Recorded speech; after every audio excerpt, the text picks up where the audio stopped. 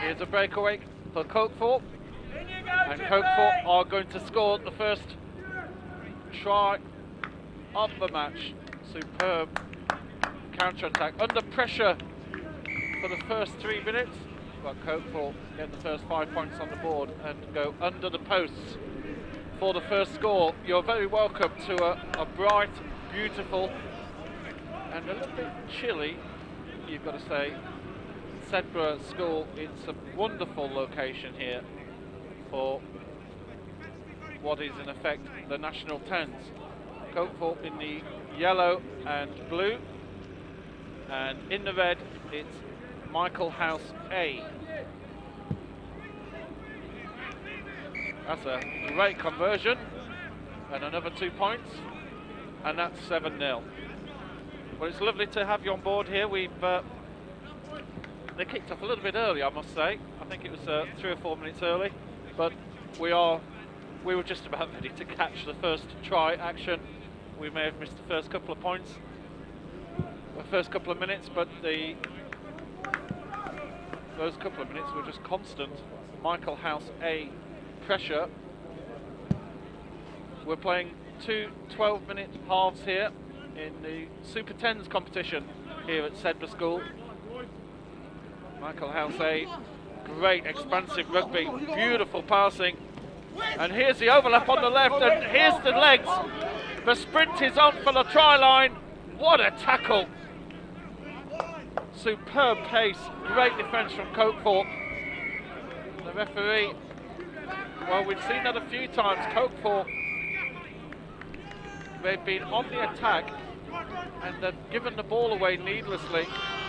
That's a solid crunching tackle there. Collision of two titans. Cokethorpe again. Really seeing some wonderful tens rugby here. Go Ryan! This is what tens rugby is all about. There's a lot of people who prefer tens rugby to sevens. And here come Michael House A now. And here's a chance on the left hand side. He's going to try all alone, looking for support. I think the support had given up on him and thought he was going to go all the way. And Cokethorpe's defence and pace on the wings has been superb. Again, they're under the cosh, but it's Cokethorpe who leads 7-0. The yellow and blue hoops.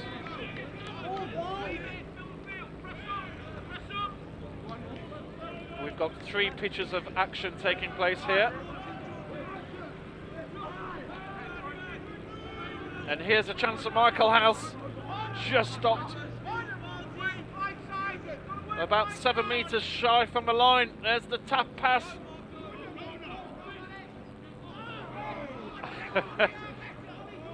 Well, that didn't come off. Well, Cokethorpe already looking a little bit tired. They've had a lot of work to do. And a beautiful shimmy there from Michael House A. And there's the first try. And a fully deserved try for Michael House A. Well, it's lovely to see you online. We are going to be live for the whole day, all the way up to the trophy final, scheduled for 2:30 this afternoon. There's a lot of people here chatting to us about watching the Roslin Park National Sevens. Well, this is basically the National Tens. And what a great conversion that is. That could be the difference when it comes to the end of the match. There's extra 2 points from distance. 7-all. You see there are matches going on behind us. On pitch 2, it's Oakham versus Michael House B. So a few faces I recognise from the Oakham team out there. They certainly are one of the favourites for this competition. And on pitch 3, which is not viewable from here, but it's in the far left, you may just sort of see some people running around when the play goes to the left hand side of the pitch. We just have a stoppage here, not sure why. Here we go. Cokethorpe with the ball. They haven't had a lot of it so far in this match. Just seeing the far distance, there are some rugby posts there, and there you can just see over the hill there is pitch 3 where Abingdon and Bristol Grammar School are currently playing. Turnover, the usual sarcastic pat on the back, and I think we'll have our first scrum of the match. Hearing some cheers in the background. Sedbergh School are next up on pitch 1, up against Kess Bath, King Edward School Bath.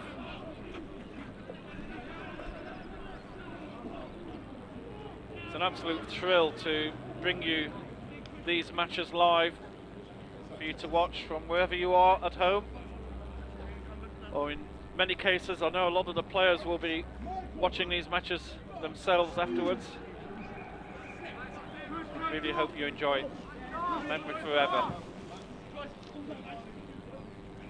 Michael House A come away with the ball, and again superb passing.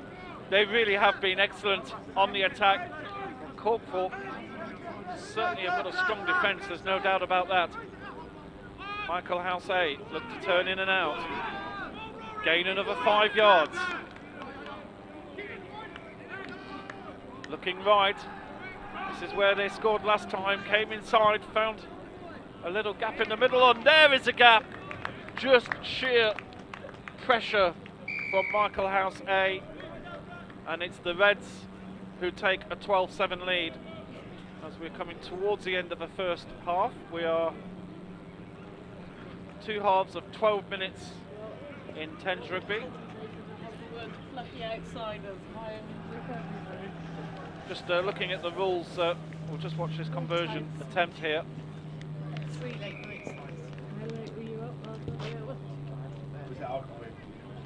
Yes, he slightly scuffed that one, but it wasn't too far away, but no conversion that time. So the players, looking at the rules, players must be under 18 years old on the 1st of September 2016. The squad has 17 players in. Look at that beautiful background. I'm sure our cameraman has set up that wonderful shot. You don't get many rugby matches with rolling hills like that in the background, do you? What a wonderful place to come. So, Michael House A in the red, kick off. 12-7 ahead into the final 2 minutes here. And there's a turnover in the tackle, but the referee not happy there, and a complete mess. That wasn't very well done. Complete miscommunication between the players, and I think a few people there saying, let's slow it down. We've still got a full half to go yet. There's no real rush here. Can you hear me on pitch 2? Well, I am. It looks like I'm competing with a local MC who's also talking over pitch 1. Notwithstanding, good morning, ladies and gentlemen. Welcome to. So we'll be able to hear what he has to say as well. We might move our microphone at the end of this game and get away into a corner somewhere. Michael House looking to score their 3rd try here. They have. It has been all Michael House pressure so far in this match. Just the one breakaway try from. Oh, and here's a beautiful sidestep and the power from a number 1 over the post. And another try. And Michael House A lead by 17 points to 7.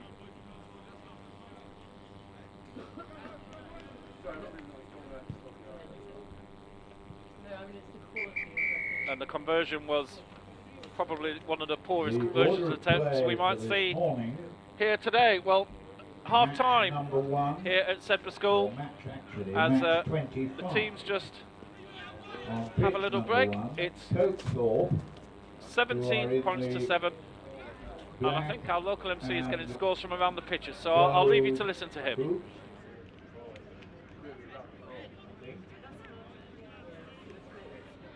Are playing Michael House A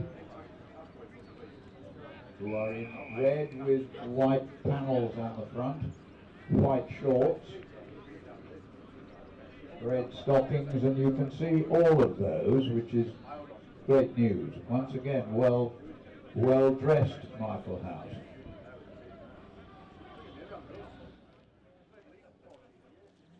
Ian Davies is in charge of this match, and on pitch 2, Oakham are taking on Michael House B with Sam Phillips. Oakham in black, Michael House in red with white panels on the front. And on pitch 3, out of sight but not out of mind, is Abingdon against Bristol Grammar School, which Adam Morrison is referee. We're pleased to see all our referees. Apparently they were up and sprightly at 7:30 for their briefing meeting. I don't say it's unusual, but sometimes they're a bit lethargic, having the Dalesmen having got them last evening.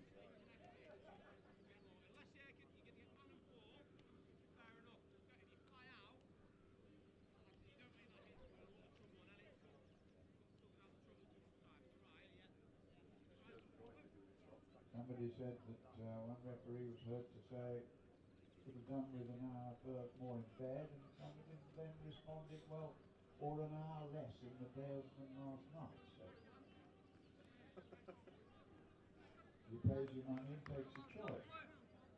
Anyway, welcome to the referees. We're delighted to have you and your mentors and whatever. It's great to have you too, gentlemen.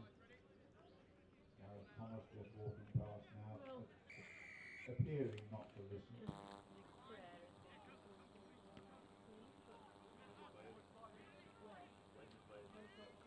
And here comes the Chief Medical Officer, Justine Mahon.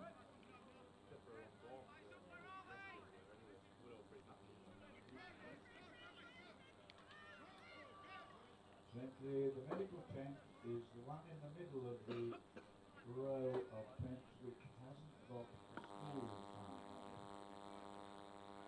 on it.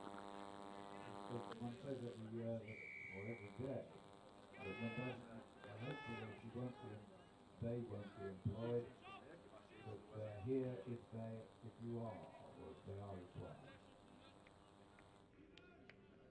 The Army have a paintballing operation, and there are several soldiers out there sort of unemployed at the moment or underemployed. I'm not sure whether this inflatable obstacle course is going to be set up today. It will be, I'm told. There's another flyer here. Oh, here it is.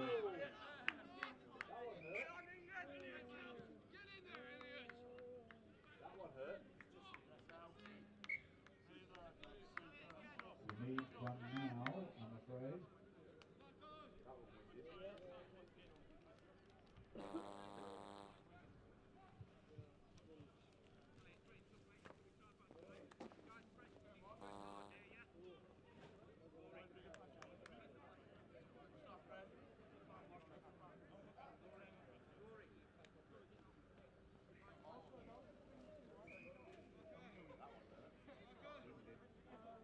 On the ball and he changed. What did you learn? You winded. Oh, you winded. Just being winded. He's winded. He landed on the ball. Looks alright now. Okay, cool.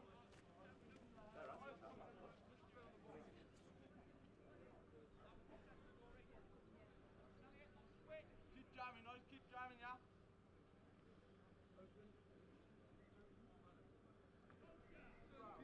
Michael! Why don't you guys stay on the side? Squeeze! And pull up! Right, easy! Get it out!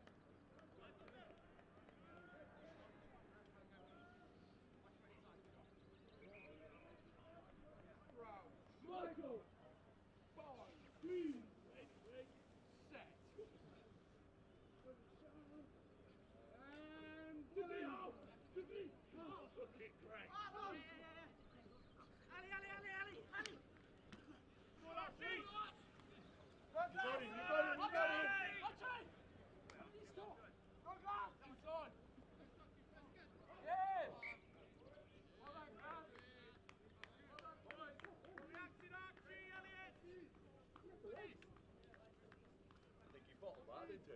Yeah, thanks. What the heck was ahead of him? I could just do a handoff.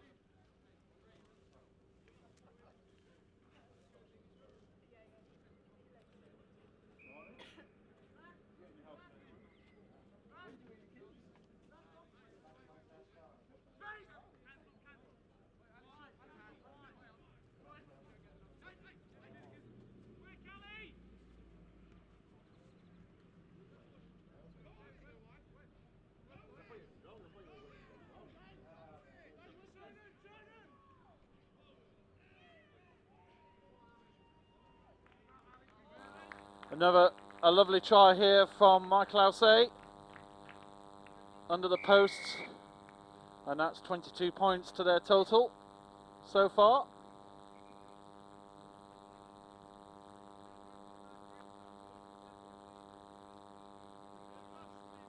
We'll just see the conversion attempt.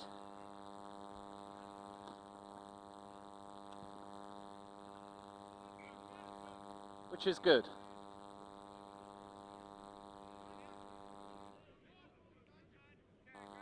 Just apologise, we're having a slight little issue with our audio at the moment, so we're trying to work on that.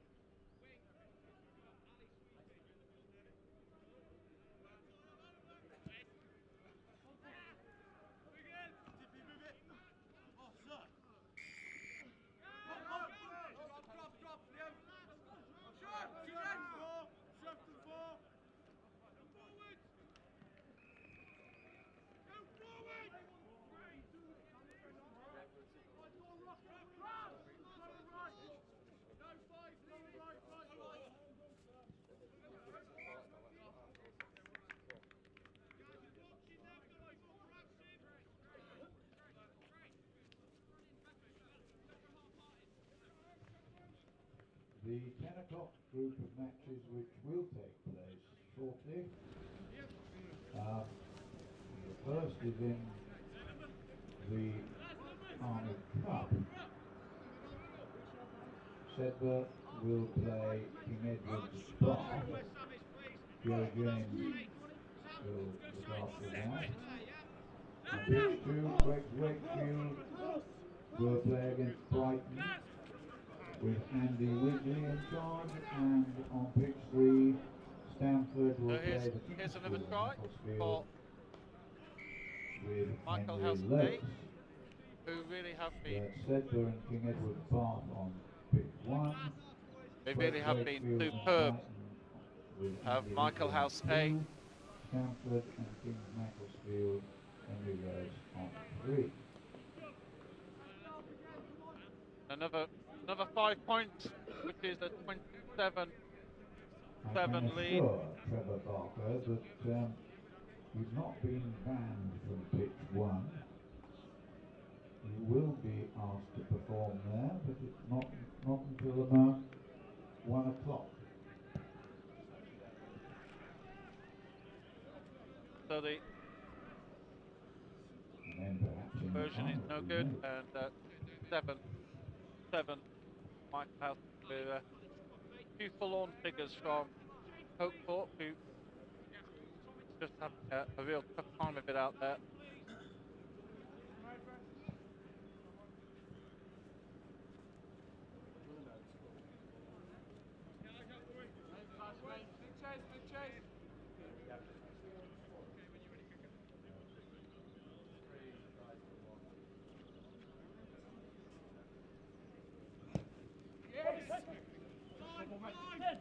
Big pig, and well caught there.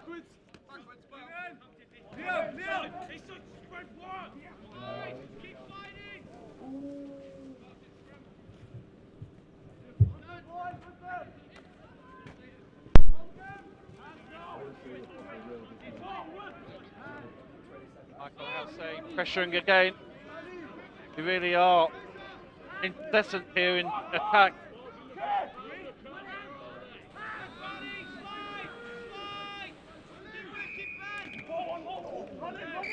yellow pistol.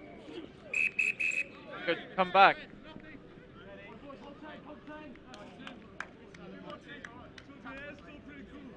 Uh, yes, the referee getting in very quickly there to stop a little bit of shenanigans as well. Well done, referee. So well done to the number 14 for Cokehampton as well.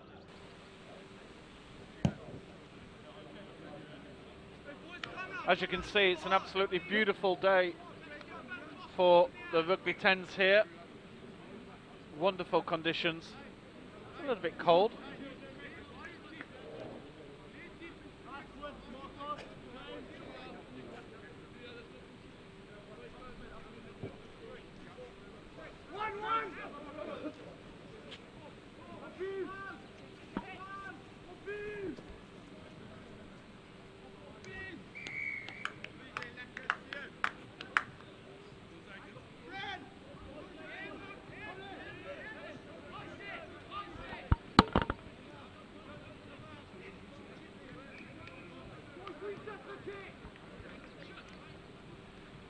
Another lovely try. It's going to be very interesting seeing Michael House up against some of the other teams a little bit later on in this competition. They've been absolutely superb here in this one.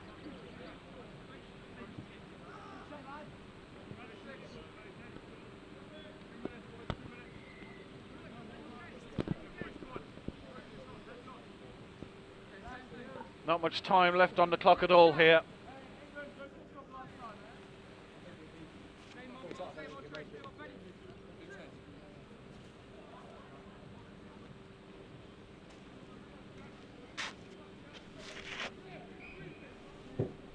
Next teams are getting ready. You can hear in the background.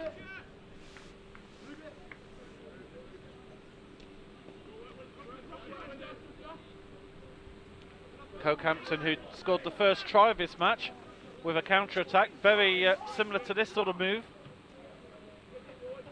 Michael Alcea really stepped it up of late and are looking superb here. They will be a team to beat in this tournament. It was the under-16s yesterday that competed, and this is the under-18s action.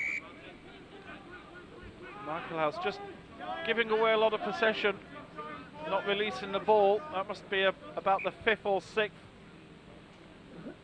infringement, and against some of the bigger teams to come, they're going to have to try and cut that out of their game. They can't afford to be giving the ball away so much.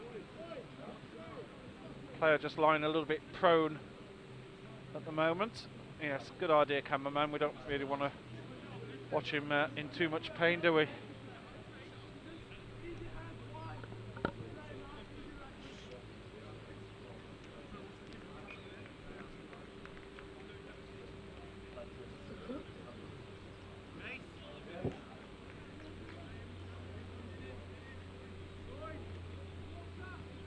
The next matchup here on pitch 1 at 10 o'clock, so in 4 minutes time.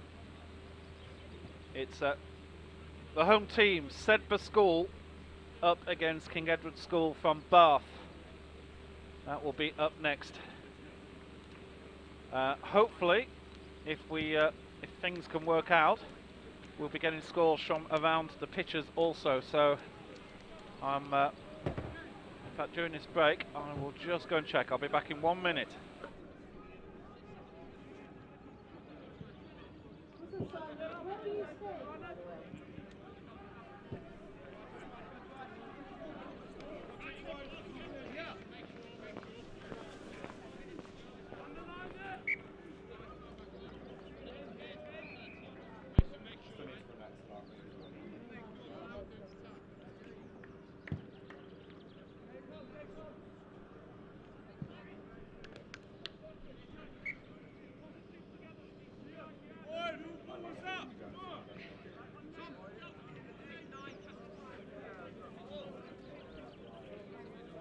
Line out here for Kirkthorpe School.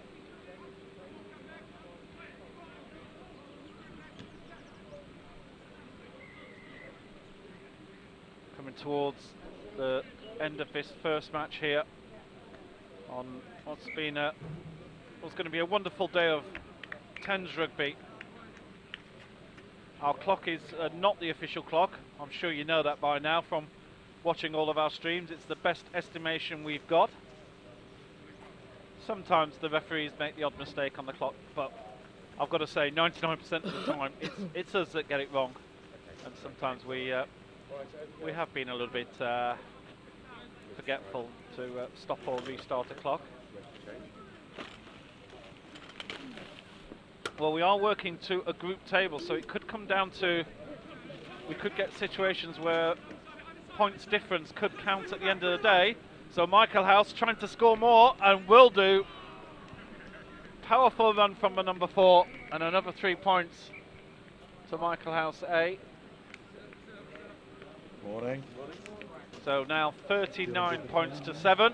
Dehydrated. I wonder why. And conversion is good. And the referee says that will do. Enough is enough. Time is up, and Michael House A win by 41 points to 7. We'll be back shortly. What's it saying? Oh yeah, the photo that you Which one? forwarded me, the Wilson run where the, well, not the running one, the Sedbergh. The team photo. Yeah, it looks like giants in the Yeah, front. on the edge. Yes. I was showing off in my white undershirt. Yeah. Yeah, it's really cool. Yeah. Now the feeling that the crowds are gathering leads me to believe that Sedbergh must be playing. And indeed they are. At 10 o'clock, Sedbergh will take on King Edward School Bath, one of our regular visitors. And Bath this year are competing in the major trophy, which I suspect is somewhat unusual. But anyway, well done, King Edward's Bath. And now on pitch 2, Shall I bring a try? Wakefield Is it worth me bringing a will tripod? take on Brighton College. Shall I bring a Once tripod? again, travelling all the way up from the south coast. Nick Boy and his cohorts, we're delighted to see you. And on pitch 3, Stamford will play the King's School, Macclesfield. Oh dear, Kings, not your being a Cheshire man makes disappointing. Never mind. So pitch 1, Sedbergh, King Edward's Bath. Joe James is in charge of that. On pitch 2, Queen Elizabeth Grammar School, Wakefield, Brighton College, Andy Wigley. And pitch 3, Stamford, and the King's School, Macclesfield, Henry Lewis. Sedbergh in their traditional brown. When you get the opportunity, probably be half. And Bath again in their traditional maroon and white boots with maroon track shorts.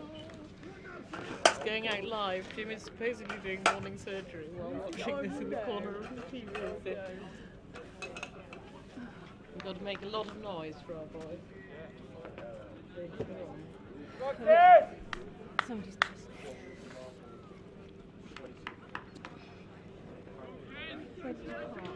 Speed and brains, Kez!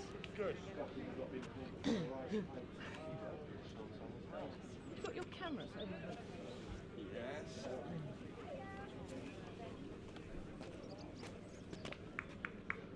No, I'm not taking photos. Every word you say is being recorded. Live to the nation. Yeah. Yeah, It's you broadcast look at live on Oh my YouTube. The God. home side stocking situation. It is live. Hello world.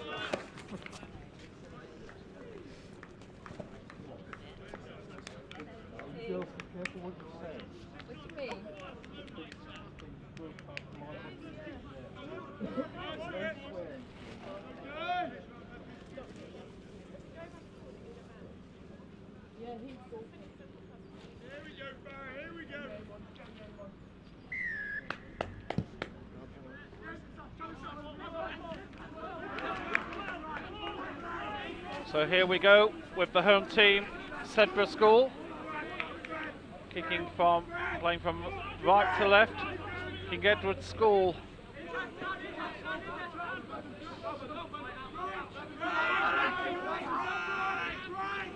are in the red and white hoops.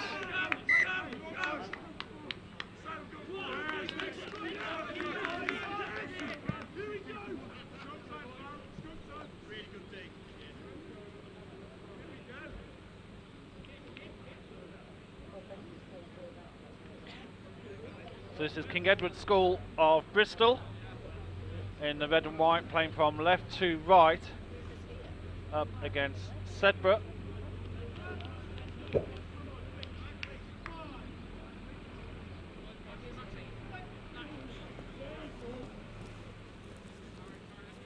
Sedbergh School, of course, the home team here, will have hopes very high. Here's the initial attack. Good tackle.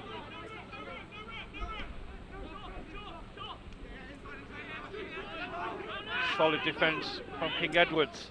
Sedbergh, quick ball up again, could have an overlap here on the right hand side. 2-on-1, opportunity is converted and scored in the corner. And Sedbergh, who've got quite a bit of parental support in the area around here, it's noticeable, take a 5-0 lead early in this first.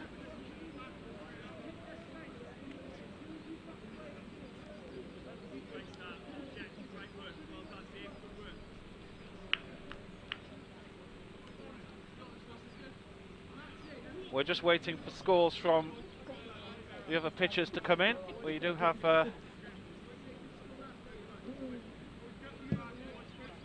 local army here helping out in the organisation. That one is short.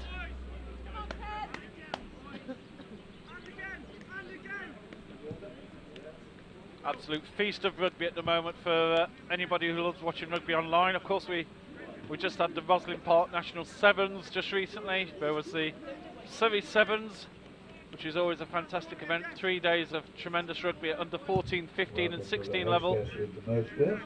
And, sorry, 15, 16 and 18 I should say. And the next couple of days are going to be quite busy as well, with the NatWest Schools Cup, the plate, bowl, bars and cup final. Six Ways Stadium tomorrow, live action, 4 matches, and on Wednesday we'll be live from Twickenham on the England Rugby YouTube channel. Sedbergh, of course, we've seen in major finals in the past at Twickenham.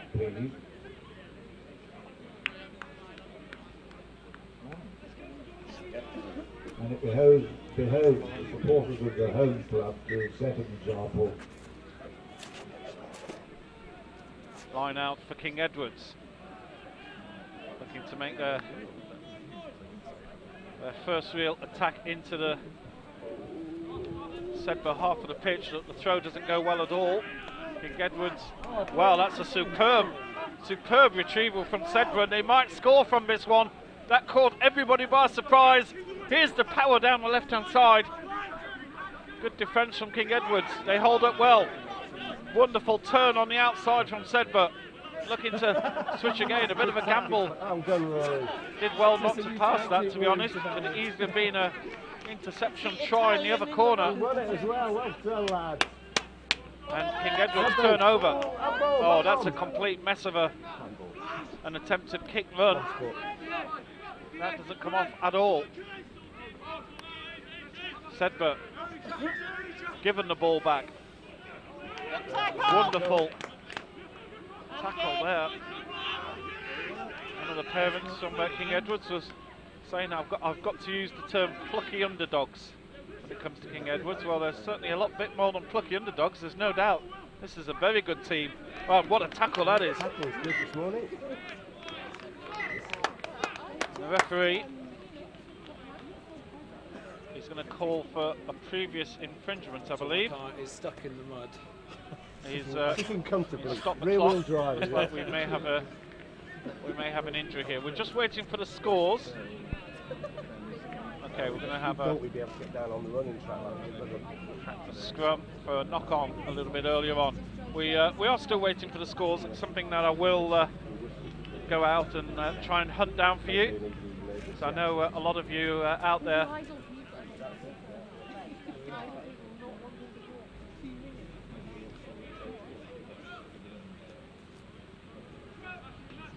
probably wanting to know what's going on the other pitches as well.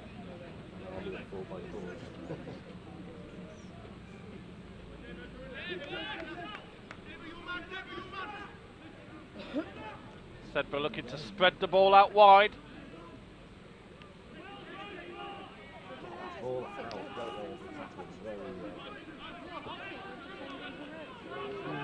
Again, King Edwards do superbly. Here's an attack, oh, just held up before the line.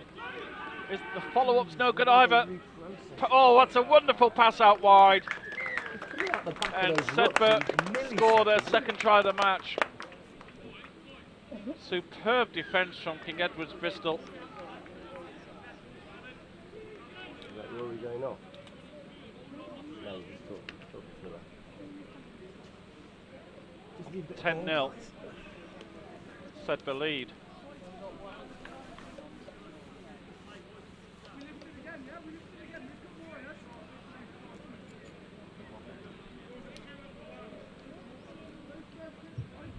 Well, it was a very good play.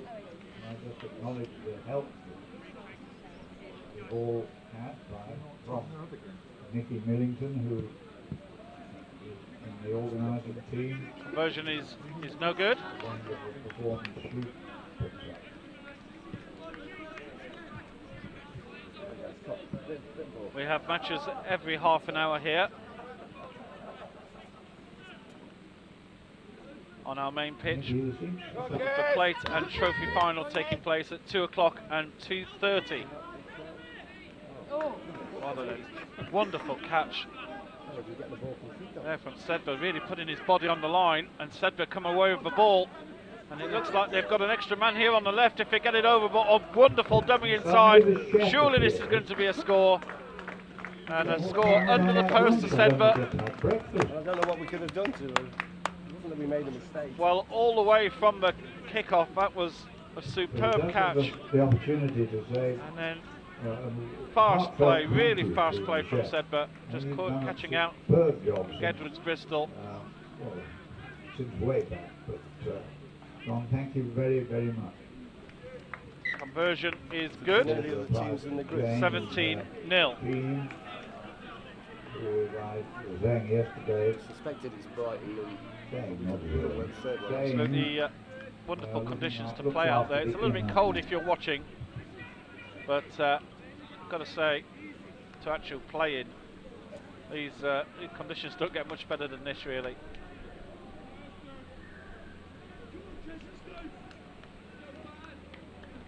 Wonderful rolling hills in the background. We slept here last night, and it was a beautiful sight, opening the curtains to see those sort of hills in the distance. King Edwards catch the ball this time, and the referee coming in over the top. King Edwards have a chance to. They've really not had an opportunity to sort of build any sort of play at all. They have had a scrum that went wrong, they had a line out that went wrong. That's a strong King, so they'll have one chance here to try and get some points on the board. The last time they had a line out, from pretty much this position, it went horribly wrong, and Sedbergh turned over and scored straight away.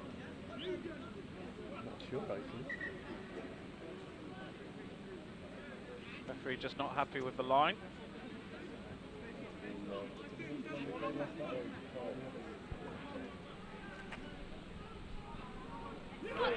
Wonderful take. Bit of support from the King Edwards supporters here, and they stop steamrolling towards the Sedbergh line. Bit of serious pressure here now. Can King Edwards get their name on the board? Sedbergh, strong defence, played out wide.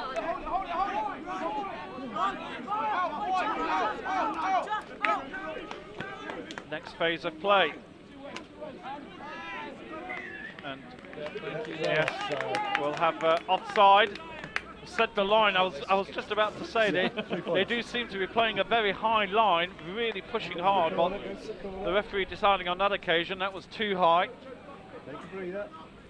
And again, King Edward seem to be, they don't want to tap and go. They want to play for the line out and use the full width of the pitch.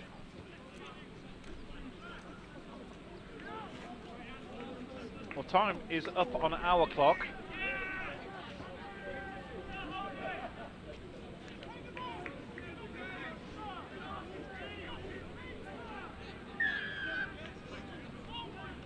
In a way, obviously King Edwards had asked the referee if he had got time for the kick, and he said just, probably. We have had, I think, just one stoppage. This is almost certainly the last move of the match. Oh, attack on the blind side, catching everybody in the Sedbergh defence.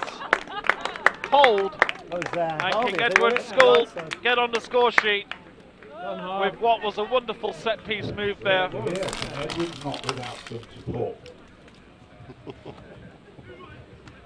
Well, they enjoyed that on the sideline here. More entertainment here than at the Rec. Yeah, definitely. Bath got absolutely annihilated as the Saracens.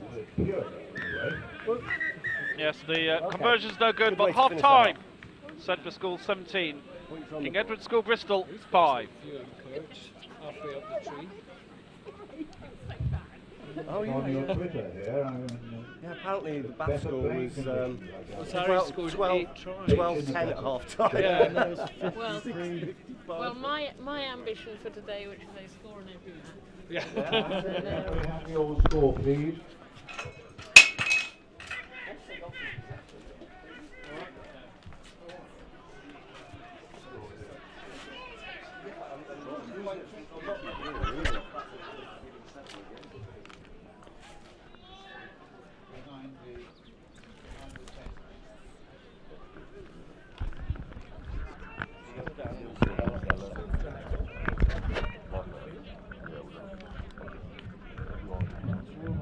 Ladies and gentlemen, please, those or these vehicles are parked behind the tents. Can you be sure that you have parked in such a situate position that an ambulance can get past should it so be required? Can we just check on that?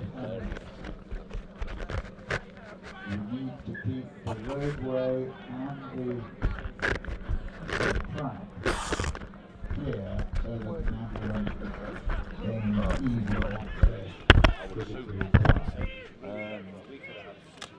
And at the other end, there is the no Burke's Lane. If anybody fancying Come on, parking kids. don't. It's Monday and there are tractors parked and it causes immense chaos. So don't even consider it.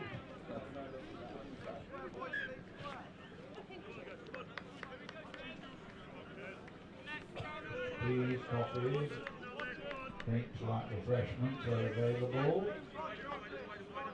on the pathway from the clubhouse up to the road. They'll be delighted to serve you.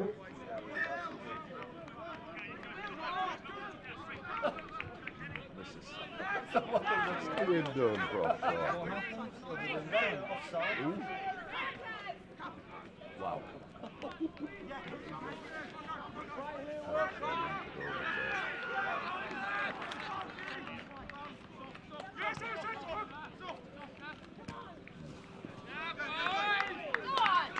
Go on, Stan.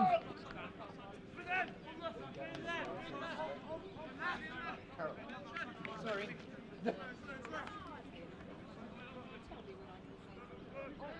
Oh dear. So King Edward's defending tightly on their own line here. In fact, Sedbergh hunting for a turnover. Very quick box kick. And well, it's well played in the end. And I think there was just a deflection of a Sedbergh hand. So that one has gone King Edward's way. Although the Sedbergh team, yes, the Sedbergh team wanted to take it. They were pretty sure that nobody touched it. The official is bang on there. Touchline seems to fill up. Just welcome to all recent incomers. So King Edward's chance to try and do something with this.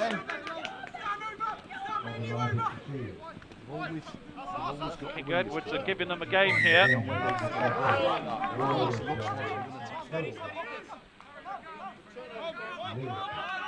Ben, back again.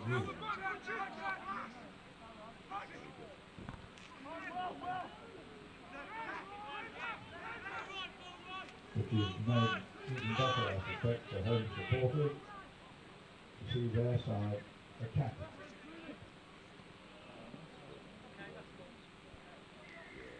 Try for Sedbergh.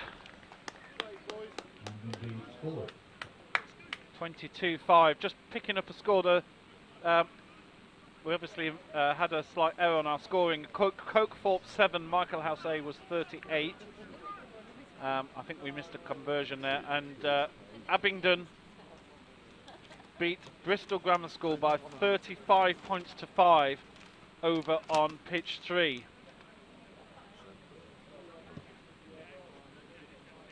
That's a very good attempt at the conversion, but just to the left.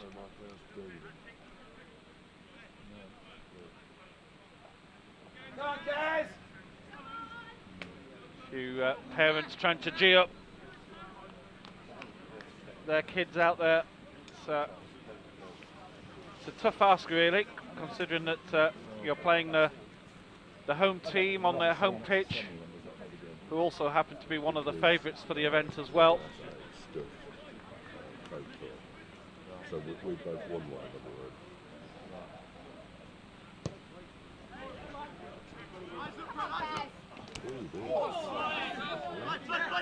Thank you, Ref. And the yellow card. On the ball next side. And the yellow card. Referee's just having a... I'm not sure what the referee's doing here. He's just having a chat with the touch judge by the looks of it. Might be just considering a yellow card here. It looks like pretty much a last warning for the Sedbergh number 5. It's got to be a home thing, hasn't it? And then It'll be the master. Just looking through past winners, Sedbergh have...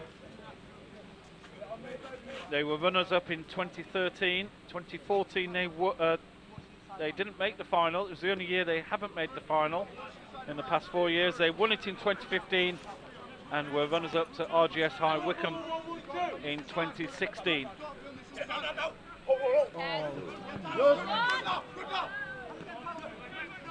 Tournament goes back 20 years to 1997. And yes, obstruction there. Definitely a bit of a crossing going on. St Joseph's Ipswich won it in 1997. Then Millfield won it for 2 years. Sedbergh won it in 2000. We had no tournament in 2001, but it was Millfield, Kirkham Grammar School, Sedbergh, Kings from Macclesfield, Millfield, Sedbergh again. No tournament in 2008. Millfield in 2009. Then no tournament in 2010, but it was Filton who won it 3 years in a row in 11, 12 and 13. And then Millfield, Sedbergh and RGS High Wycombe, who had been runners-up in the previous 2 years, actually won it in 2016. And they are here to defend their trophy. This is a good move here from King Edward's. The match may be lost, but of course it could be down to the group table, could come down to points difference at the end of the day, so every try matters.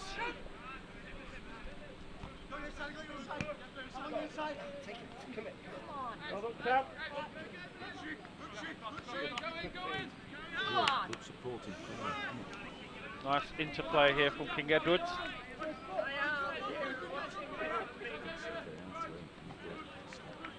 Oh, that's a deliberate tap down. That's a Bit of yellow a- card. Let's see what he does. Ref, Let's see what he Knocked forward there. that was as deliberate a tap down as you can get. We are getting a microphone Go on, Kez! directly over the King Edward's fans. As you can tell, we are planning to move our microphone a little bit later, but we are only a small operation here, and our cameraman is a little bit busy at the moment covering a match. But as soon as it's over, we'll try and move it to a more neutral position, you could say. See all the cars parked up in the distance, and plenty of army tents. And teams are. That was a little bit of a messy throw there from King Edward's, who obviously have worked on the line out. Excuse me if I use the odd football term. I was doing commentary on football a few days ago.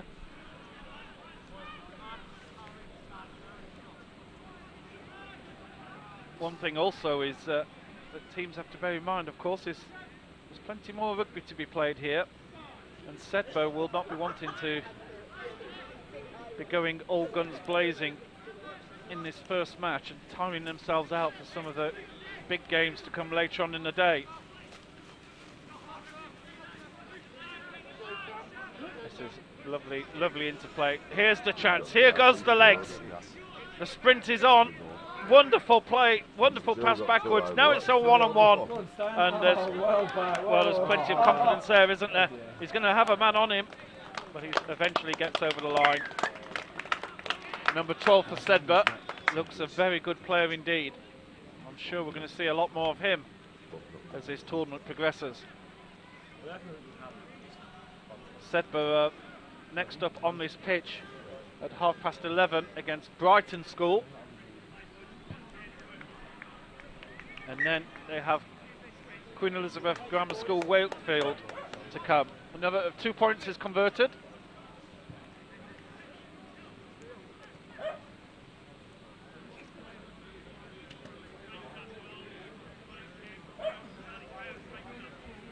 So 29 points to 5.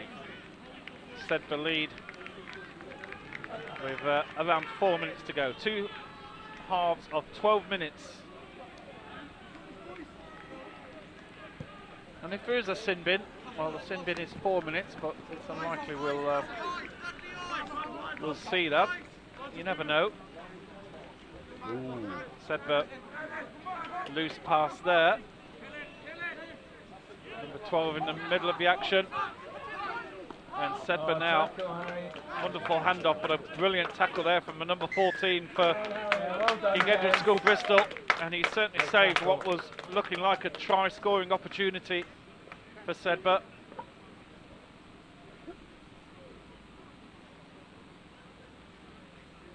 Hope you're enjoying watching this from wherever you are in the country or even the world. That kick goes right into the results control desk.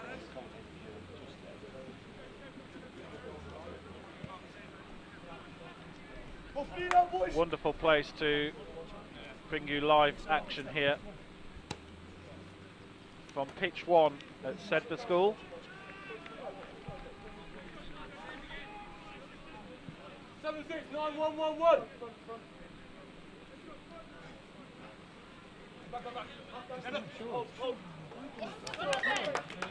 Yes, that wasn't straight really, was it? He had to reach wildly left to catch that.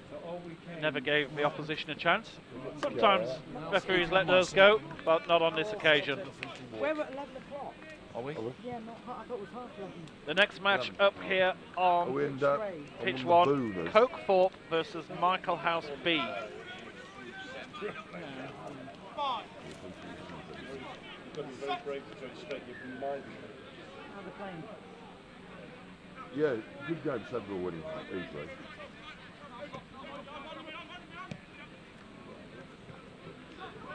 Oh, John Dan making an appearance. This is going to stand.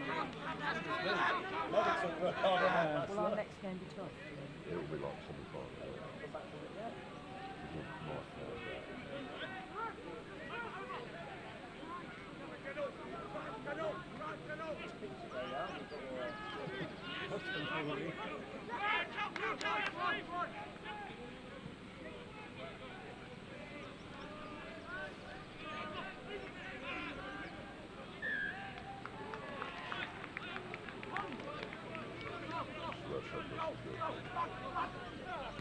Here's Sedbergh coming down the right-hand side.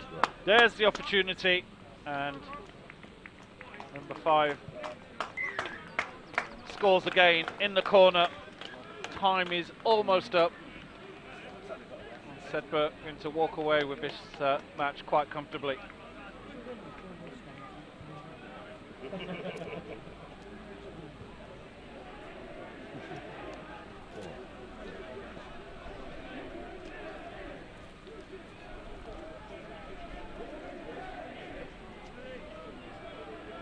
This is a Group B match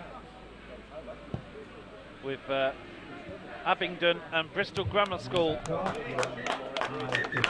And the referee says that will do. I think the conversion was good. I was actually looking at the results board. We'll find out later on when we get the official scores. But a thoroughly convincing result there for Sedbergh, winning comfortably. And well, it looks like they've got a big match to come a little bit later on. We'll be back shortly. Yeah. Throwing all the food away except the fruit cake and the food.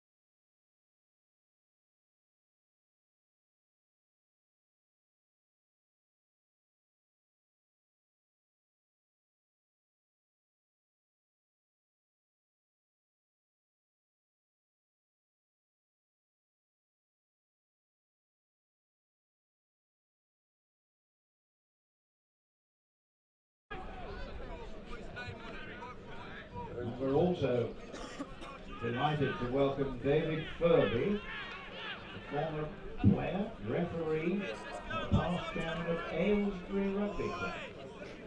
David, good morning to you. Welcome. Good spot you've got. Lovely. Come and join us, folks. I might take us until nearly the end of the festival to find out the festival. Yeah, we're reserving. Who's it? Sofia. Come on, Jay! Super Come job, on, boys! Sofia. Let's go!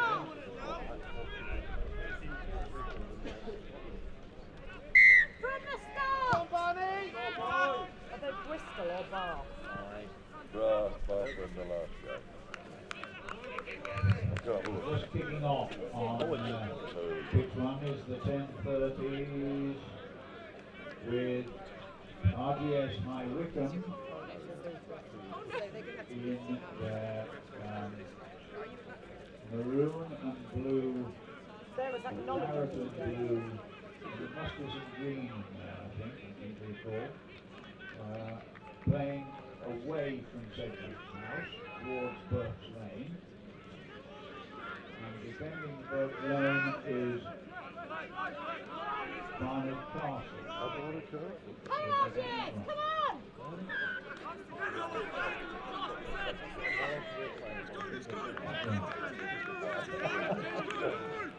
Obviously, it's I'm not Expect to see Barnard Castle in their diamond pitch.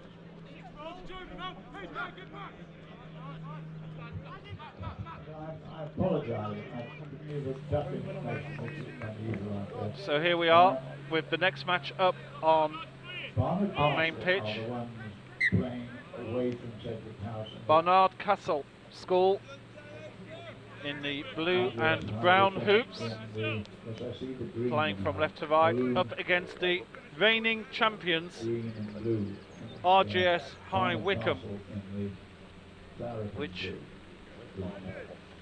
has Group B has got a pretty strong feel about it. All these teams played yesterday, and so RGS High Wycombe actually were runner-up in Group 2. This is the finals day. Yesterday was more seedings. Barnard spread out the ball. And hopefully you can remember your car numbers. I don't, but hopefully you can. NL62 XWJ DE15. So the groups yesterday, Bristol Grammar School, Oakham, Queen Elizabeth Grammar School, Wakefield and RGS High Wycombe were in Group 2 yesterday. RGS finished runners-up in that group. Move your vehicles to in this group, this is Group B. They are with, this is a wonderful move here from RGS. Is the support there? A little bit chaotic there. It got a little bit messy, didn't it? There wasn't support on the outside. They had to keep crisscrossing inside. So I've just been given a very important sheet here, which is very useful. So Group B is Barnard Castle, who won Group 3. Group 3 was Abingdon School, Barnard Castle, Brighton College and Michael House B. So Barnard Castle, you could say on paper this year, are the favourites for this match, having won their group, so far undefeated. Also in Group B is Kirkham, who won Group 4. Millfield, who finished up as runners-up in Group 1, and RGS High Wycombe, who were runners-up in Group 2. So a fascinating match here this morning, with the reigning champions, RGS High Wycombe, possibly not being the favourites of this match. RGS pushing hard early. You'll be glad to note that we have got our microphone in a very good position now, so we can't hear individual conversations, thankfully.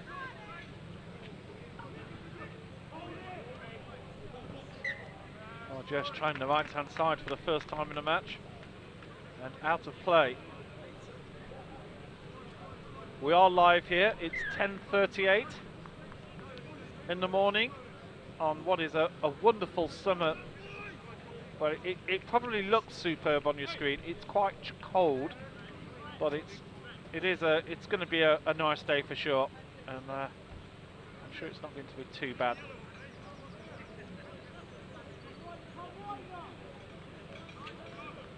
Nice play from Barnard, looking for the kick into the gap, and there's a big gap there. RGS just got the one man back. The bounce is kind, and RGS get to counter quickly.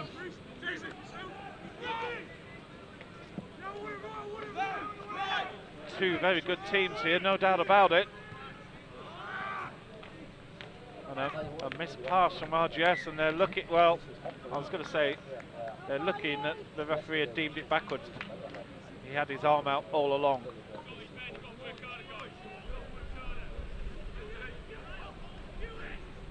So we just saw Sedbergh beat King Edward School of Bath. Well, they've got Queen Elizabeth Grammar School of Wakefield and Brighton College in their group. That is Group A. And we also have a plates competition taking place, which is called Group W and Group X. We have Cokefort, Oakham, Michaelhouse A, Michaelhouse B, and then Abingdon, Stamford, Kings Macclesfield and Bristol. So I did say earlier that Oakham were one of the pre-tournament favourites. Well, they've a bit of a shock in that they've not qualified for the trophy stage, so they won't be picking up the trophy at the end of the competition. They're just in the Vase competition.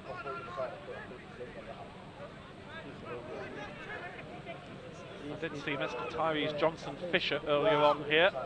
Of course, was a bit of oh, what a lovely pass that is, and what a move this is from Barnard.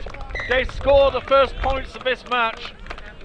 That was a lovely pass inside with pace, and it was the pace of the pass, and also the number 5 for Barnard, who was running at full pace as he received the ball, totally went through the first line of the RGS defence.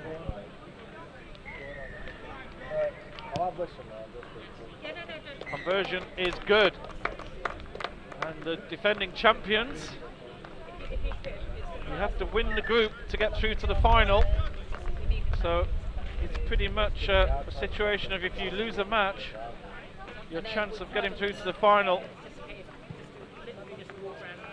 is pretty limited, you have to say.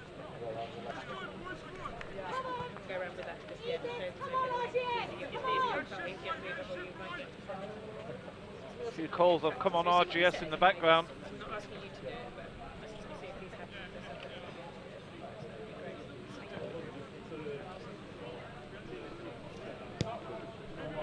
Barnard Castle won this event in 2011. Have never made a final. Sorry, they were runners-up in 2012. Check, I'll start that again. They were runners-up in 2011. They won the plate in 2012, but have never won this competition. Only made the one final of the main trophy. And really, this is the Big Ten's competition of the season. This really is the Nationals. That one is kicked well long. And with time running out here in this first half, Barnard Castle, in what has been a very high quality match so far, definitely the best match of the day so far. Line out goes short. RGS try a little set piece move here, but that pass is into danger. Barnard Castle have the advantage. I think the referee's going to call it. There he is. That one got a little bit messy.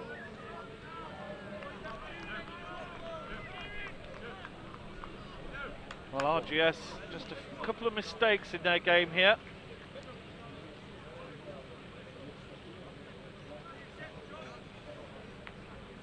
try and get rid of these mistakes if they can. Last 30 seconds of this first half. Barnard Castle 7, RGS 0.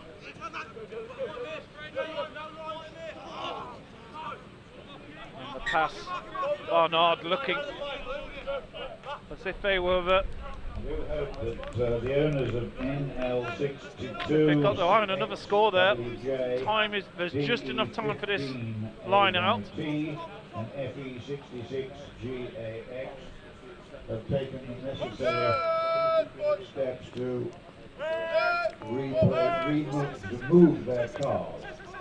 You notice the tractor is going past. RGS one final chance to get on the score sheet in this first half. Please. Very again, Barnard superb in the tackle. Referee's going to call an earlier offside. For an ambulance, should it be required. See, there's matches going on all around us over on pitch B in the distance. It's Kirkham Grammar School up against Millfield. That's taking place on pitch number 2 behind.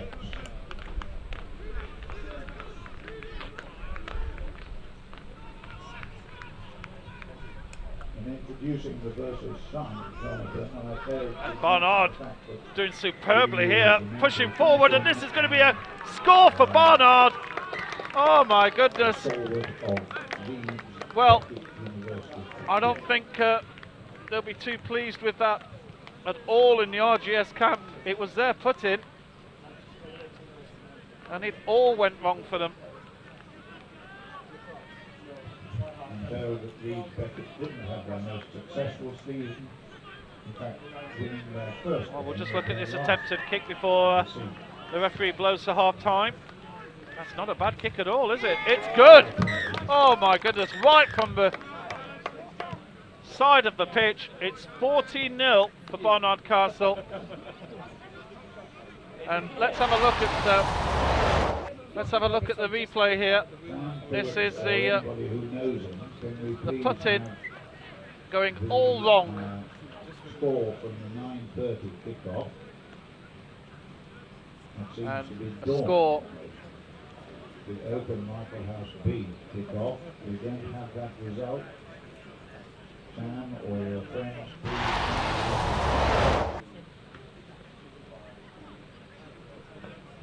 please. Together with Greg and Brighton. 14-0. What a great start this is. Stanford and Kings Macclesfield on pitch 3.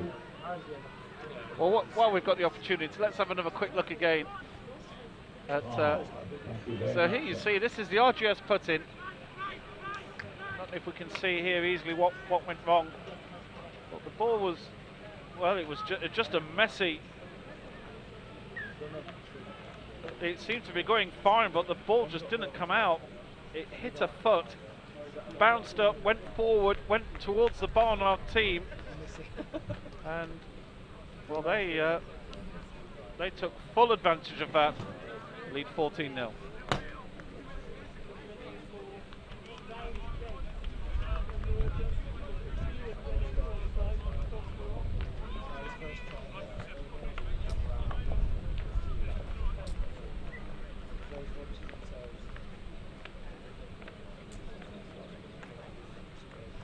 Is pitch 2 sort of committed to radio silence?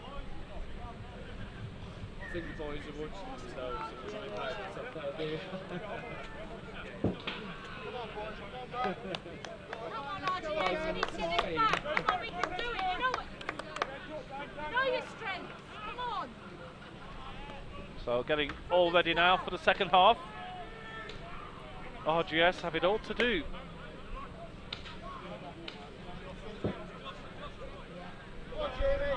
Come on now.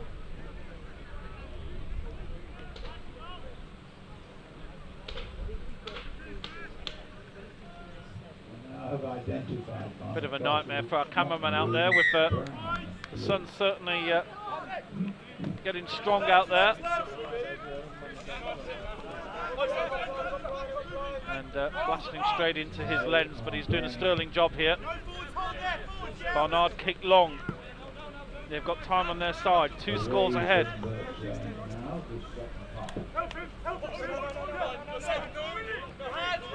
Next match up here is Cokefort versus Michael House B in the plate competition.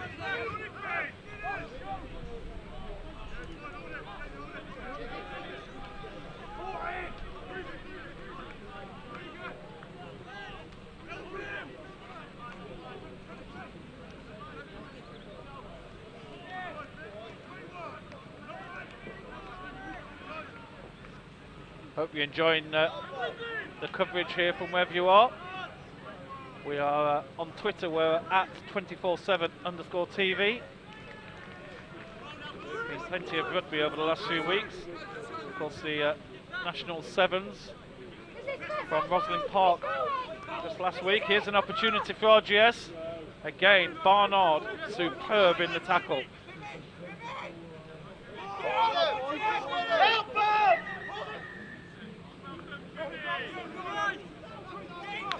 Scrum for the ball here. Referee says it's still there to be played.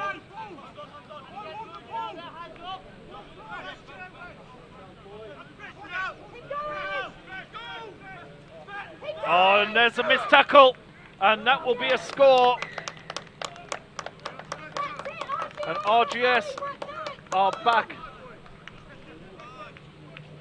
in with a chance here.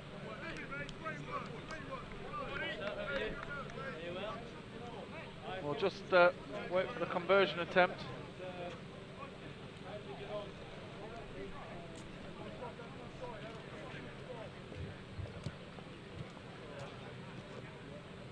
And it's good. 14-7. Well, here's the try.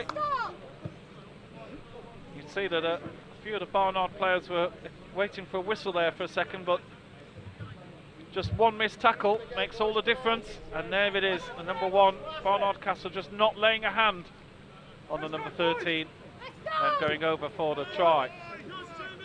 RGS have got their tails up here now.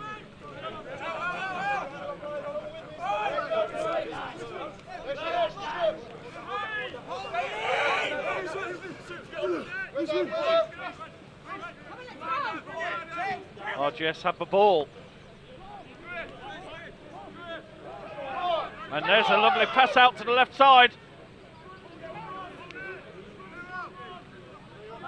Barnard defending well. Now RGS looks to spread it to the other side. Oh, here's an opportunity. Number 13 again, offloads, but that's going to be a forward pass. Oh, he can't believe it. Having scored the earlier move, Barnard get a chance, and there's a few hands on hips on the Barnard team here.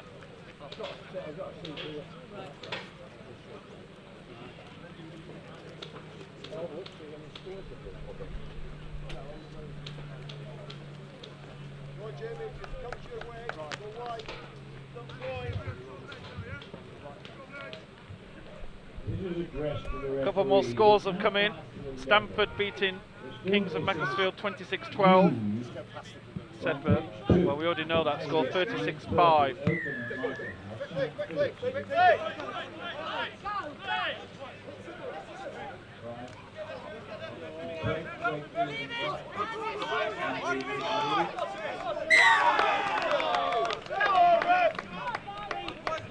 That's an important turnover there.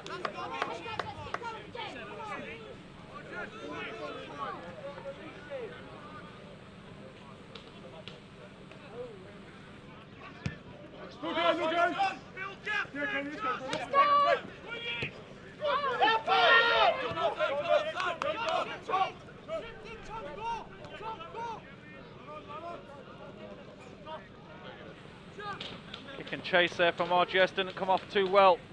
Gave Barnard possession.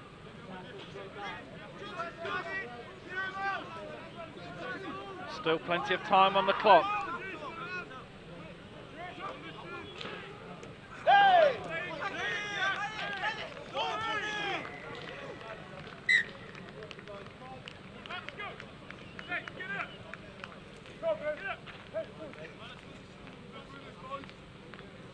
We're at yes. Jimmy, organise.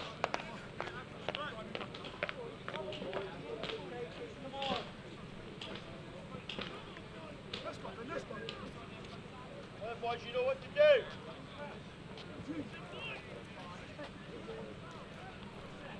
Ready, Jimmy? Come on, Jimmy.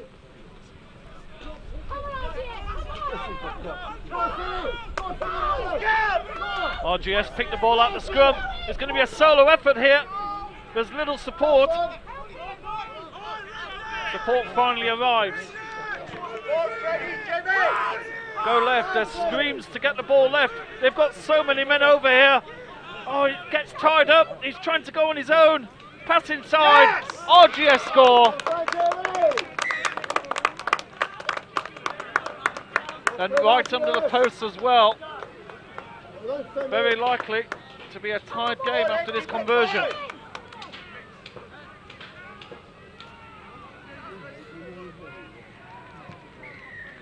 Conversion is good.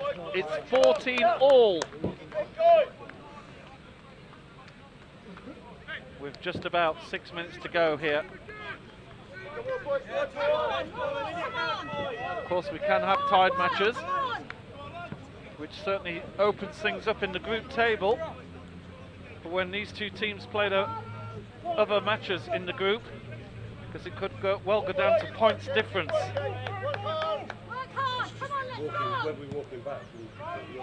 What a comeback here. Barnard were 14-0 up at half time, and with 5 minutes to go, this game is anybody's. Yeah, so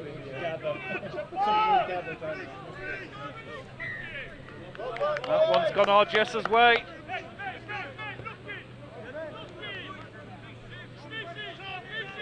And you feel that RGS are scoring at will at the moment. Lovely passing. They've cut out the errors that we saw in the first half. But a turnover in the tackle, and Barnard have a chance. That could be truly significant here.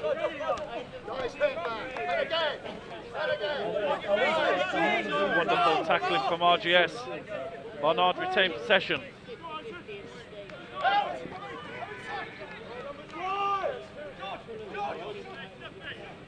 Oh, great interplay from Barnard, and they still keep the ball alive off the floor.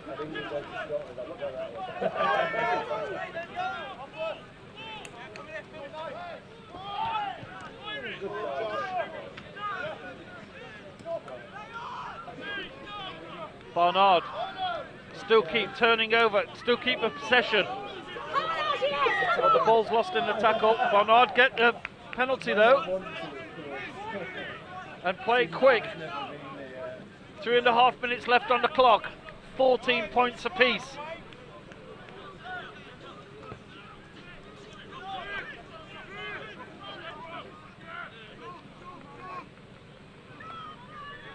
Lovely little crossover move, but tackles isn't made.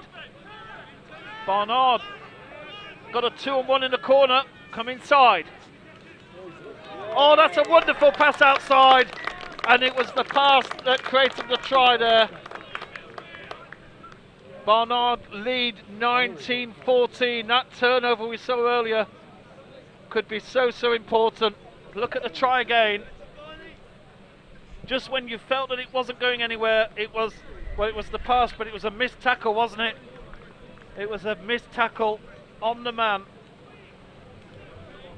And the attempted conversion here from a long distance. This conversion could be important, could be really important. He's had a good go, just short. Match number 33 on pitch 1, Coke will play Michael. 2.5 minutes to go. Will play Michael. We've got a plate match coming up next, where I'm going to actually take a short break. Got a couple of little technical things to sort out, but we'll be bringing you the action just without a scoreboard for a short while. Here's RGS on the counter. This is the long run, looking for support.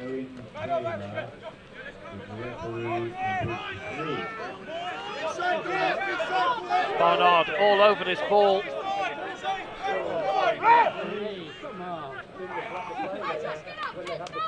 Now, I think the referee could have easily called a penalty there. That was a wonderful foot out, actually very inventive play. The throw will go to Barnard. What a match this has been. Both teams got their eye on getting through to the final here.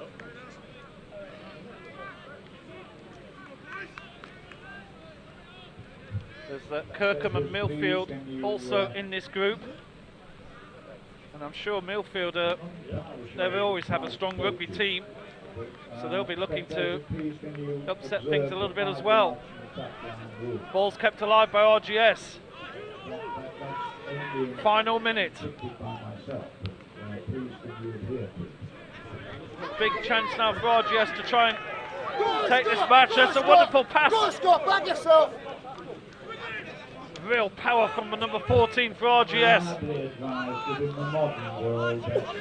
Barnard defence has been amazing, and they've turned over in the tackle.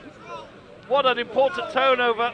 But again, the ball is lost, and RGS picked the ball up again. It was a turnover that gave Barnard the earlier score. And the referee says, going to come back for an earlier infringement. We're literally going to be out of time.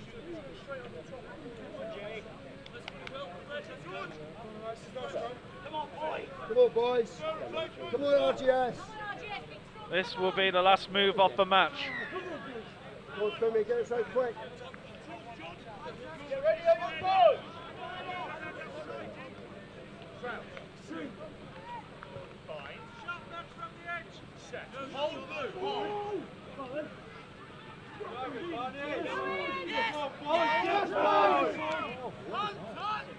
And this is really important one for Barnard to pick up. They could possibly have just kicked it out of play, to be honest, but they want to play rugby here.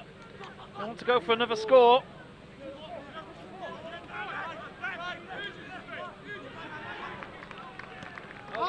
Move it out left.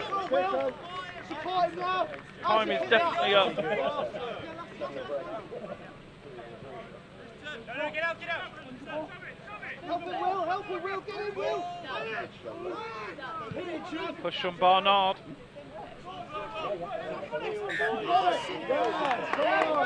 And that one has gone RGS's way.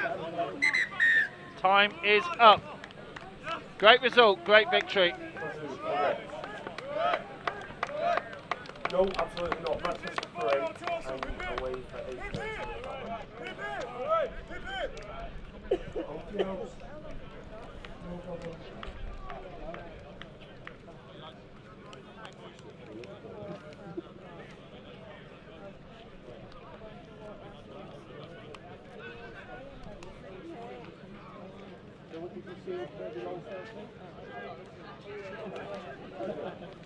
Let's go back there later.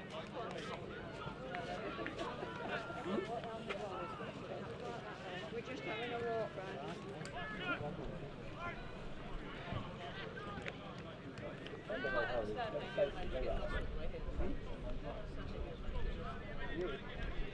thought you said you.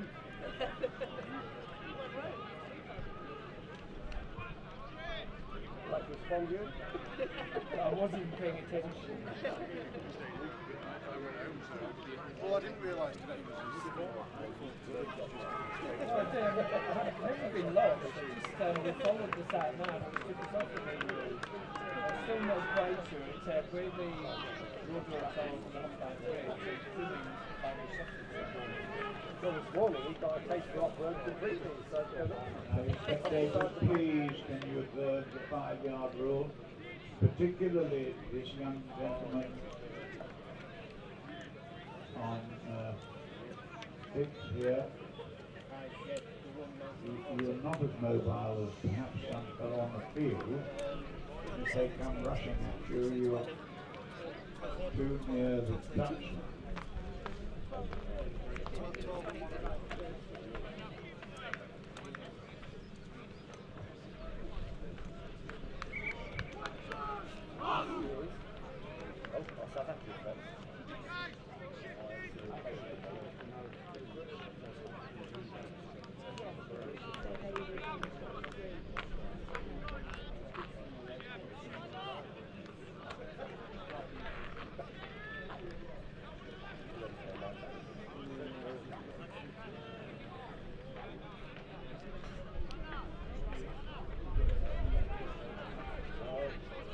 Now the 11 o'clock's just to brief run through.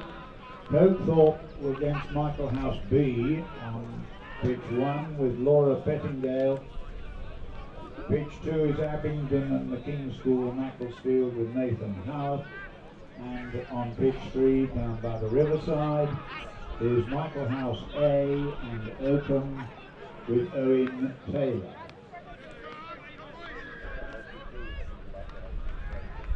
Now with Michael House B on the show pitch, so to speak, just an opportunity to say to Michael House, it's been a great pleasure and privilege to have you here.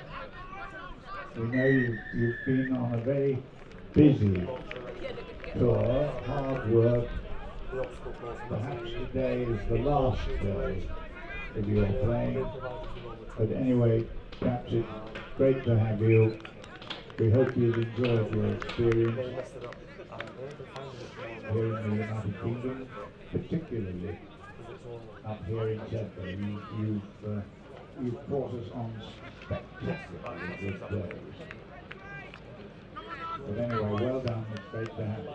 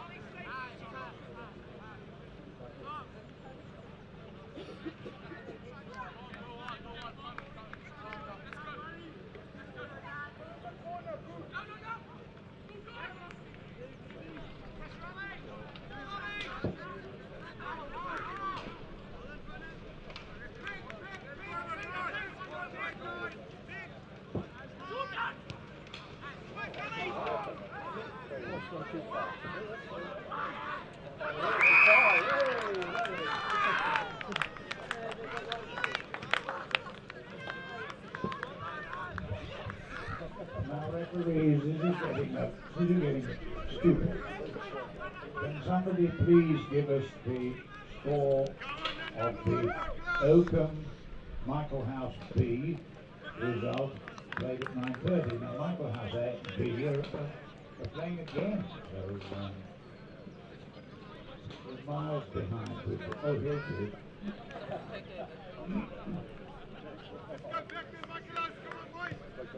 Sam, has it taken you, it's taken you that long? It's taken an hour and a half.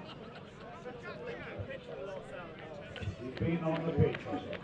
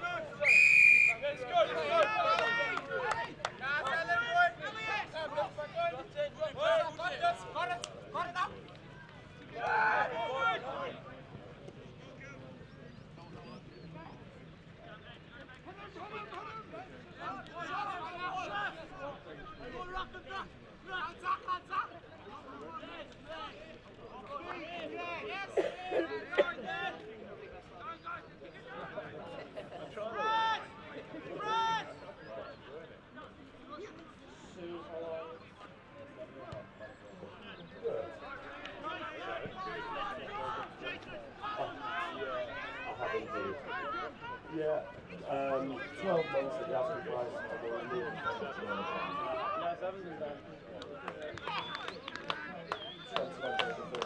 Yeah, and the tenants leave on the 24th.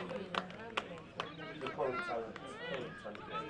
So we've got a clear little window to get stuff out of the place. That's fine.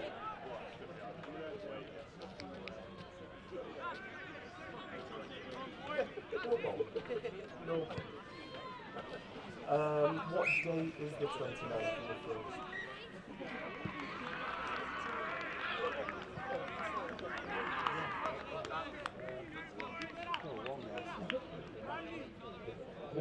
What actual days are they of the week? Fine, so I've got the Friday, Saturday, Sunday to play. So the 1st of May is absolutely fine. I've got a week on that.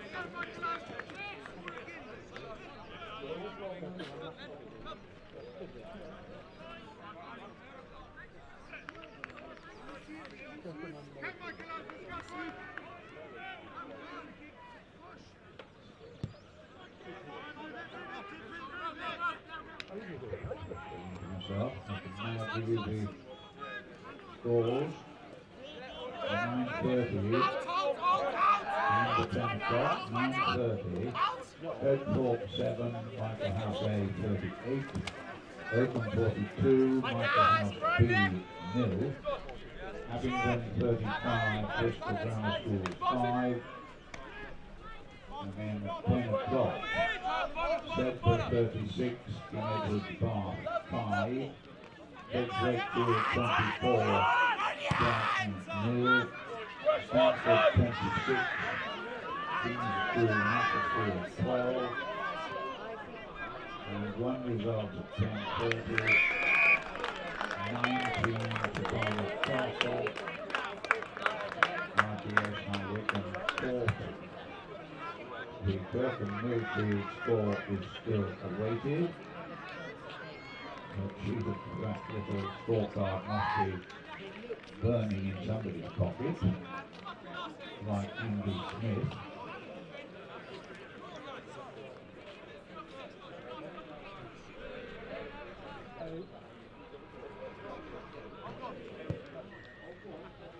I am reliably advised, albeit I haven't got the scorecard in front of me, Kirkham 12, Millfield 17.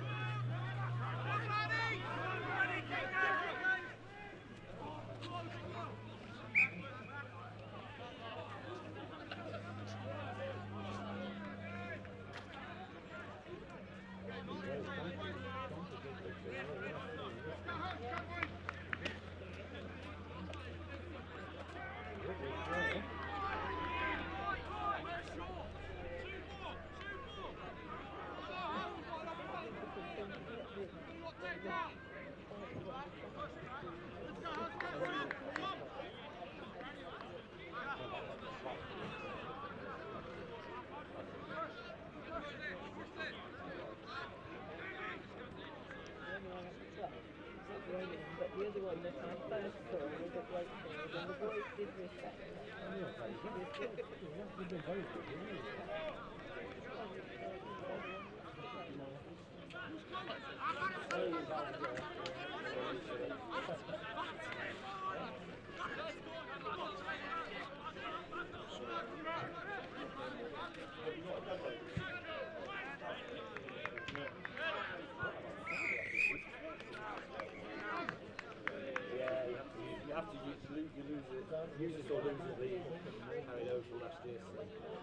Wonderful conversation going on here.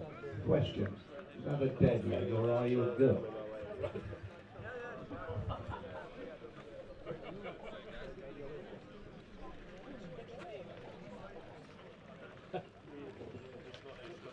Carries on talking the whole night.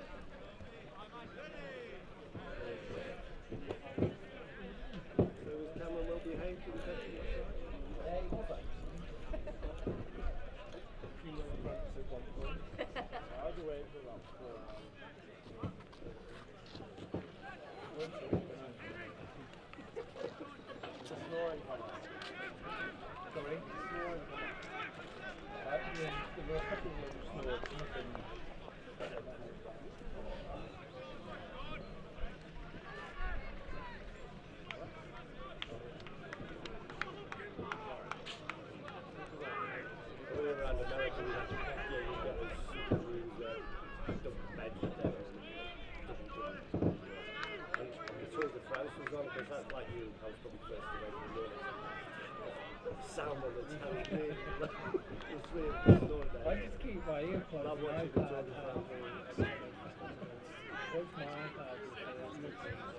The noise you can hear is not sniper fire, it's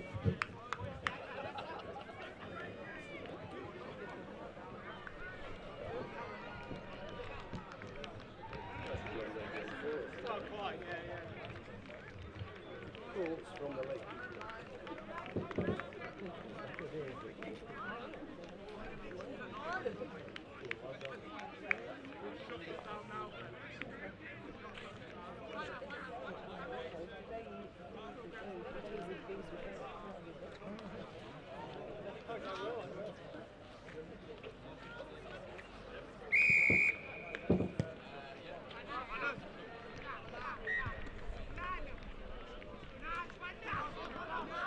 whoever which is one of the three numbers I've read out. The other two gratefully have moved we don't quite know which one it is, but please, can you move it? It would be immensely appreciated.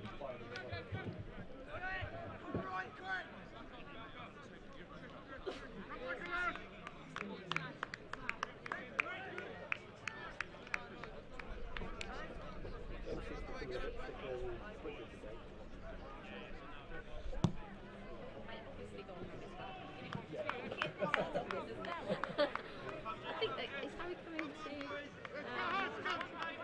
Is he going to Manchester? We've identified the vehicle which the registration number Oh, sorry, yeah, no, he has said Tuesday, a couple of on Tuesdays. Didn't know whether pathway above. Please, can you move it? I'm not sure whether the plan is driving it saying mind you, I need an engagement at they've got a night. Oh, have they? Okay. So my husband was 18.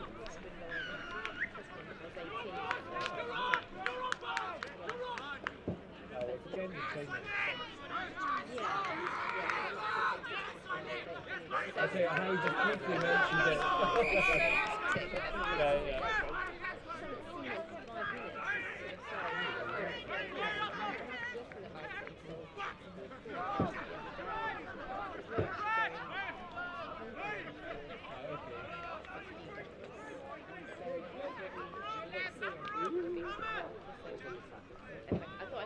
So that at least one.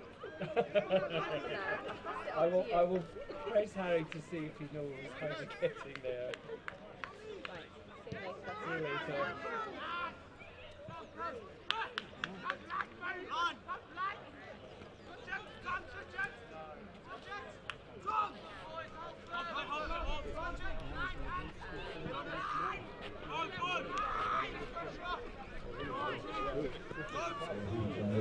later.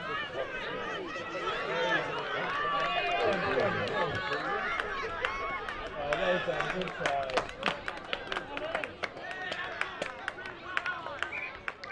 Oh, held up.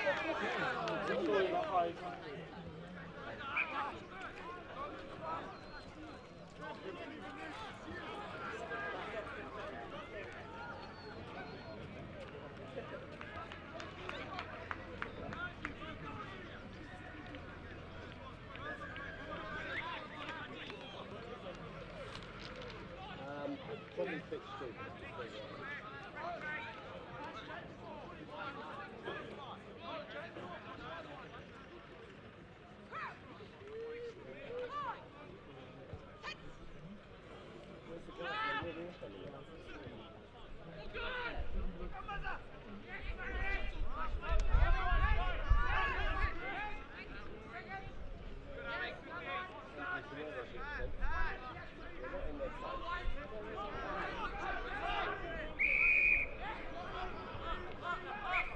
Come on, Michael Himes.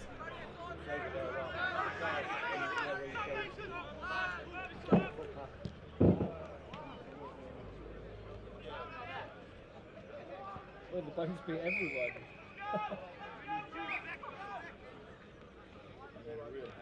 Yeah, didn't they? Panicking under pressure. Two first to one.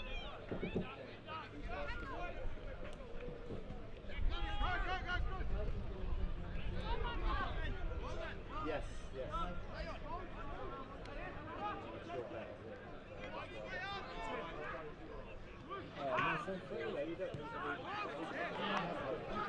Decent bounce. Oh, easy. Well done.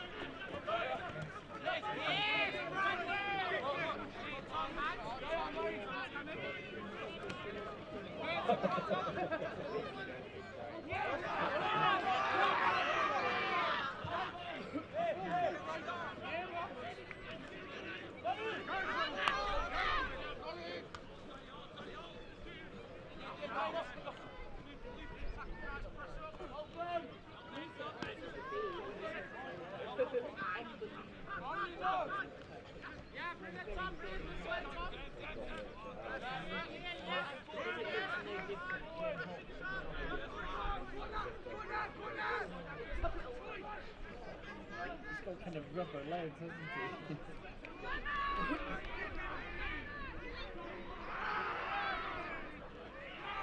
Oh, he's over. Ah, well done, boys.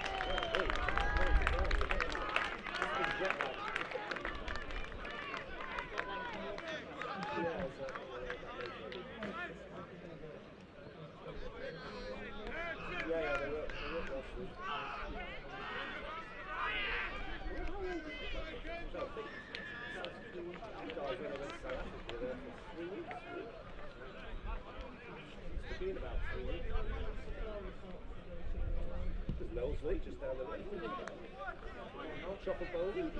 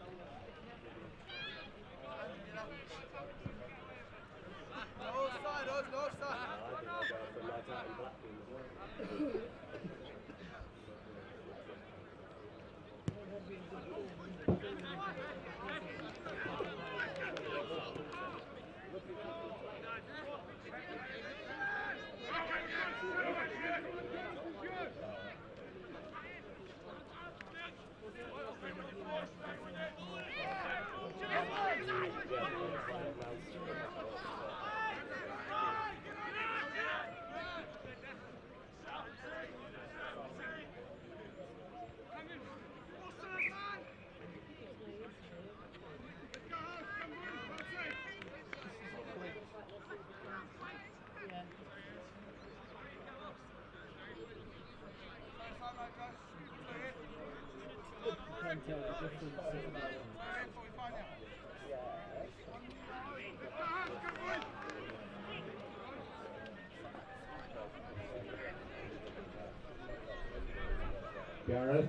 Gareth Thomas, please.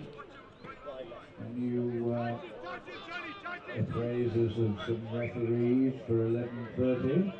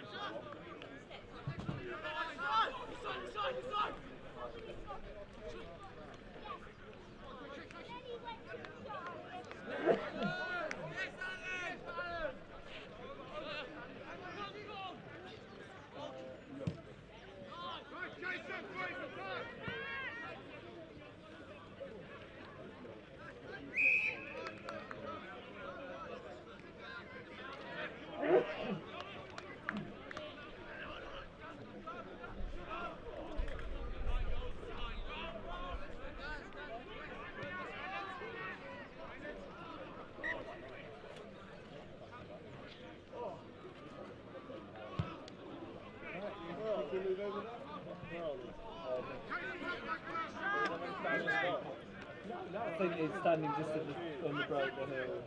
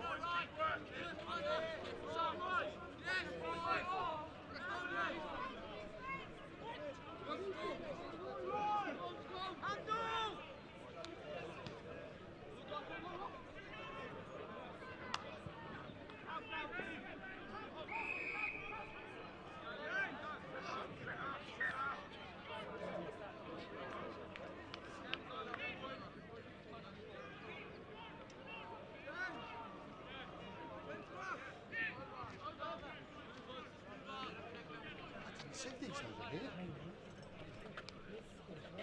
I was just after all that, like one of them countries running up to my car and getting my shirt off. And then I looked over and saw you, and I thought, oh.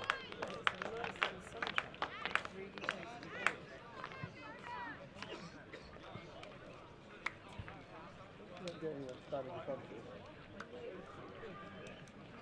Shoot.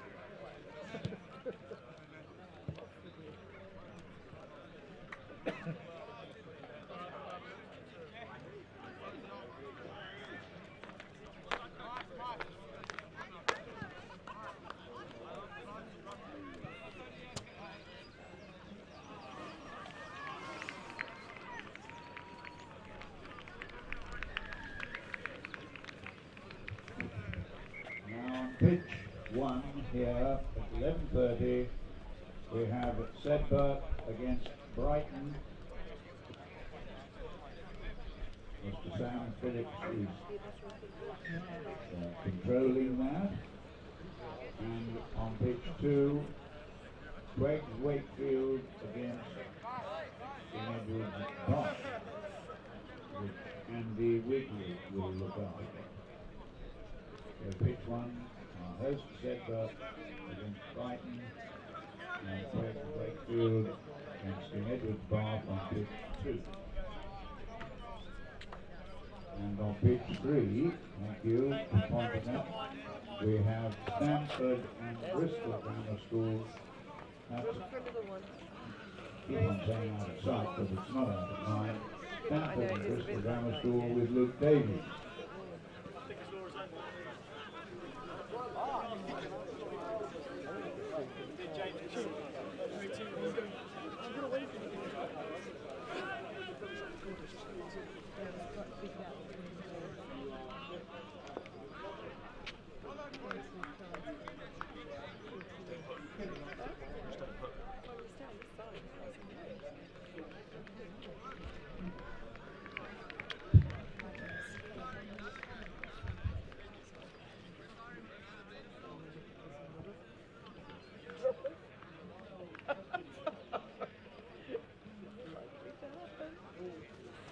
Okay, welcome back. Just had to take a short break there. There's a lot of a few things to sort out behind the scenes, but we just allowed that plate match to complete there. For those of you watching, wanting to support those teams, we are now back to the main trophy competition.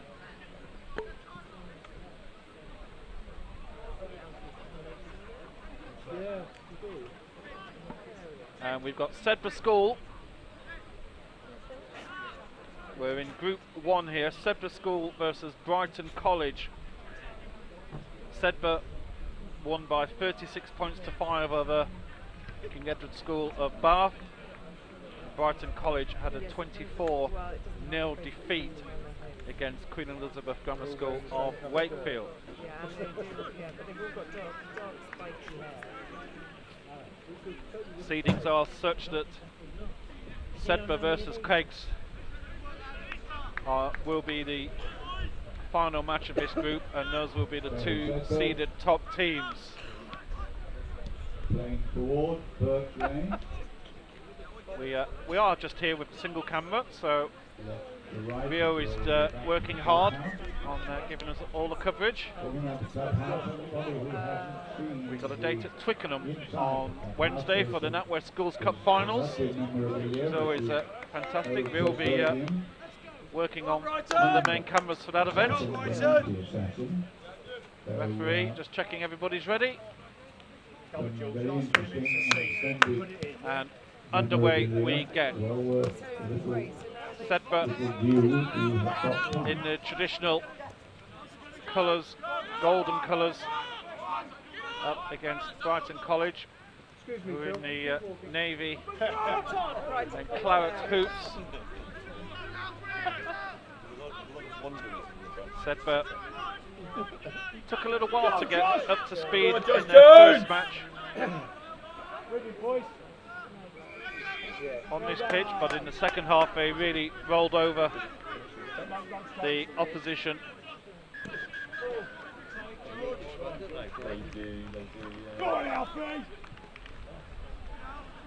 yeah. Brighton pushing hard down the right hand side, and here's a chance, there's a big quick pick-up.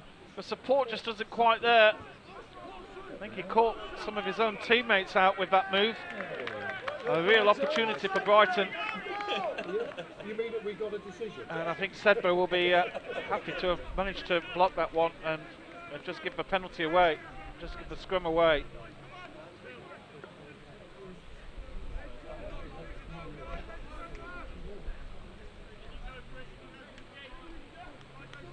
Go, Bryson, come on!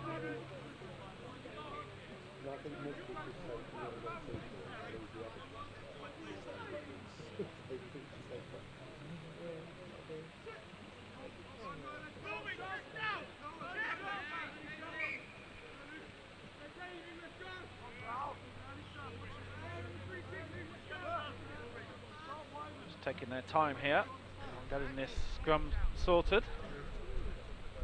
I do have some scores from around, so I'll list them from the top actually. In the plate competition, Cokefort 7, Michael House A 38, Oakham 42, Michael House B 0. That was in Group W of the plate.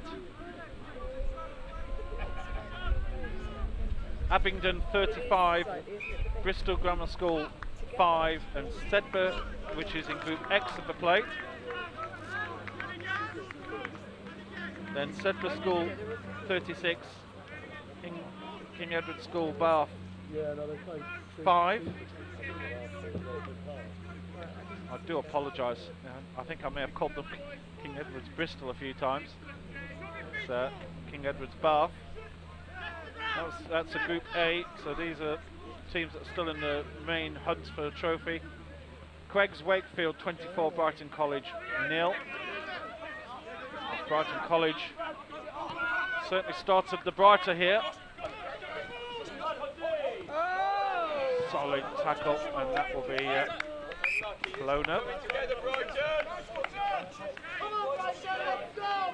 Stamford 26, Kings Macclesfield 12. That was a Group X plate match. Barnard Castle 19, RGS High Wycombe 14. That was the big result we've seen here on this pitch. The reigning champions lose and unlikely to make the final now. And finally, Kirkham Grammar School 12, Millfield 17, also in Group B. So everybody's played one match now. That was almost intercepted, a little bit messy there from Brighton. They've really come out all guns blazing. As we're a third of the way through this first half. Brighton keep possession.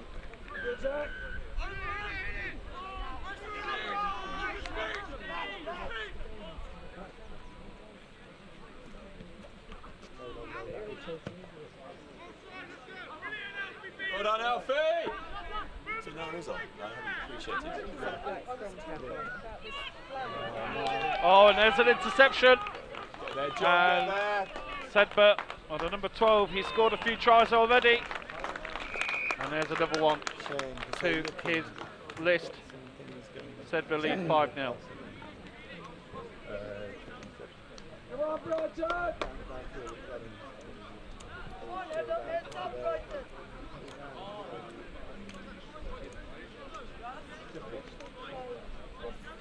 What, just here? You're looking for us.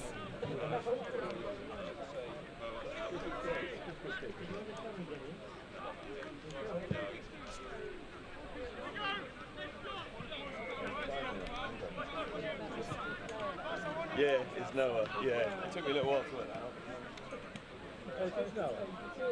It's Come Noah. on, Brighton! We go again.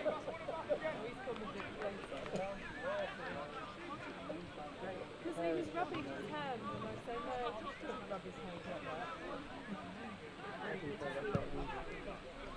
Come on, Sedbergh!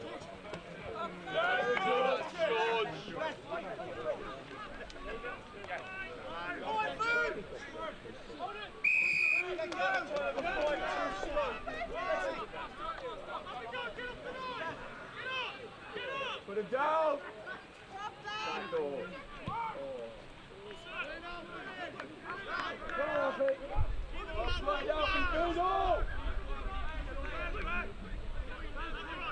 Brighton come away with the ball. Turnover in the tackle there. Ferocious tackle. Referee says that's okay. Looked a little bit high to me. And in fact, we do have a stop.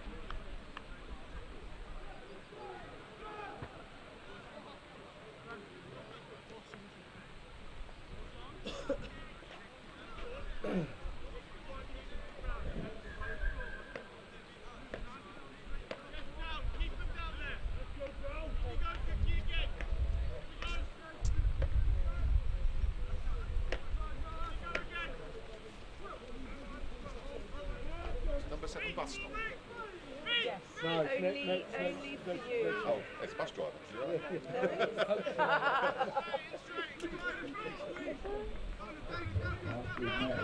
Would be worthwhile and entirely deserving for good praise.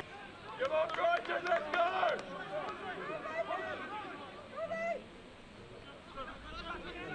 So apologies if you just lost our stream for a second there. We just lost power on site. There's a lot of people plugging in kettles and various food items, and I've got a feeling it just overloaded the circuit. But we are back, thankfully.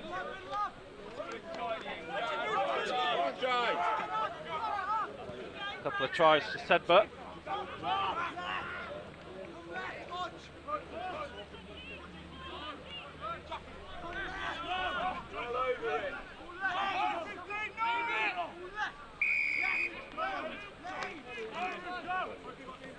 Coming up towards the end of this first half here in the Group A match of the Challenge Trophy.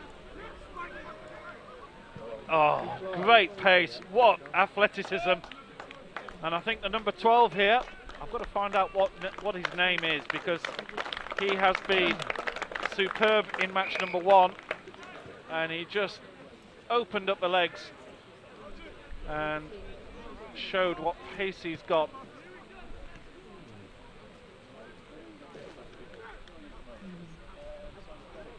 And Sedbergh will just look to pop this one over. Probably the last action of the first half.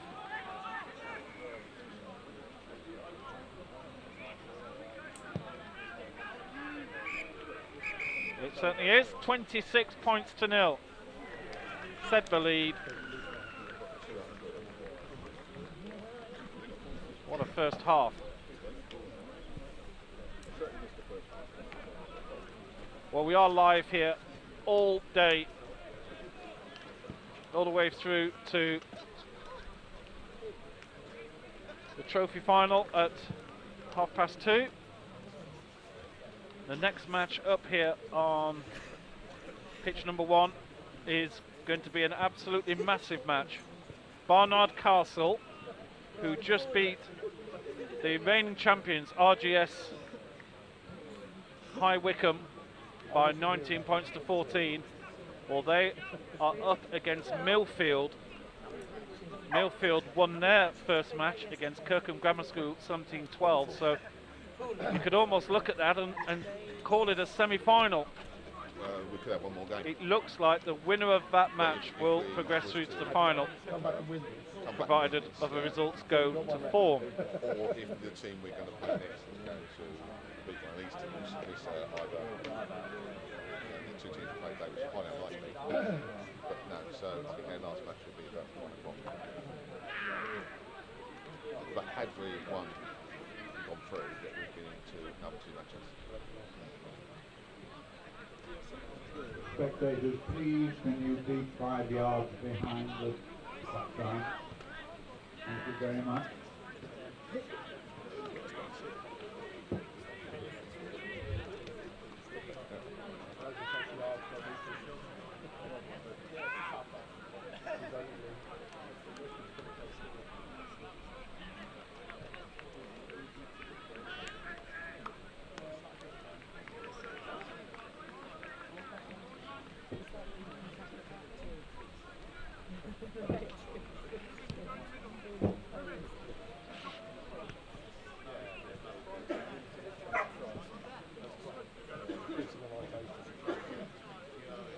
The start of it all. Keep this work right going, John. Really good. You're probably too young to win. Right, that's the point for it. Customization. Let's go, Biggie! Yours, Noah. Well done, George. Good work, George. Oh. He has got 2 legs. They both go really quickly, don't they? If they're tied together with arms, Yeah, that's So another try for Sedbergh straight away. unfortunately we didn't get close. Don't give anybody a chance to try and get a half-time cup of coffee these days, these guys. I think the next line out ties bootlaces together. So 31. Thank you. And another 2 points. And they're certainly racking up the score here. It's going to be a big win for Sedbergh, whose next match is the big decider, really. That is really your semi-final match, Sedbergh versus Craigs Wakefield, which is due upon this pitch at 1 o'clock. And it's certainly looking that the winner of that match will be progressing through to the final. Sedbergh yet to look in any sort of trouble. Beautiful view over the hills here. Not many rugby pitches give you such a stunning view, that's for sure. Brighton, who have been trying hard, 5 yards back. really working their socks off, trying to get through this Sedbergh line. They've had a couple of half chances, and here's another one. And an obstruction there on the way. So the referee giving Brighton penalty. That's a poor pass. This is not easy for Brighton to handle. Sedbergh all over them. They must have lost at least 30 yards there, about 20 metres in that move.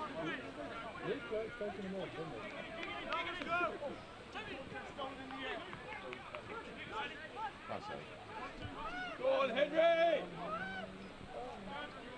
Do apologise, as I say, for you losing our stream a little bit earlier. We just lost our connection. Just lost power here, which also we actually kept going in the truck, but also the same power was powering the internet switch that we were connected into, so we had to sort that out as well, which we managed to do in about 3.5 minutes. It's not bad going.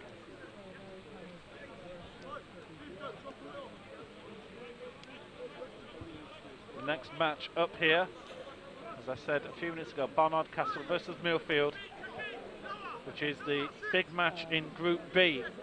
No, they went out quite early.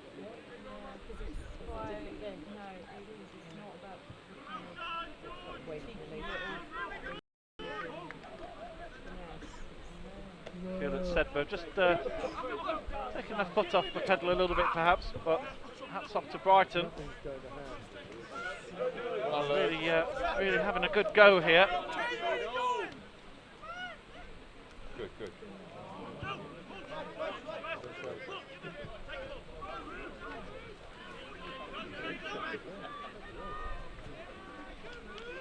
Wonderful pace again.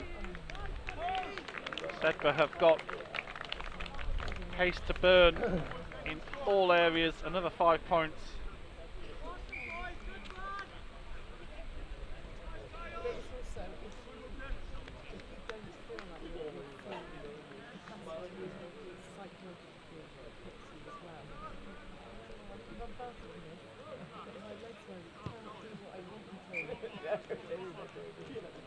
So Sedbergh hit 40 here in this Group A match.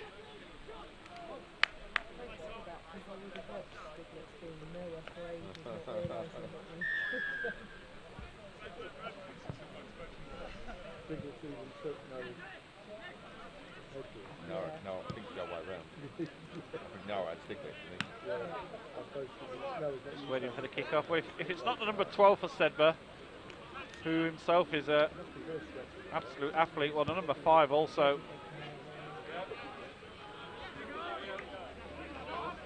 He's shown himself to be a real player in this competition.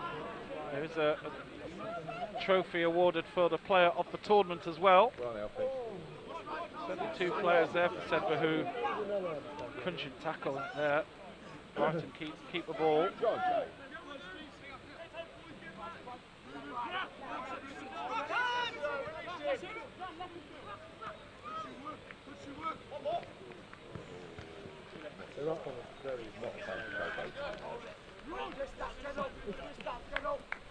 Well done, well done, George.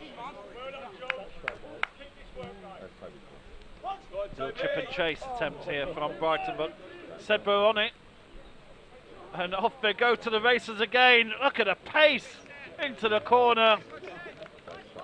So easy, another individual.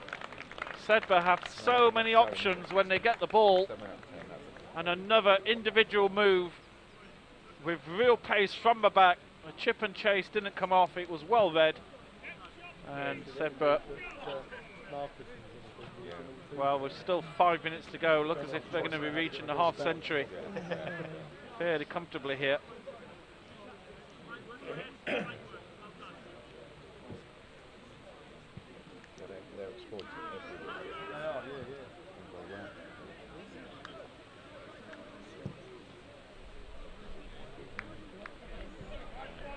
Conversion is good. Player of the tournament last year was Kieran Bungaroo from Brighton.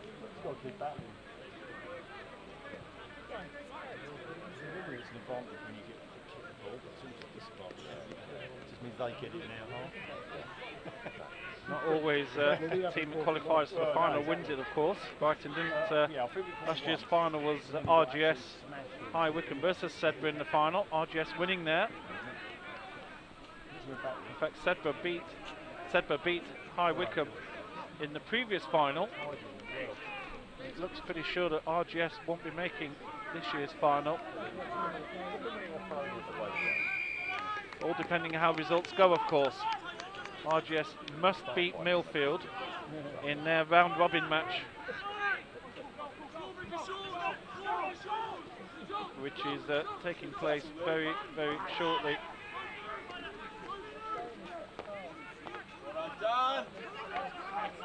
Sedbergh again piling on the pressure. 7 tries so far and make it 8 as the number 8 goes over the line. And Sedbergh hit the half century of points.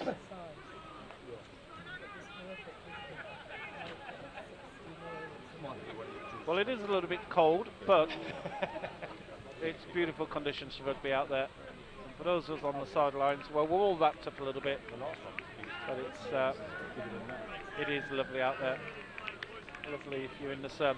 Here's an attempt at a conversion. Our cameraman trying to be a little bit artistic here. Conversion in the bottom corner. Have a look at those hills. Another 2 points.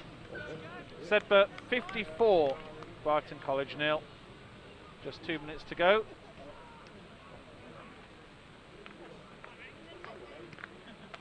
And the next matchup definitely promises to be something big. 12 o'clock match. It's Barnard Castle versus Millfield. And as I said earlier, this is almost a semi-final. Millfield still have to play RGS High Wycombe in the final match. So if Barnard Castle win that, we've lost the ball there. Ball's yeah, there it is. That sun is very strong. Go on now, Fleet.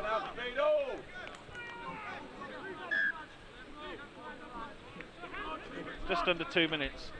Can Brighton try and just get on the score sheet? The score you feel has been a little bit unfair to them, but Sedbergh have been totally dominant. When they've had the ball, Brighton College haven't really been able to handle the Sedbergh attack at all. Go on, John Jones! Go on, Jonesy!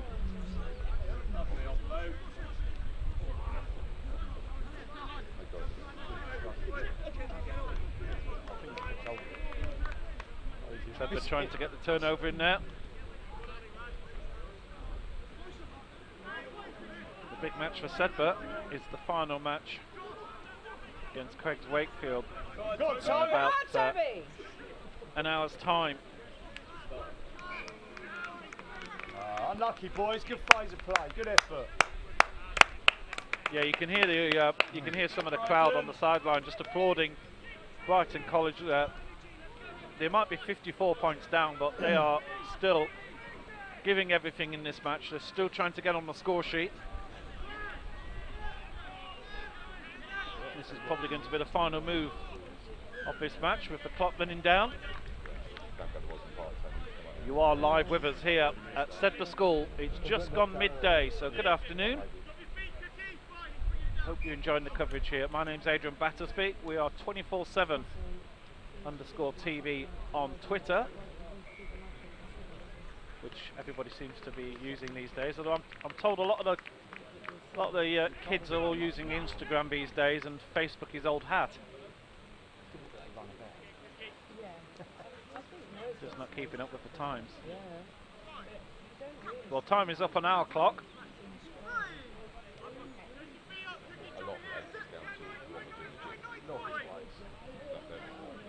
Weights and eating protein. Brighton College do a lot of fitness.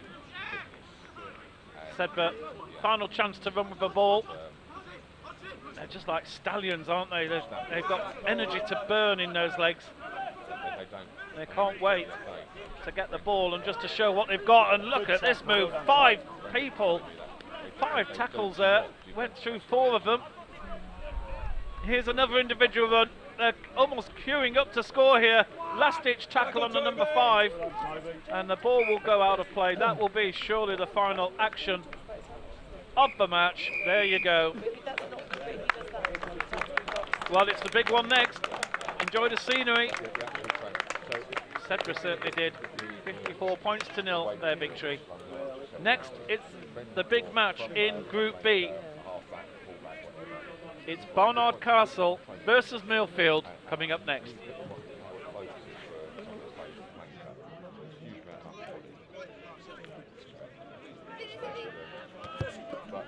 So Tony wants to do that because like Jay does have his own time. He was doing sessions at training. You know what time the next game is? 1 o'clock. 1 o'clock on that other pitch over there. Yeah. Let's do it. Fine. I'd say that's of course. Good, excellent. A few. Into watch that. I think that's the most I've ever seen. strong one. Excellent. Now, after the noonday I don't know what sun, time they had slightly underpowered that side. there are two matches. Barnard Castle and Millfield What was it? Was it will perform on pitch 1 That team. Yeah. with Ian Davies. What time was that? And I hope I spell pronounce that right. My Welsh is not at the highest order. There was some good stuff. And on pitch 2, Kirkham will be playing RGS by Wickham with Andy Smith behind the whistle. Now these are 2 matches in the trophy tournament. So they assume fairly major proportions. Barnard Castle, Millfield and Davis on pitch 1, and Kirkham and RGS on pitch 2, Andy Smith in charge. I'm going to go for Raj. Do you think? I'm going to go for 50 now, isn't it? 50, 55 now? I don't know. I'm going to have a look. 30. Was it no? The bar against them was only 35.5. So Bath obviously did better. Just isn't that encouraging? Ourselves for pies.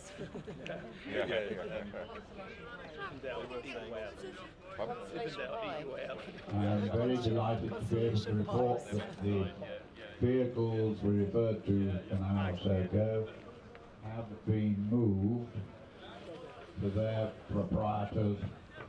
Thank you indeed.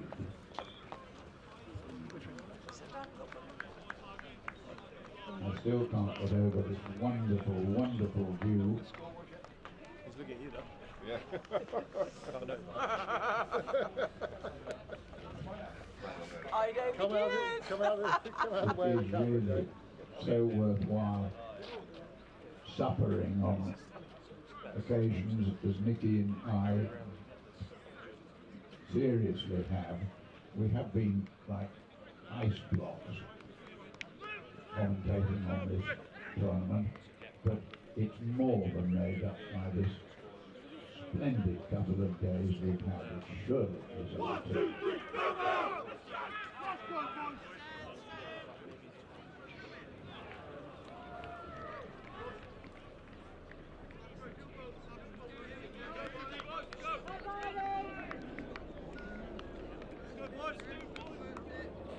So here we go, Millfield School on the left-hand side, looking to get us underway here in what is basically a trophy semi-final.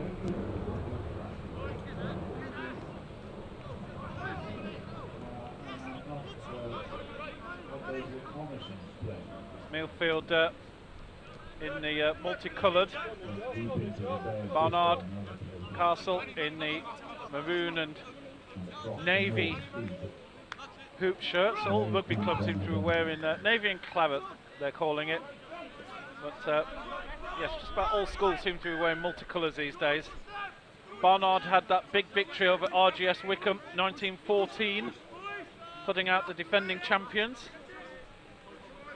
And Millfield beat Kirkham Grammar School by 17 points to 12, which went against seeding, you could say, as Kirkham had won their group match.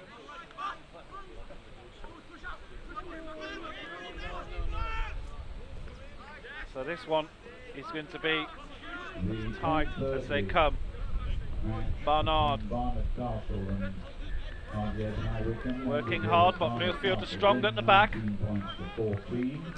Berkham and Millfield with 12. Fake attempt at the kick. 17. Nicely done, actually. Berkham 17 Millfield. And not releasing. 12. And Millfield will get the turnover here. Abingdon And Millfield's first chance with ball in hand. Open 15, Michael House A 38. Michael House are really showing their pages this morning. One of the 11:30 results is Sedbergh 48. See in the background, Brighton College match nil. just finishing over on pitch 2. That's Quakes Wakefield versus Test Bath. Also, wonderful progress in the that's a match from open event at Gosling Park. Group A. Knowing the strength of the opposition that they had to face, one hardly is surprised that they may be a little weary now. Looks like Anyway, well done, Brighton. got a Thank change you there very for much. Millfield. Have to be very conscious of anybody getting a knock to the head or anything there. We do have a stoppage by the looks of it, so we're just not sure if our cameraman could just give us a sneak look of what's going on.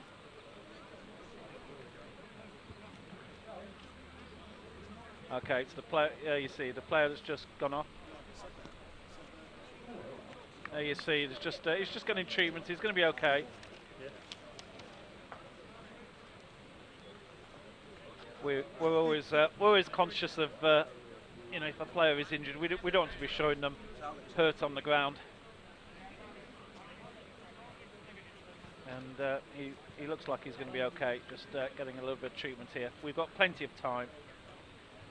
Well, this is the first ever live web coverage of the Sedbergh 10s. We almost managed it last year. We did make a big effort, but it was difficult. A round of applause there as Barnard Castle player is given the okay. He's just walking off the pitch, as you can see there. They've made the substitution.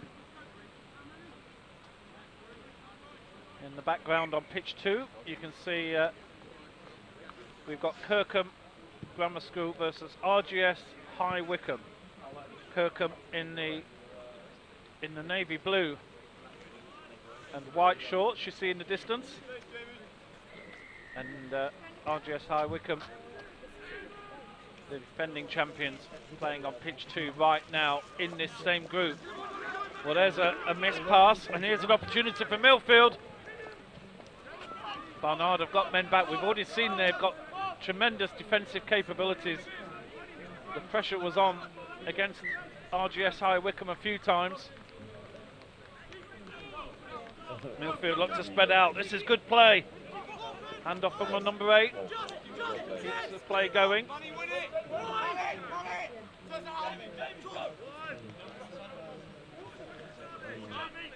Now the 15 trying to change things to Millfield. Coming inside, has to go down and get support. Barnard, well, that was a pass between two people, and in the end I think the number 13 actually tried the best thing to do. He realised that it was a bit of a dodgy pass, and he tried to rescue a situation out of it. In the end, just dropped the ball. Yes, apologies, the clock was stopped a little bit too long there. We'll get it back up and running. And the results of the 11:30 game are dribbling in. We've got now pick 2, Wakefield 29, Bath, nil. Boardroom.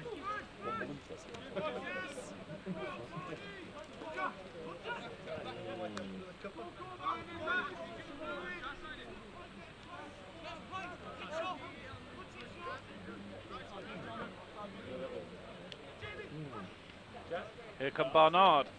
Both teams have had a few chances of attacks. Just giving the ball away at the right time. Lovely little sidestep here from the 11 for Barnard. Surely he's going to go in. He's got one man to beat. He's also got support and decides he'll take the 5 points in the corner. He was fancying a score under the post. But Barnard get onto the score sheet first in this match. A very tight group indeed. 4 really top teams. You're looking down this, you've got Barnard Castle, winners of Group 3, Kirkham winners of Group 4, and the 2 runners up are Millfield and RGS High Wycombe. So what a group of death this one is.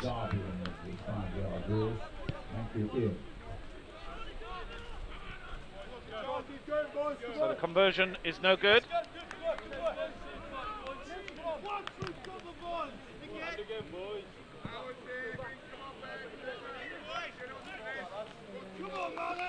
Barnard lead 5-0 halfway through this first half.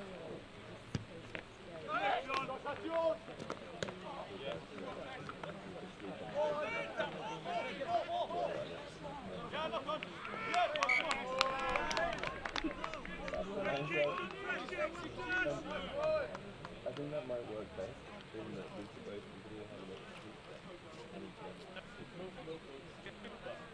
we'll obviously not.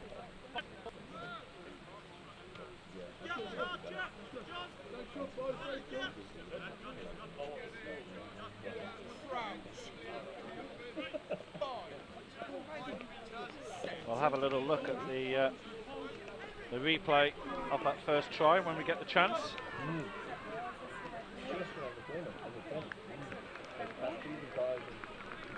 Barnard looking to move it again. Oh, what a move this is through 2 players.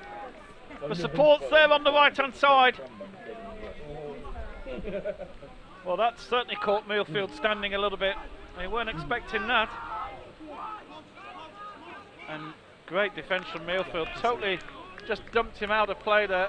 They played quickly, looking for the quick counter. Barnard's defence has been absolutely superb. Millfield tried the left hand side. Barnard looked to have got it covered. Fierce tackle on the touchline. Incredibly, that didn't go out of play. And now Barnard will get the penalty and a chance to have a little breather. They're in no rush to take this at all.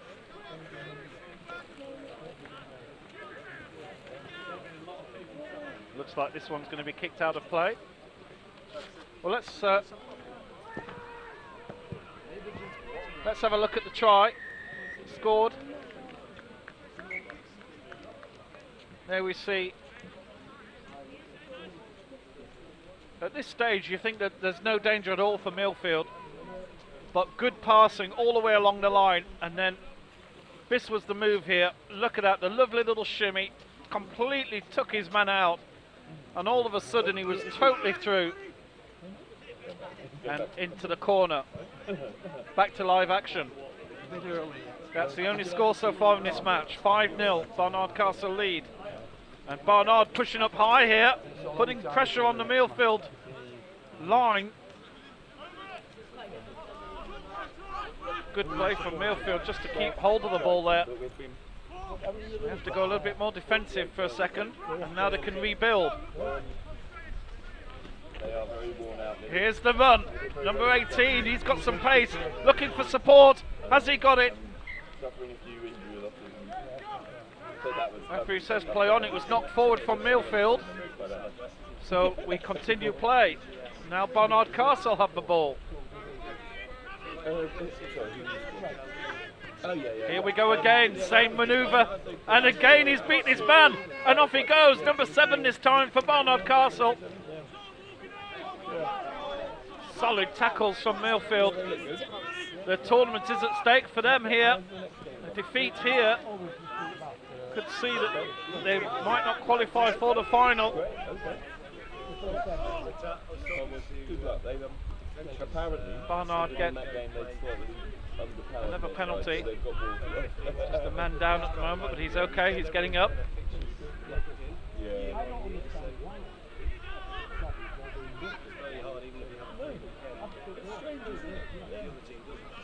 Do not worry if you see the clock stopping. We're just having a little slight network issue here from time to time. So, although you may see the clock just hesitate, it is still running, and it does catch up. With substitution, number 15 is taking a little break, and we have a new man on. I like this format. It's good fun, isn't it? Oh, Intense. this is Yeah. I mean, last year we came up and we just lost it.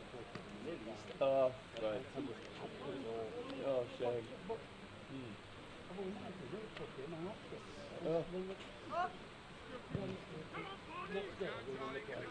Barnard looking for a second try here in this first half.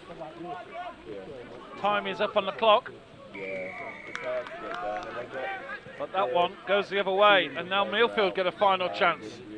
And John played for Scotland yesterday, and he's fairly worn out. You know, two days at Rugby Park, then again to Scotland, and then yeah. So yeah, it's not surprising.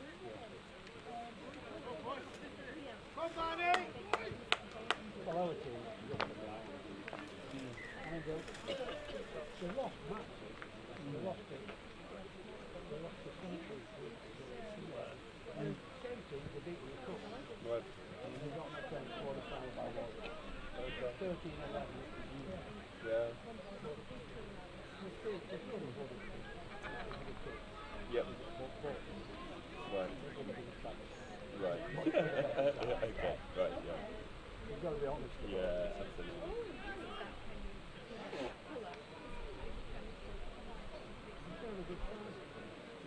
Yeah. I think Time is well and truly up on our clock, so we must have missed a stoppage. Here's an opportunity now. 14 for Barnard Castle. Too many men to beat. Tries to come inside, and in the end, totally smothered and almost a turnover. Barnard managed to keep it somehow. Danger of a bit of interference there. Barnard Castle player did well just to stand still, not get too much in the way. Barnard pushing hard here with his final position. They know they can possibly take a couple of risks here and throw men forward. Try going left again. It was the left-hand side, and the cross pass didn't come off. Play still continues. Here's a chance for the counter-attack for Millfield, and they have thrown too many men forward. The fullback was up, and on the counter-attack, Millfield School will score and equalise right at the death here in this first half. Barnard Castle were pushing hard for a second try. A misplaced pass, and in the end, it's given Millfield a real opportunity. And the conversion is good. And who'd have believed it? Millfield going at half-time, leading by 7 points to 5. Well, let's have a look at the two tries scored in this match. Here's the try for Barnard Castle. And you think there's no real danger at all for Millfield here. Good lines. They've got this pretty well covered. Lovely passing from Barnard Castle, stretching it out left, and then that was the move. A little shimmy, and off he goes to the races. And the number 11, well, at this stage, I think the fullback is just covering, the number 8 for Millfield is just covering the post really, and realised that Barnard Castle were going to be scoring there quite easily. And then here's the second try. Here's the equaliser, and Barnard Castle trying a little bit of a complex move here. This is the pass which goes wrong. A little bit of a reverse pass, and then a kick forward, and suddenly, well, the number 13 for Millfield is away, and the fullback for Barnard Castle had been called upfield. He put himself into the line to try and caused some bother, and Anyway, thank you really, very I much, think I mentioned it in commentary. Felt that they were going to get a second try in what would have almost certainly been the last play of the first half, and as it was, Millfield get on the board.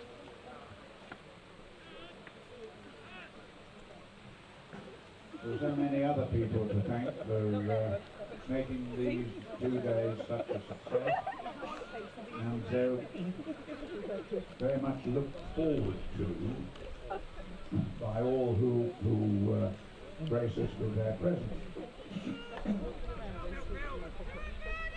The army we talked about, all the Sedbergh staff who buy into this tournament. That's one of the new phrases in the music, buy into something, and they buy into this tournament and make it such an outstanding success.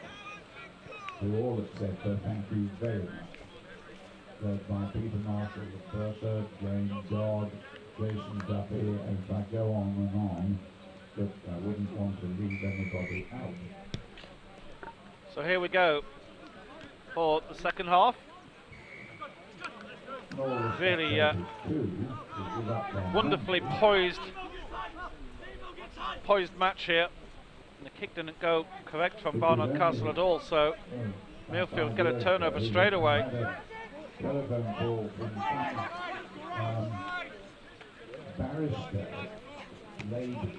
Millfield looking to spread it left. Number 13. He's already got one try to his name. Back inside. Barnard's defence has been wonderful. I think if the truth be told, Barnard have been pretty much a counter-attacking team. They have probably not had possession as much in both their matches so far, but they have been so good in defence that other teams have just not really been able to break them down so easily.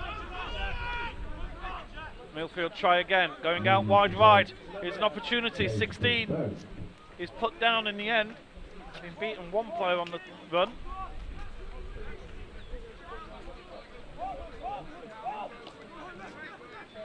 Coming back inside.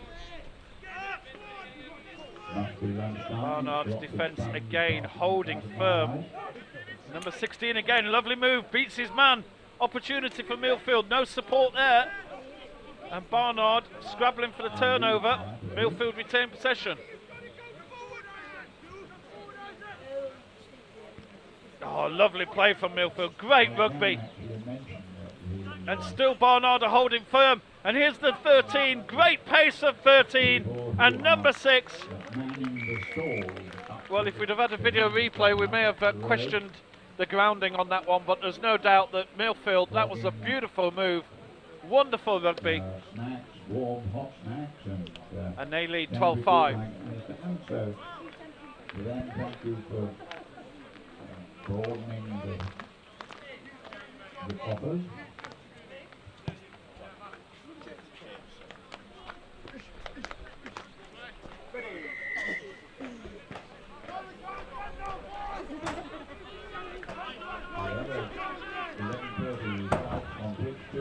Wakefield and Canadian Bar 29 nearly to Craig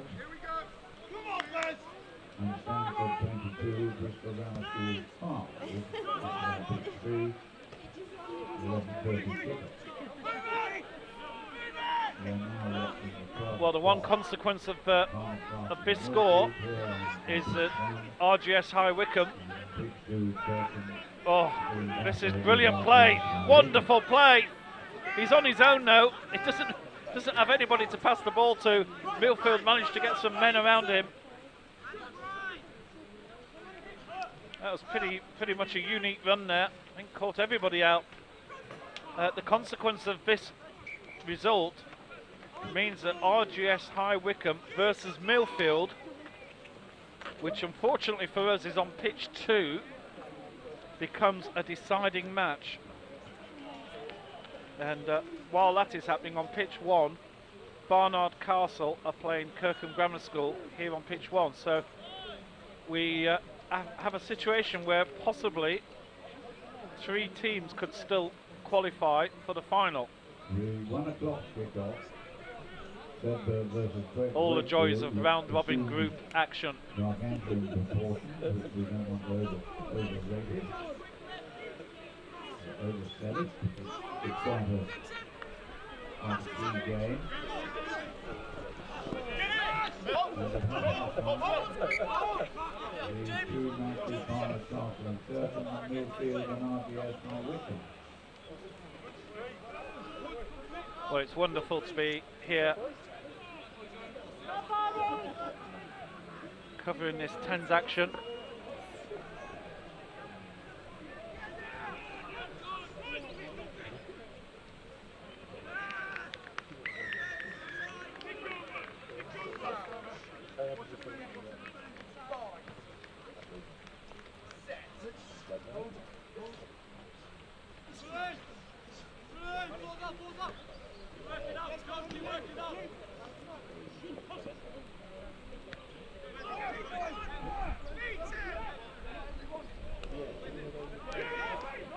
Millfield pushing hard.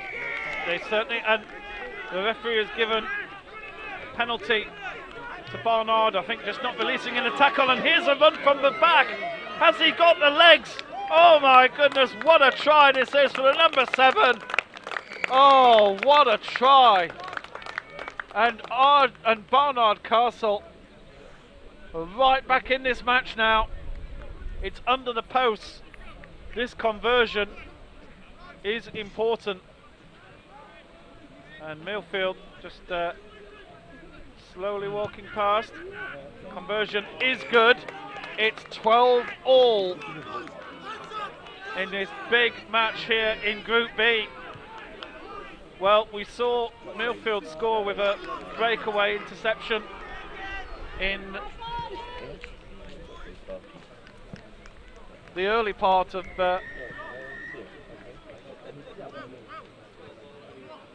late on in the first half. Well, here we are in the second.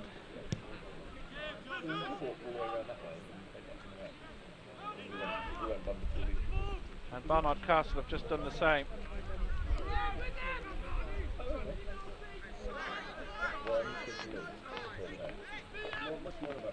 With the bobble hat here, Steve, can you ensure?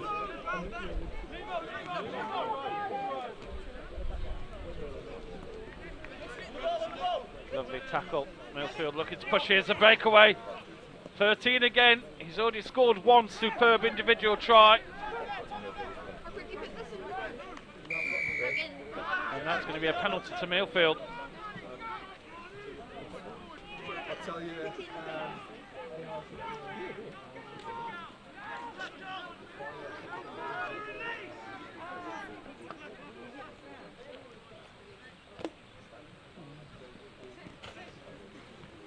Millfield go again.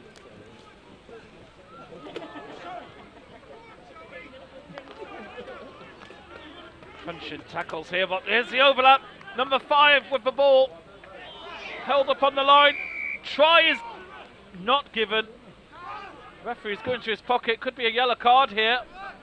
Number 21 is going to be watching the rest of this match from the sidelines. 4 minutes sin bin. And are we having a stoppage? We've got a man on. We do seem to have a stoppage. He's okay.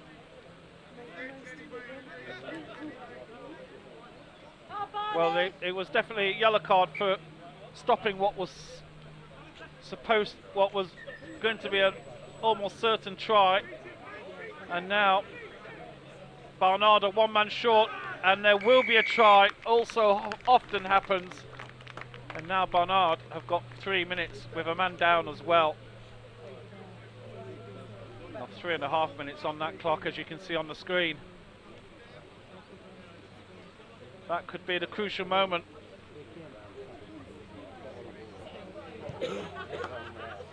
Attempted kick is good.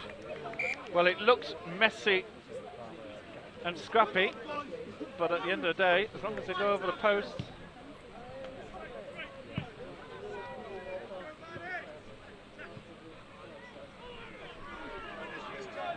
the RGS versus Kirkham match taking place down on pitch number 2. Final 4 minutes, bit of miscommunication in the Barnard line. There's still going to be a man down. It looks like the momentum has moved just towards Millfield School here in what has been a cracking game.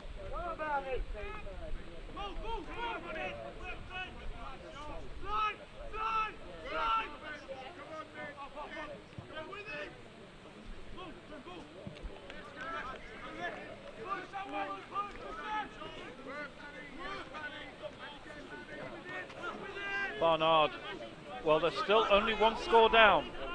A converted try. All hope is not lost, but they are a man down. They're going to have to do it the hard way, at least with 10s. Oh, stolen and then tackle. And now Millfield have a real opportunity to seal this game. Number 16 has been superb for Millfield in the second half. Wonderfully timed pass. There's the pickup. The referee has blown. And that will be a Barnard Castle pudding. So still a minute and a half left on the sin bin. So Barnard Castle will have about a minute plus of equality. And they are only one score down. I think they're in this situation where if they can just get a tie out of this match, that would be wonderful for them. So you've got a chance. Barnard with the ball. Lovely handoff. Here's the opportunity. We've seen his pace before. Off he goes. What a tackle. Number 7 for Barnard Castle. And not releasing means Millfield ball. Oh, that was so close. A last-ditch tackle saved the day for Millfield.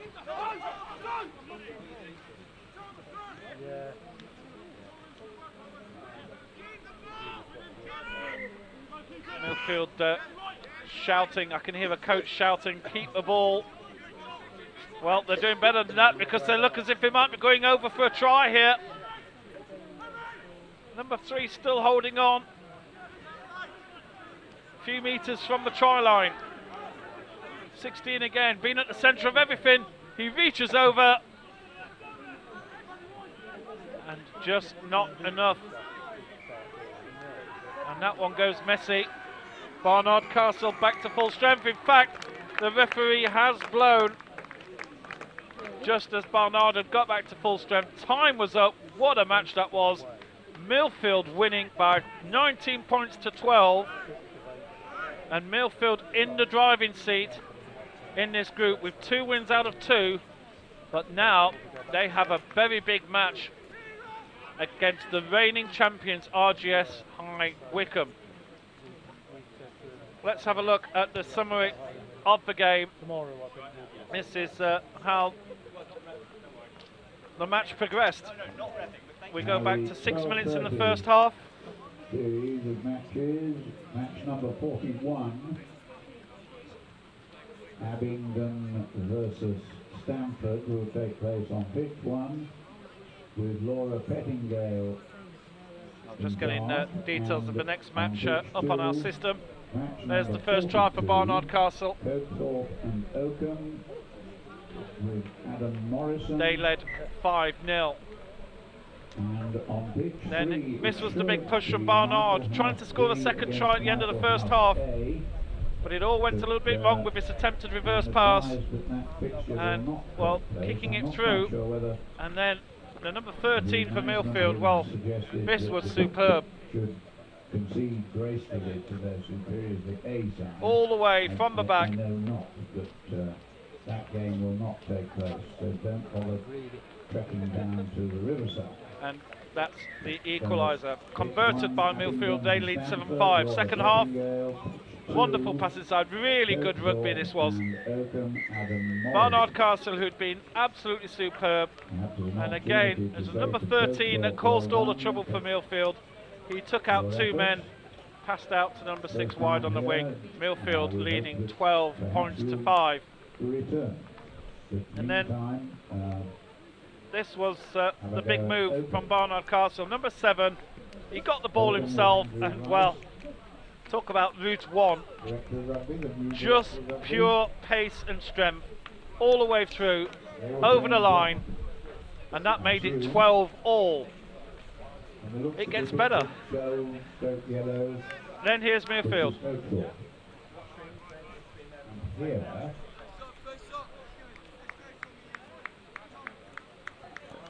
And there's the try from the number 16. This was when Barnard were a man down, and that made it 19-12.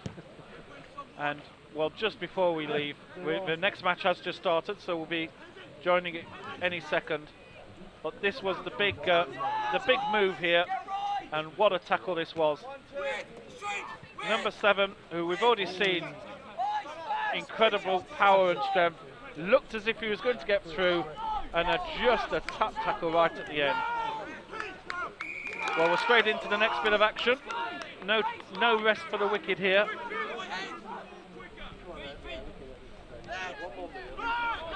We've got Abingdon in pink and white up against Stamford School, who are in the white and maroon.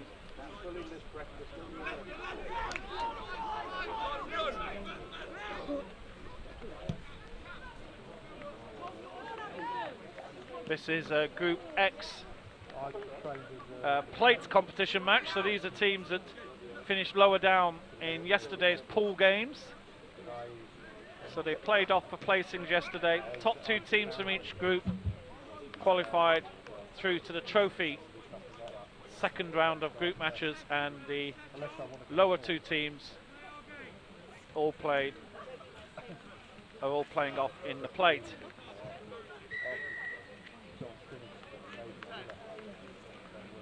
Abingdon and Stamford. Well, Stamford had a 26-12 win over Kings from Macclesfield, and Abingdon had a 35-5 victory over Bristol Grammar School earlier on today. Abingdon beat Kings 35 points to 0, and Stamford beat Bristol 22-5. So whoever wins this match will be in the plate final, and it looks like Abingdon have got their name on the score sheet first. I was doing, I was skipping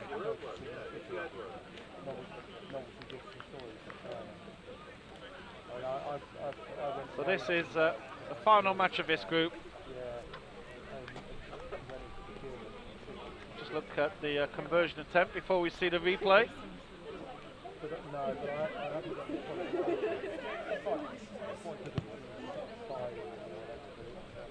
Just sliding wide. Let's look at the replay of this try. Let's go. We'll try again in a second.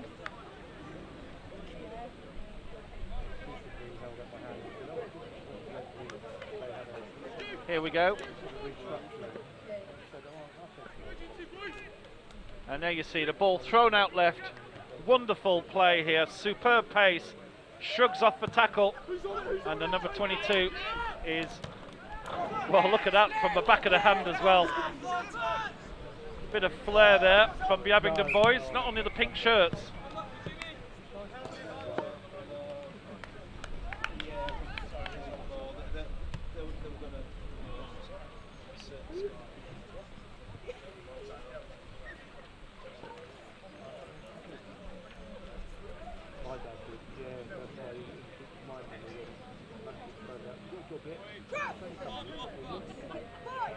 Abingdon lead 5-0.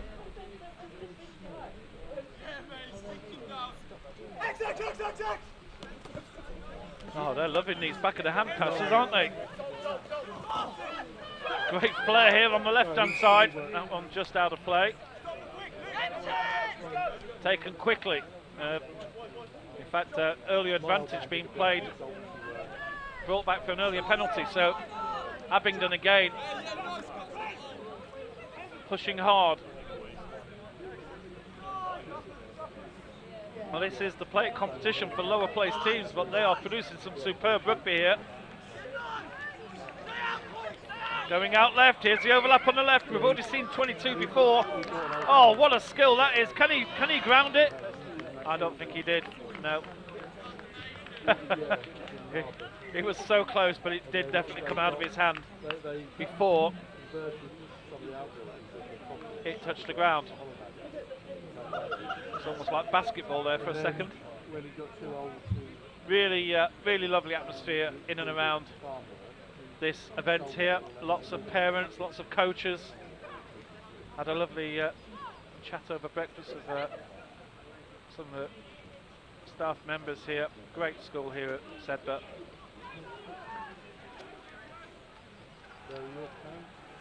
Stamford have hardly had any of the ball so far in this match. We're 5 minutes in. Here's a chance for them to try and do something. Thrown out. What a pass that is. And here we go to the races. Number 10's got the fullback to beat. Has he got the legs? I'll tell you what, that fullback is pacey. And number 10 runs out of pace. He needs to, and the ball has just gone out of play.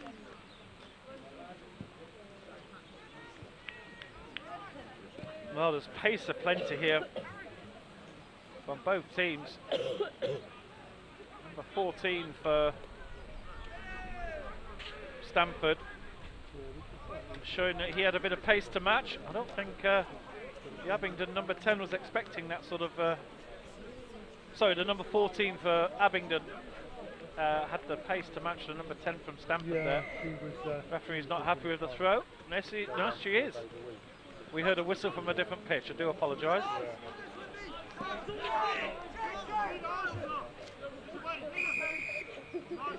We've got we're getting towards the final round of round robin matches.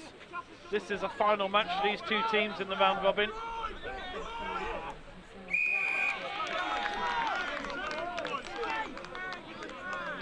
We're seeing group matches from all the groups on this pitch. They're rotating them around. I think the only team that's probably getting a little bit more action here on pitch one is the home team, Sedbergh themselves. A little bit of a fumble there on the kick, and Abingdon get a bit of a bonus.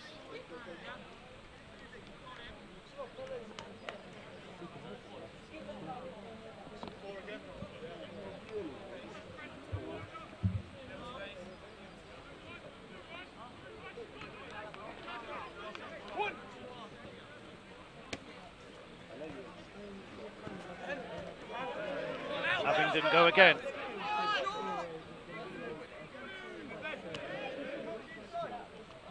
Spread out wide.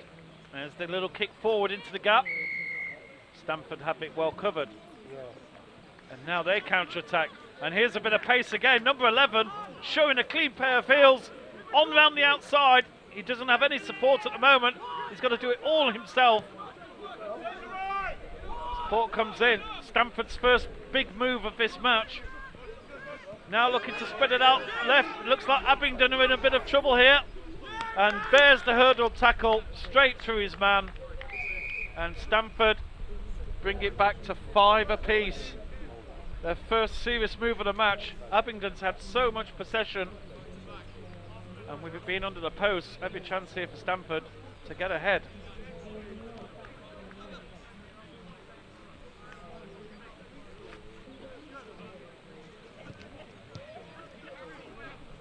Just.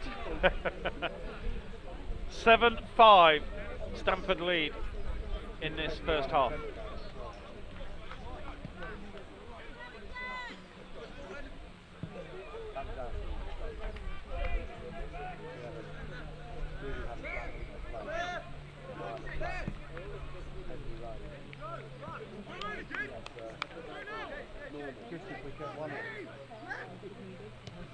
Oh no, no, just the income would be lovely.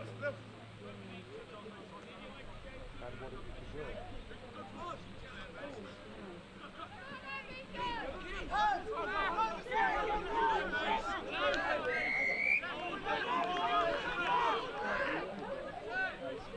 That one going Stamford's way, and they're not messing about here, but the pass is bad, and in the end not forward.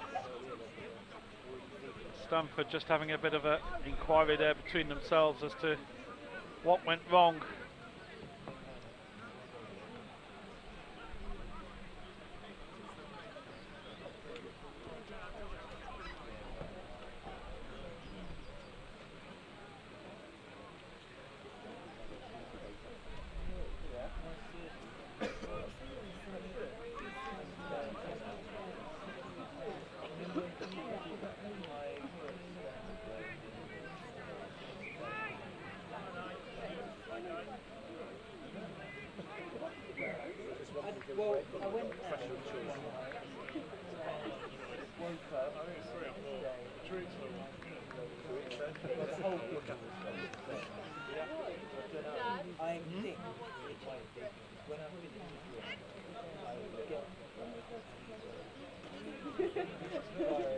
Yeah, it's the friends of ours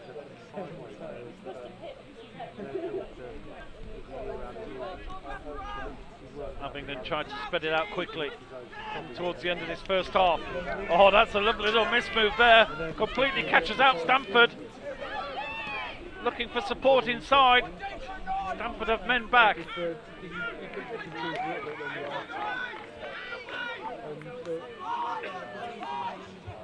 Abingdon go again. A couple of men looking a little bit down and out there. May have a stoppage at the end of this play. Those who are parked near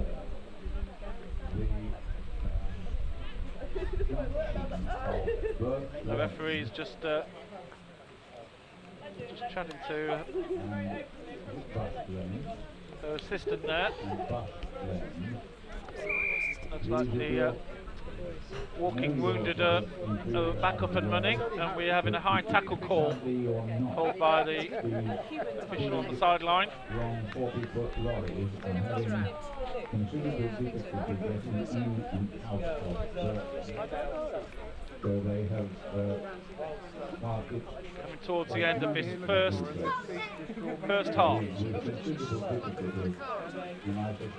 What is in effect, it is the semi-final of the plate competition. Whoever wins this progresses through to the final, and well, if it's a draw, somebody needs to get the calculator out. That one's been given Abingdon's way, so Abingdon have a final chance here to try and regain the lead. in the car park up on the hill. We've already seen some great passing from them. The 13 working hard. Ball comes out quickly, there's a hole there, and Abingdon have scored.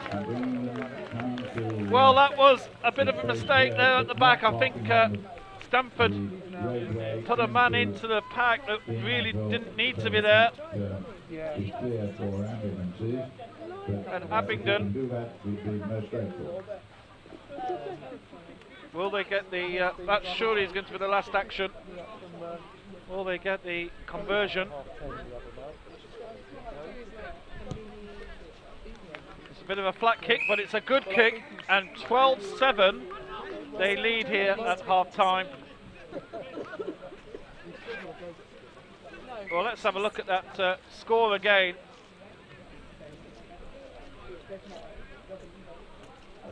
The black car with the top on the See a nice little move in here, and I think it's just, there you go, there it goes in and actually leaves a hole behind. It was the number 4 for Stamford, just went in to support his team in the ball that was going on down there, and it was the hole that he left that was beautifully handled by Abingdon, who was superb.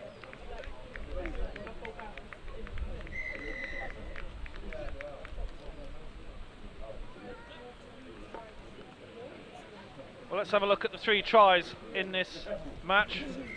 Here we are very early on, only 2 minutes on the clock. In fact, this one called our cameraman out for a second there. Very sharp pass out left. Number 22 breaks his tackle. And you can see the awareness here. He's looking up all the way. What a pass that is. Where did that one come from?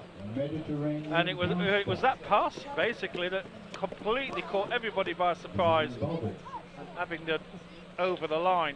Absolutely brilliant. That was. And let's go back again. Let's have a look at some of the others. This is the Stamford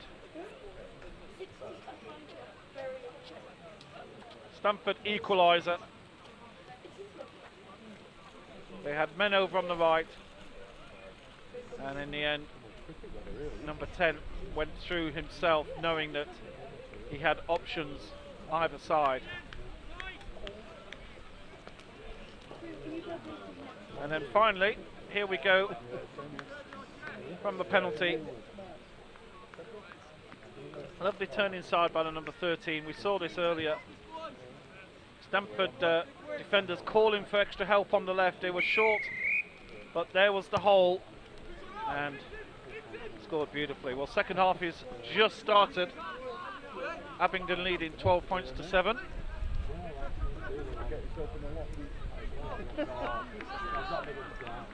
Abingdon playing from left to right in the pink and white hoops.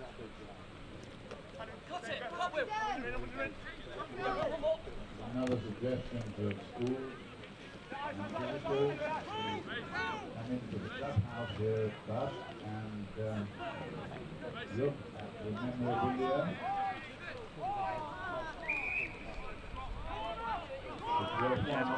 Yes, penalty there, Stamford. They are up in the pace here. They know this is a do or die match for them.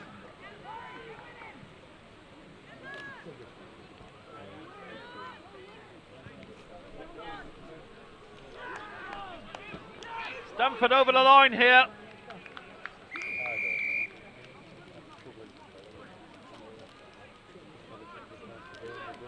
And that has brought it back to level.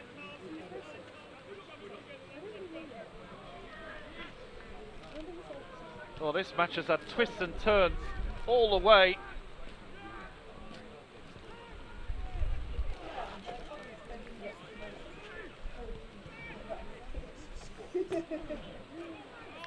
Are you going on in? Hey, are you going in that flash of it?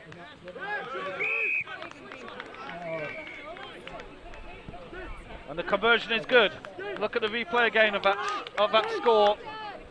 Stamford taking the lead now, 14-12. Wonderful individual play. What a match we've got on here in this plate semi-final.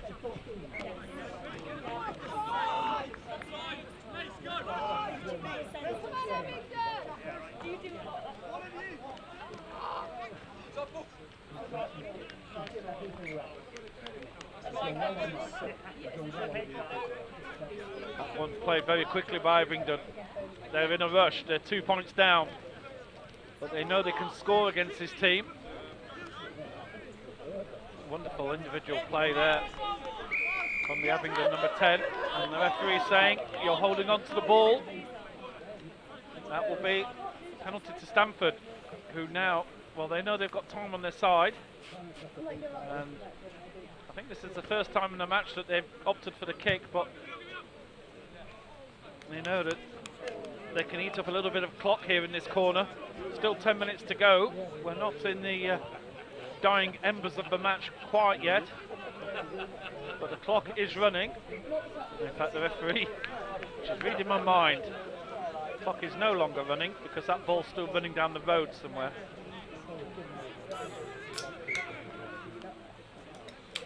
It's very kind to stop the clock on a situation like this.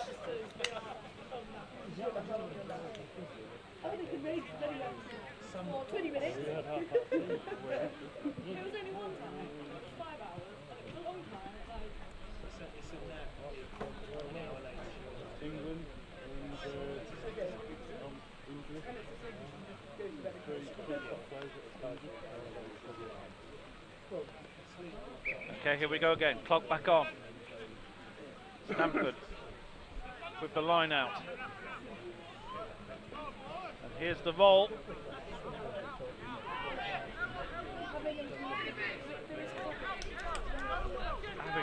piling the bodies in on defence. Stamford, surely they're going to create a good chance here. There's extra bodies on the right. They're almost getting in each other's way there, Stamford players. Queuing up to get that ball. They're keeping possession well all this time, but clock is rolling.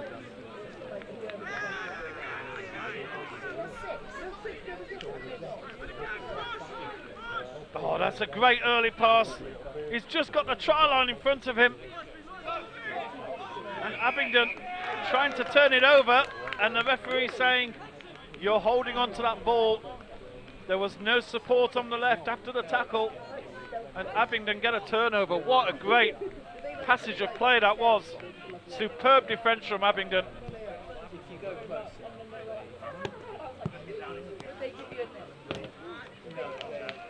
Time is looking good here. There's still plenty of time for Abingdon to try and do something. They're all just having a little chat. You can see there's a group of them back there all discussing what are they going to try from this line out.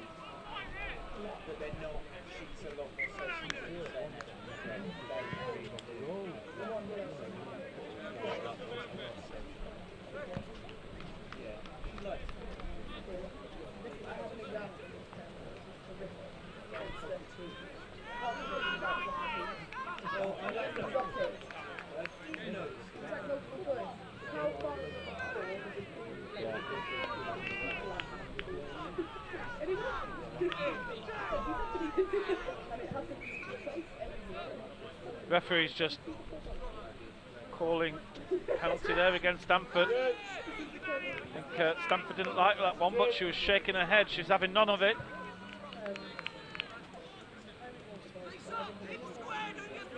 And we're going to get Abingdon with still a quarter of a match left. They've got good possession here. I do believe that the referee just stopped to watch there surreptitiously in the corner.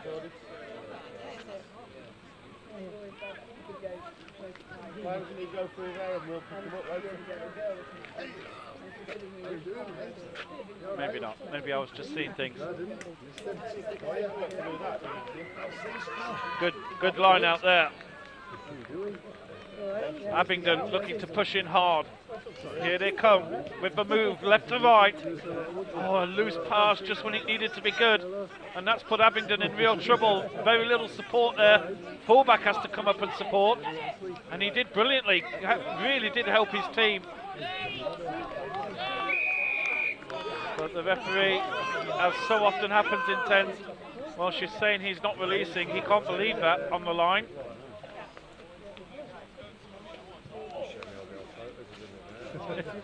There's nothing worse than having an opposition player come and tell you that you're wrong as well. That was a big turnover there for Stamford.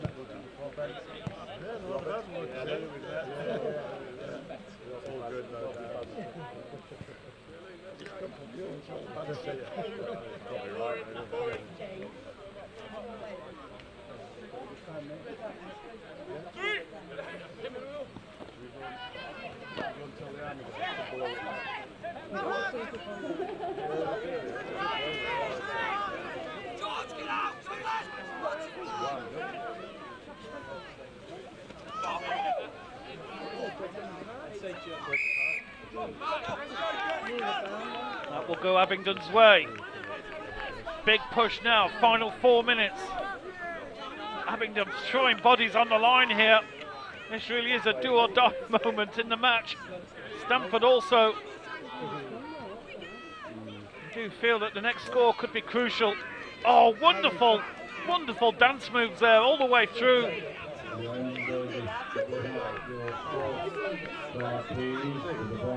4 metres short of the line. We've already seen Abingdon score a try in this sort of situation, getting round the hole at the back. Dummy pass. Abingdon go for another phase. See what else is available. Nothing doing there. Stamford have got plenty of defence back there.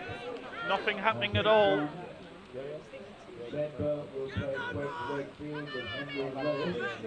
Abingdon go wide, but there's no real wing option at all. Has to go himself, and it looks like Stamford's defence proving a little bit too much here for Abingdon. Just running out of ideas. Remember, they were literally 4 metres out just 30 seconds ago, and now they're almost back on the halfway line. And the kick through comes to no good.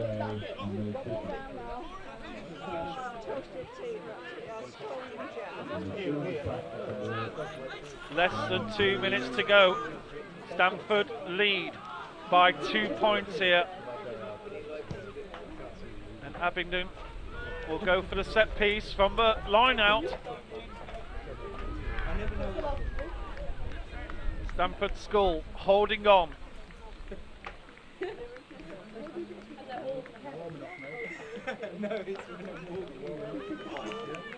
Big matches to come from here on in. We've got the plate final due at 2 o'clock, the trophy final due at 2:30. So the next couple of hours we've got all the big matches here. This is basically a plate semi-final. Whoever wins this will play in the plate final at 2 o'clock. And Stamford were winning that one against the head on the line out, and they've passed it. Superb, expansive rugby. There's men overlaps here, but number 10 is going to go all the way, and he'll be happy to go in the corner. The 5 points will surely be enough for them with time almost out on the clock. What a run that was, and well, it was a miss move on the line out. It all went wrong. Well, while we're waiting for, we are going to see the kick. I'm pretty sure that this could be time up on the clock. Stamford 19-12 ahead.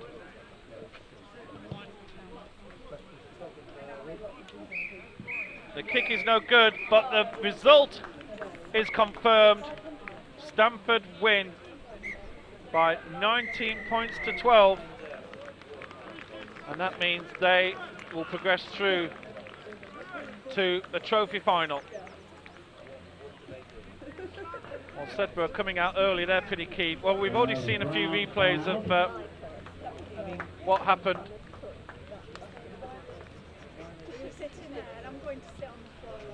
In the first half. Well, let's have a look at the second half action. This is the first try for Stamford, who were 12-7 down at half-time, remember. There you see a big clench of the fist. As the number 11 hops over the line. That was the try that put Stamford ahead 14-12, converted of course, and then this was it where it all went wrong for Abingdon. A miss move totally. The number 17 looks at his hands, can't believe that one went through his hands, and well, what was Today's a set world piece for record Abingdon, is which 3.5 could have given them metres a chance to win this match, from the suddenly, touchline. number 10 here, look at the pace, look at the power, the handoff on his opposite number 10, and in at the corner for Stamford to win by 19 points to 12.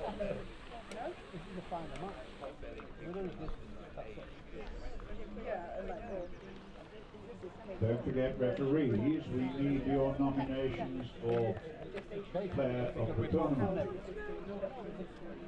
Rack your brains, gentlemen and madam, or mamselle. Yeah, we're in the hospital and the doctor's just on Wikipedia looking up someone with yeah, no, it's, I don't know, they have to, the other problem with this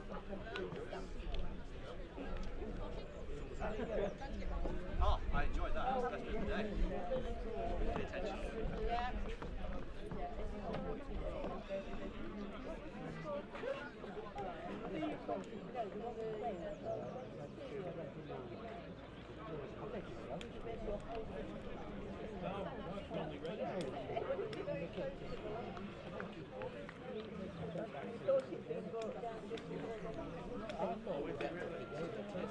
Good luck to him.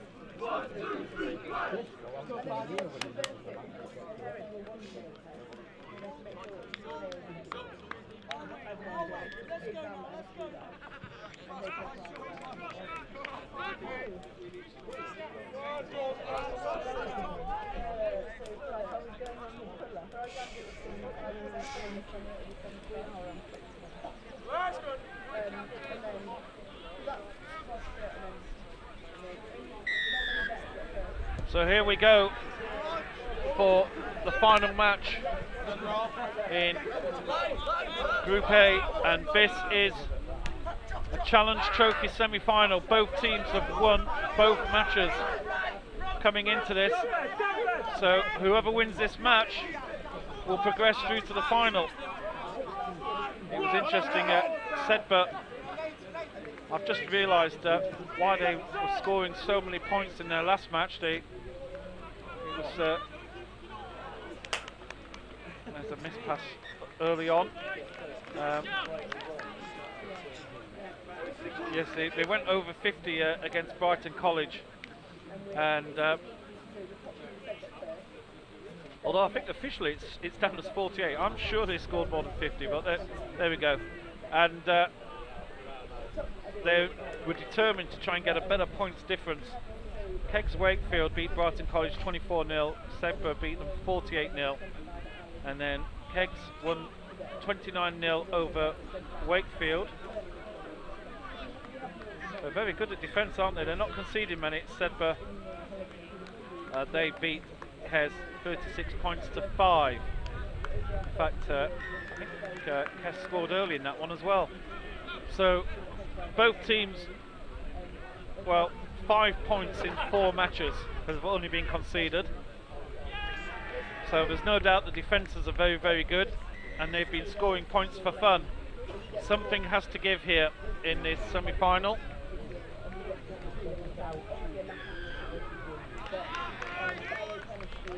That one is called against Sedbergh.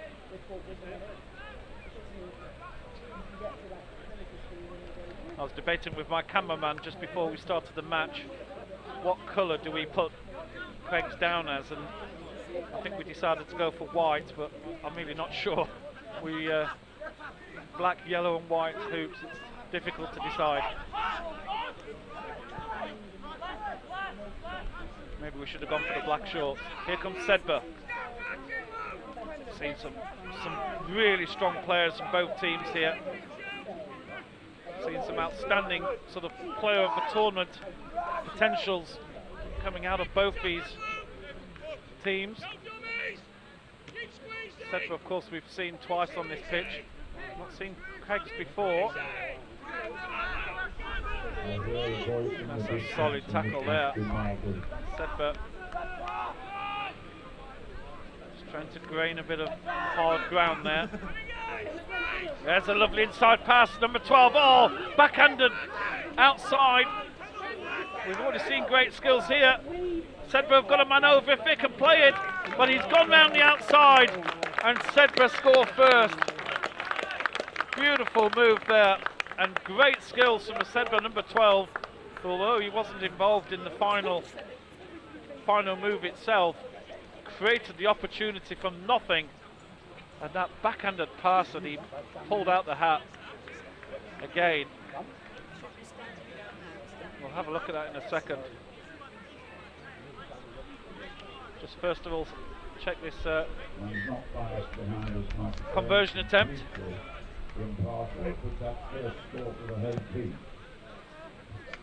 Just pulled. Let's look at the replay here. Sedbergh from the scrum. There's the little inside move from the number 12, and look at the little back of the hand pass out, and it was that created trouble. Craigs had to overcommit defenders there, and it was that caused them the trouble later on down the line.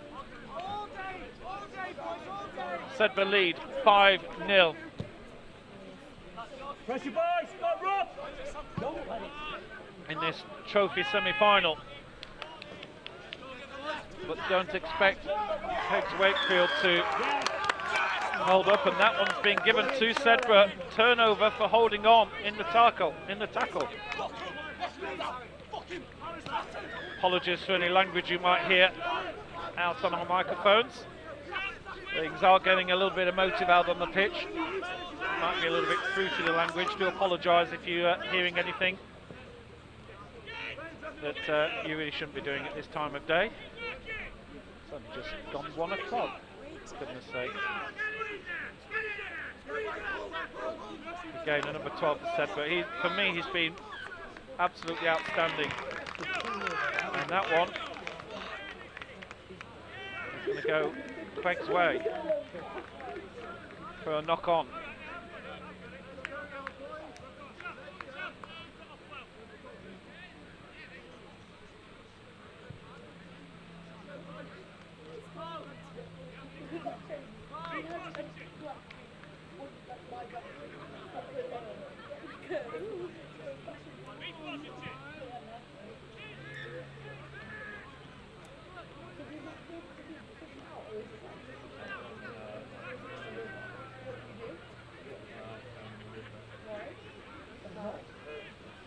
Referee just deciding he wants to have a little chat in the huddle there.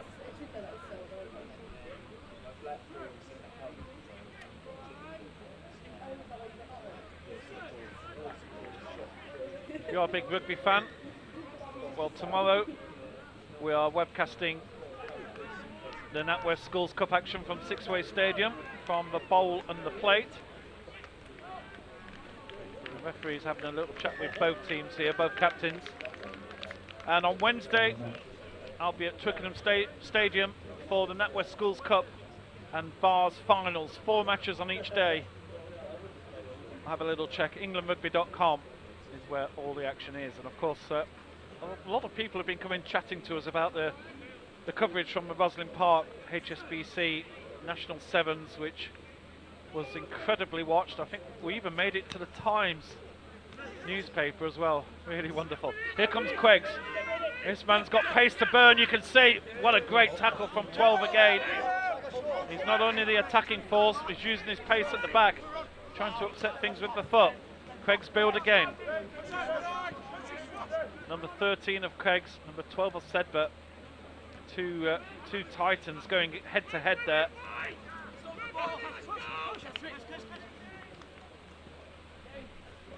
Craigs just trying to build a bit of ground.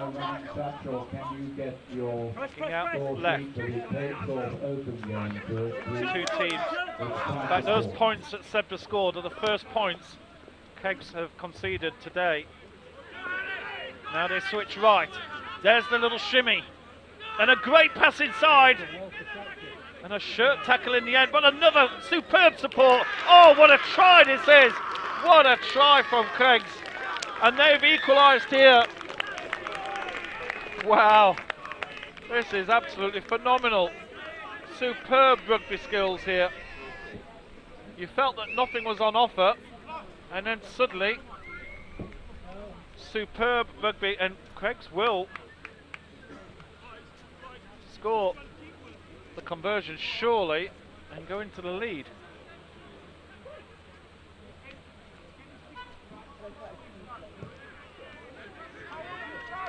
Yes, he does. Well, while that's happening, so here, not much danger, to be honest. Sedbergh looked quite comfortable, but there's the little move inside, and it was this pass. What a wonderfully timed pass. Shirt tackle there, but again, the support is superb, and then the final pass inside, that really was deserving. It's one of the best tries we've seen today.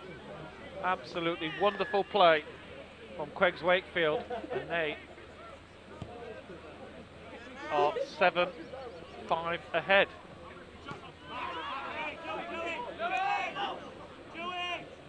Sunshine just blasting off a roof in the distance. We're a little bit out on the clock, I think, here, so do apologise for that. We are only a manual clock on our screen. Sometimes there's a little bit of guessing when the referees stop and start. Sedbergh looking for a wave through. First time they've been behind. The head guard comes flying off in the tackle from somebody. Sedbergh go to play quickly. Number 12 again. Oh, what skills. Sidesteps a man as if he's not there. Fast ball from Sedbergh again. Really piling on the pressure. This is a big moment for the home team. A lot of heritage and pressure on the Sedbergh home boys here. There's the kick and run. Number 15 just got tangled up in the with his feet and in the end went down.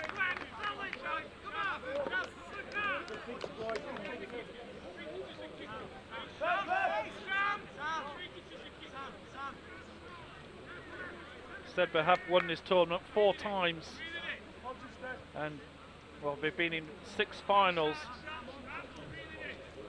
over the 20 years of playing, although 3 times the tournament wasn't competed, so could call that 17 events. So this is a big moment for Sedbergh here. Fighting away in the tackle. Great support play from Sedbergh.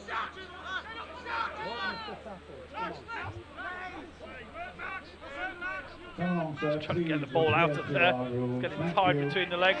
That pass is well anticipated from Wakefield. That one didn't come off this time. It looks beautiful when it happens. Wakefield have got plenty of men back here. Good individual skill. There's no offside there. He was waiting for that pass, and that's well played from Craigs, who now look to build a move of their own. And well, I think the pressure from Sedbergh caused the kick there. I'm not sure if the coach will be too happy just seeing that one kicked away like that, but I think it's fair to say that Sedbergh are piling the pressure on here. Final couple of minutes here in this first half.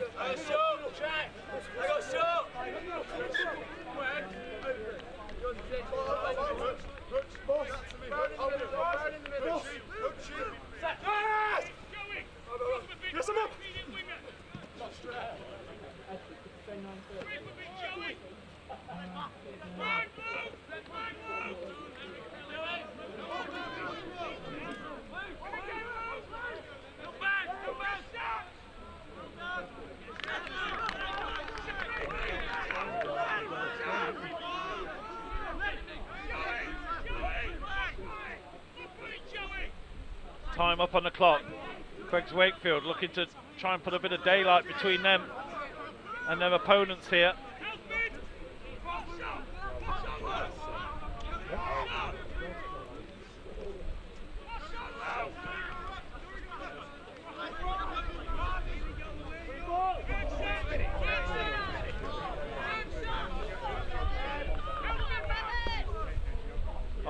a kick through.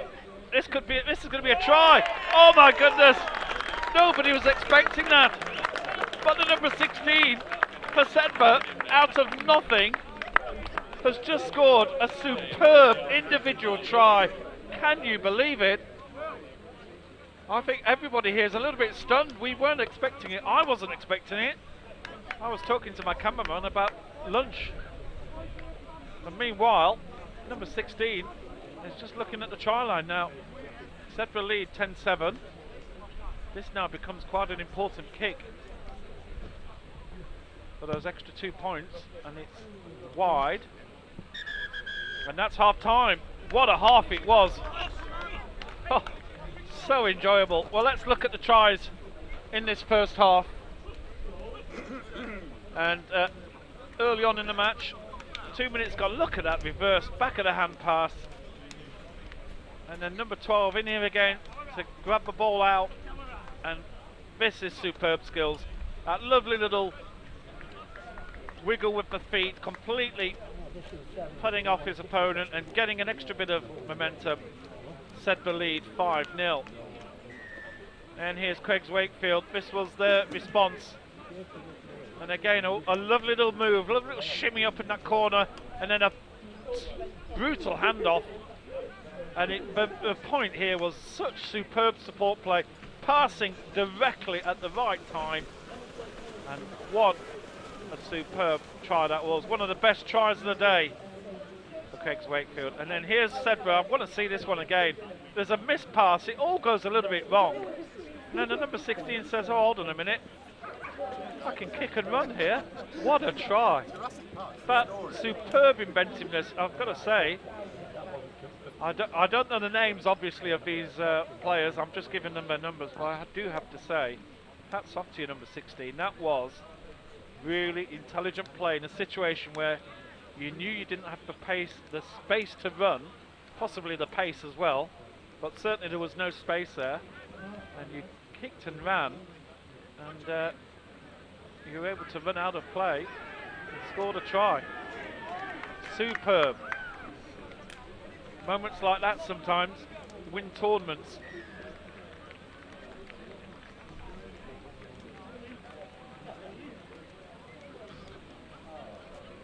I haven't had any other score updates from around the grounds yet, but I will try and bring you whatever I can. I can say that the winner of this match is definitely in the trophy final, which will take place at 2:30.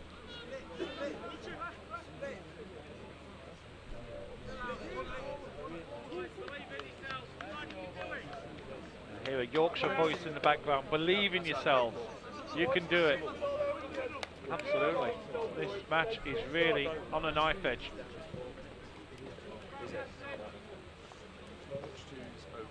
And referee just checking that Sedbergh are ready, and away we go for the second half. What has been an enthralling final group match. The winner of two teams undefeated, so this is in effect a semi-final. Again, the back of the hand pass coming off for Sedbergh. They must practice these passes in training. Now Sedbergh look to move left. Plenty of space here. They've got a 3-point lead against a very, very dangerous team.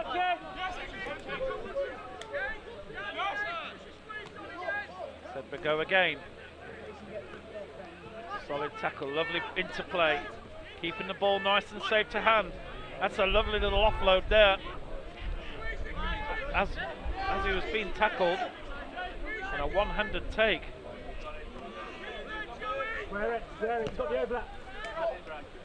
Good play here from Sedbergh. Playing a little bit more of a safe game, but the pass comes out in the tackle, and Craig's turnover. Commentator's curse, I do apologise, Sedbergh. Just as I was accusing them of playing a very safe style of game.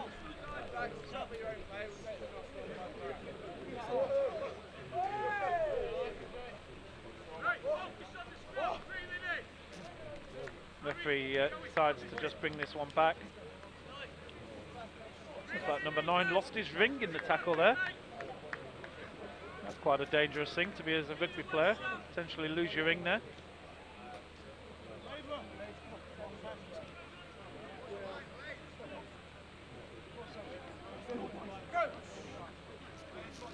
I just wonder whether the Sedbergh coach has just asked his players to possibly be a little bit safer with the play and be a bit more solid, but only takes one pass to go wrong and the other team get away with the ball. This is lovely interplay again. Oh, what pace from 15! What an opportunity this is! Oh, and he's completely sold his opposite number! Oh my goodness, what a try! We are seeing absolutely exhibition of 10s rugby here. Pace and power all the way. And Craigs are in the lead again. And another conversion looks, although this is immaterial at the current state, we'll see the lead increase from 2 points to 14.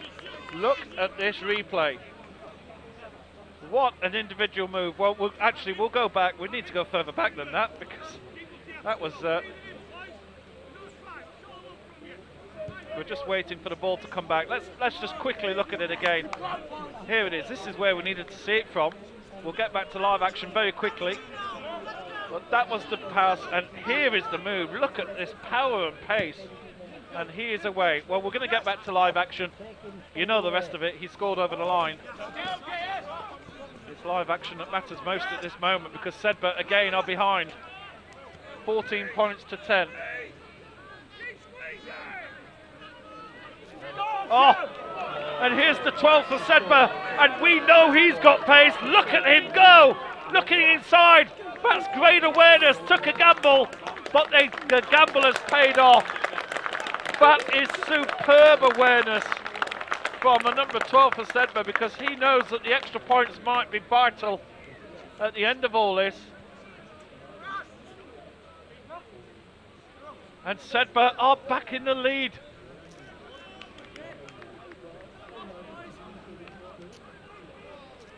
Conversion for an extra 2, possibly at this stage in the match, doesn't really matter so much. But he gets it anyway. Always good to get points on the board. I need to lie down after this. Look at this.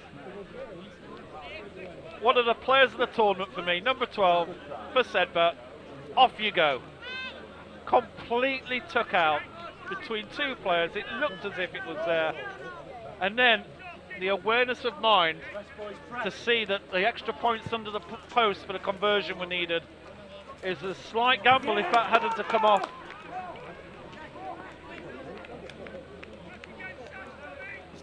Well, what a match this is. About 6 minutes to go on the clock, maybe a little bit longer. Sedbergh lead 17-14 and pushing again here on the right hand side. This is great play from Sedbergh. 2 meters out. Wonderful power there. Took 2 men with him. Right on the line now.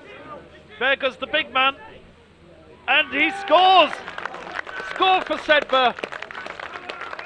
And not everything is a mad run from the back as well. Sometimes you have to go for the big guy. They were right on the line.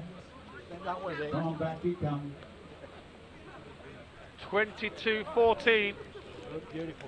Further, please. We'll have a look at the replay in a second. First of all, the conversion. Now this conversion could be important because it will put 2 scores. It will put 10 points away, 2 tries, but that is no good. Let's look at the replay here. And this was a little bit of a different try for Sedbergh. We've seen some great running from distance. This was more of a typical rugby move. Lots of short play here. And in the end, you can see the number 16 coming in. The big guy wants this. He can see an opportunity here. And he's got 2, actually, runs into 2 even bigger guys. But actually his momentum got him over the line. Well done, number 16. Kegs now have to open it up. They are in big trouble. They're 2 scores down. how this match has changed. Incredible to think this is 2 periods of 12 minutes, 2 halves of 12, and we have seen a game that has ebbed and flowed so much.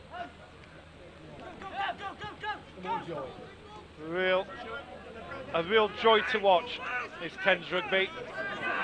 Between 2 top teams. Bit of a miss move there for Craigs. Number 9 shows a bit of frustration, and they open it up. Sedbergh got a bit of time on their side here. Craigs don't want to be kicking and running. Need to. Sedbergh have got the ball.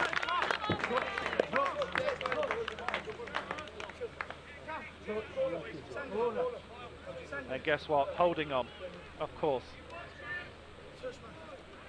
Yes, I'm not surprised here. They'll probably kick, knowing that a line out will take another minute. They probably kicked it into one of the other pitches that's alongside here. So 4 minutes to go.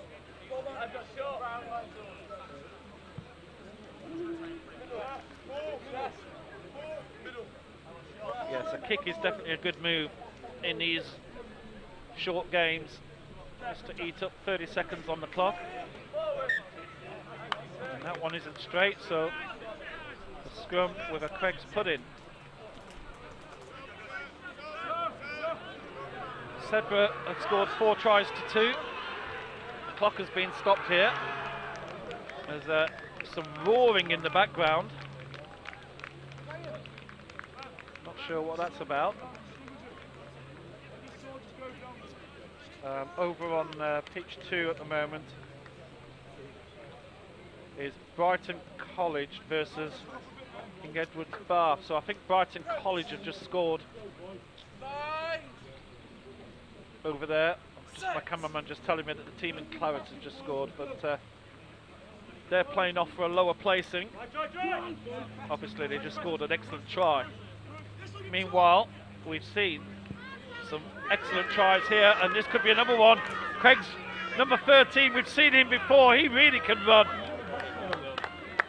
Strong tackle from Sedbergh, that was well done indeed. Time is not Craigs Wakefield's friend, and one high pass. Sedbergh play a little bit risky, but they're okay. And again, the back end of the pass just coming off time and time again. Sedbergh return ball. Oh, it's like watching the Fijians at times here. Sedbergh keep playing it short. No need to take a risk. But here's the move on the outside. And number 13 for Sedbergh is going to seal the match. And that will guarantee Sedbergh a final here on their home turf. Absolutely wonderful match this has been. A real joy to see this level of competition between the top school teams. And, well, the conversion is immaterial, really. He does get it. But 29-14 has sealed this match for Sedbergh. They've been behind a few times in this game. It has been a really tense match. Let's have a look at this try again. Well, I did say it was like watching Fiji at times, just seeing the way that they were throwing the ball around. Almost like a basketball at times. And it looks like Craigs Wakefield. I'm just looking at the live camera. They're just the energy has gone out of them. Sedbergh taking the time. There's the try, and that has sealed the win for Sedbergh. We've just over a minute to go, but 15 points.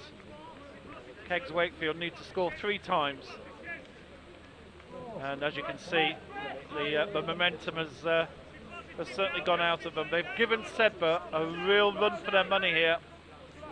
And they led twice earlier on. And again, you can see wonderful interplay. Number 13 is up on the right-hand side now. And we know he can run. And look at this. He's off to the races. Bye-bye, everybody. I'll just put this one over the line. Well, what a way to score a consolation try. He has been dangerous all the way through. I've got to say, he has been.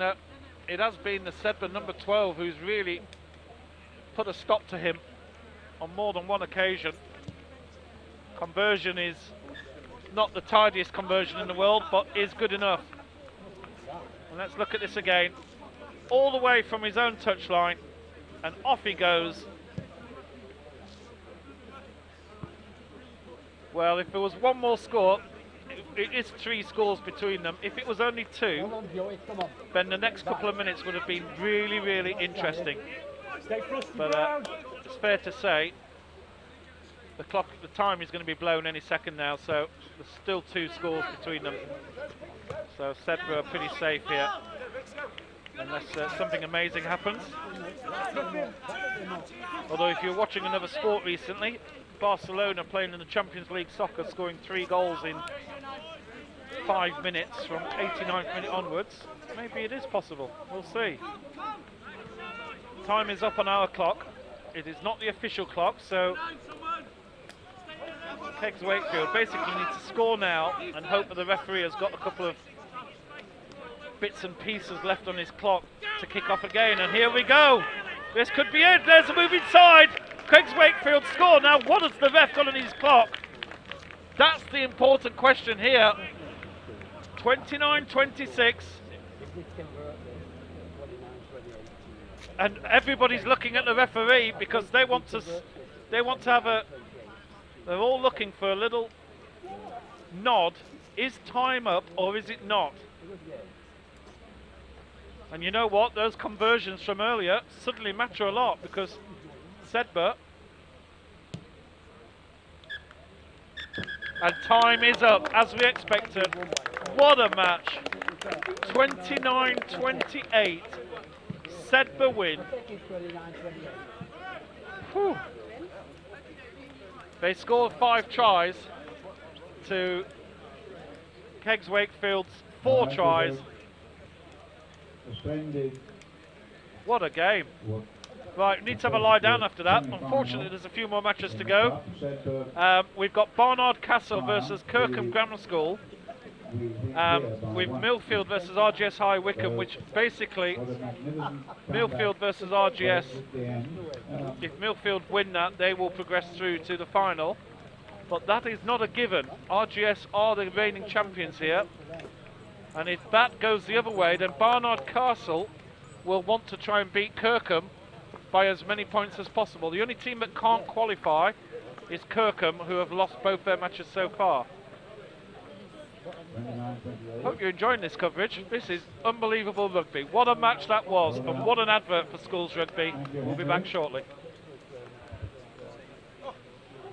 I tried. Not the Watford, I come off the Watford. How are you?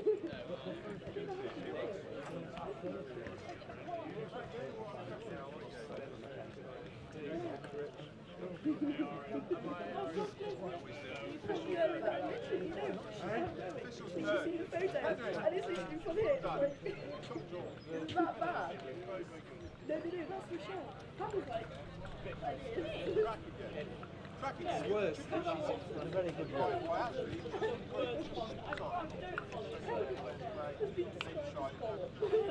Let's go one more try. Two of the 3 matches. Listen, when you were playing, Sedbergh 29, Queen's Grammar School, Wakefield 28. And on pitch 2, Brighton College 17, King Edward's Bath 90. We're waiting for the Riverside, Kings Macclesfield, Bristol Grammar School, but sadly that result will not affect who plays in the final. And we have left at 1:30 now the 2 first-class matches. The result, incidentally, of the Coke, wait a minute, Kings Macclesfield, Bristol Grammar School just been posted. Kings Macclesfield 38, Bristol Grammar School 0. Bristol Grammar School, Too little too late, I'm afraid. It's overdone.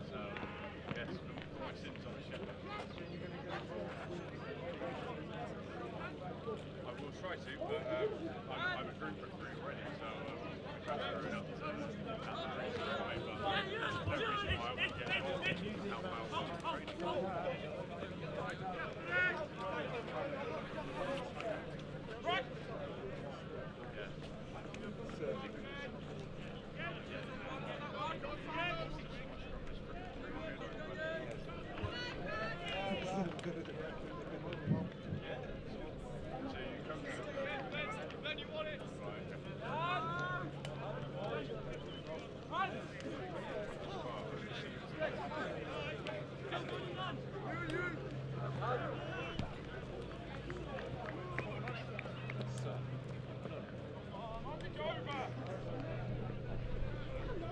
It's only 3 people to take things.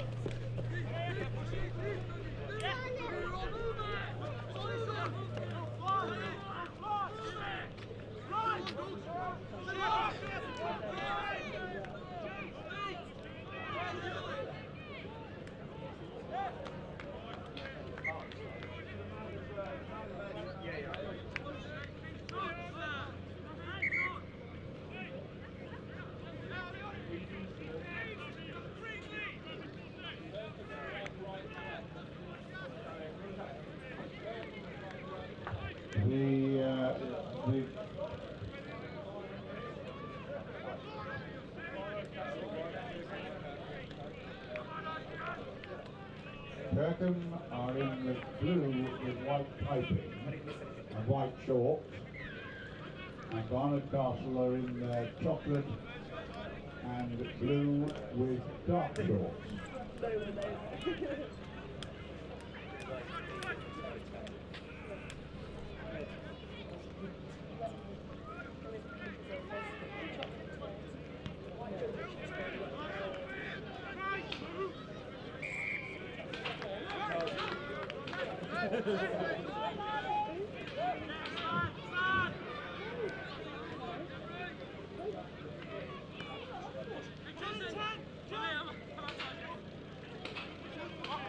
Well, just trying to work out a few logistics here.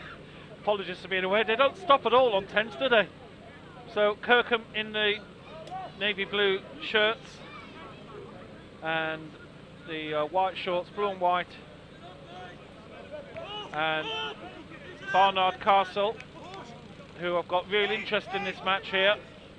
All depends on what happens over on pitch 2, of course.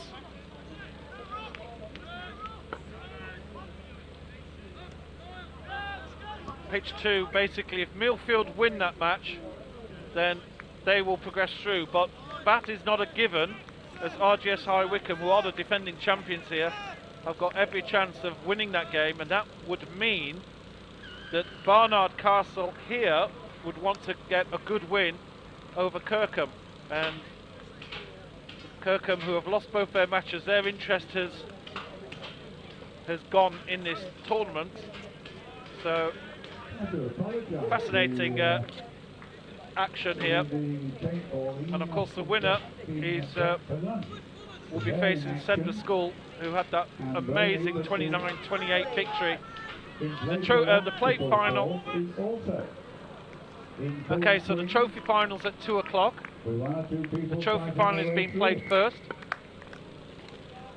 Okay, the plate final's being played first with Michael House A. A try there for Kirkham.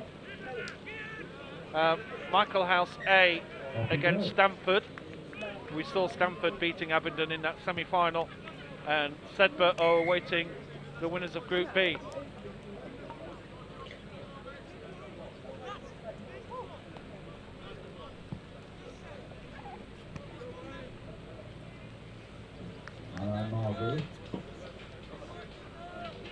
So the conversion is no good. Kirkham lead 5-0. Quite a crucial score that is, because that really would mean that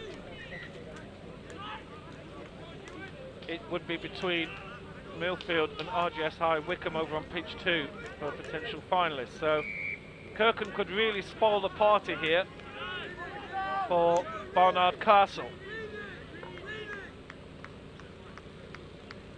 There's only 2 more matches after this. The day has flown by. It's been absolutely so enjoyable, and the quality has been pretty incredible, I've got to say. Kirkham play short.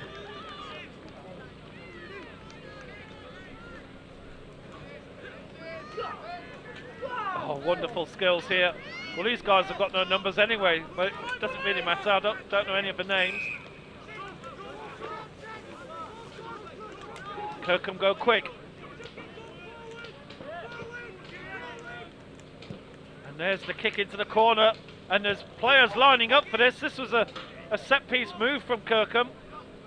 They were expecting that kick, and they had 2 on the overlap there. Millfield hasn't started yet over on pitch 2. And another score here for Kirkham. And this looks like it's going to put an end to Barnard Castle's chances of qualifying through for the final.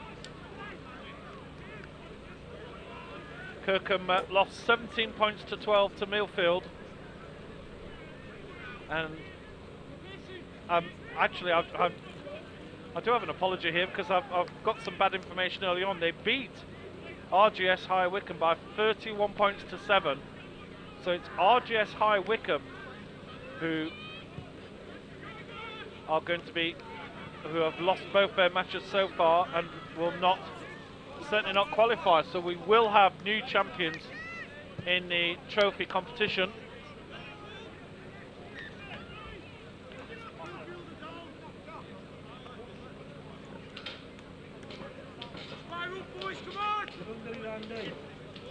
So Kirkham actually still have an interest here in that if they can win this, they've got to hope that Millfield lose to RGS High Wycombe, which is going to be unlikely based on the results we've had so far. But this is a big match here between the 2 teams that won groups yesterday. Kirkham won Group 4 and Barnard Castle won Group 3.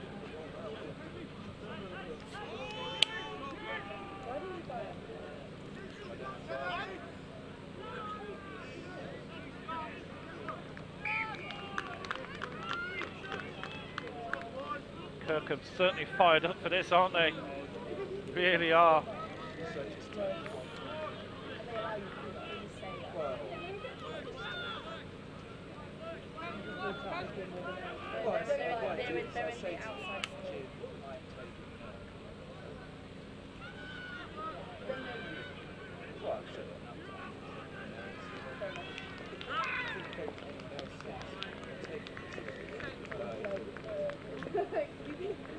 So 2 finals to come after this. Michael House A versus Stamford.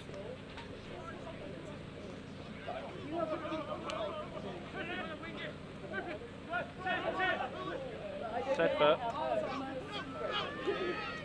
Here's Kirkham again going down the left. Oh, wonderful support play for the pass inside. Make it look so easy, don't they? And that's the 3rd score of this match. And we might even get a conversion on this one.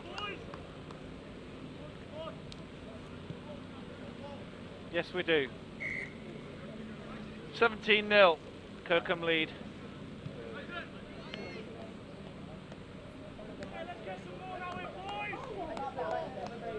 I can't believe there's only 2 matches to go. It has gone so quickly.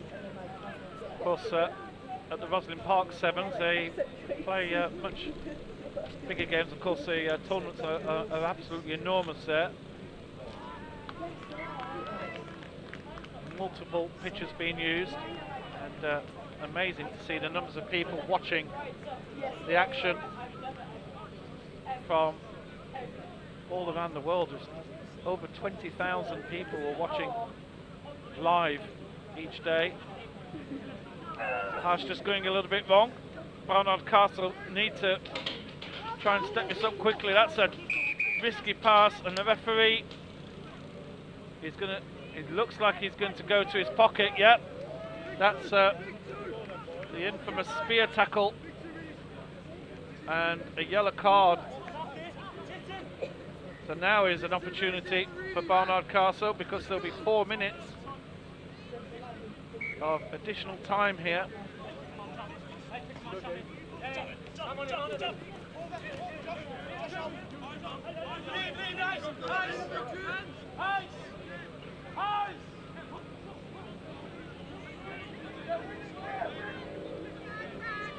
Now Barnard, and that's gone out of play. Well, let's have a quick look again at this tackle. I said tackle. Oh, we just missed it. We'll come back in again in a second. Got to fire the replay operator here, who is actually me. Okay, here we go. Let's have a look again. So this was the incident. The referee says that's a straight yellow. 4 minutes in the bin.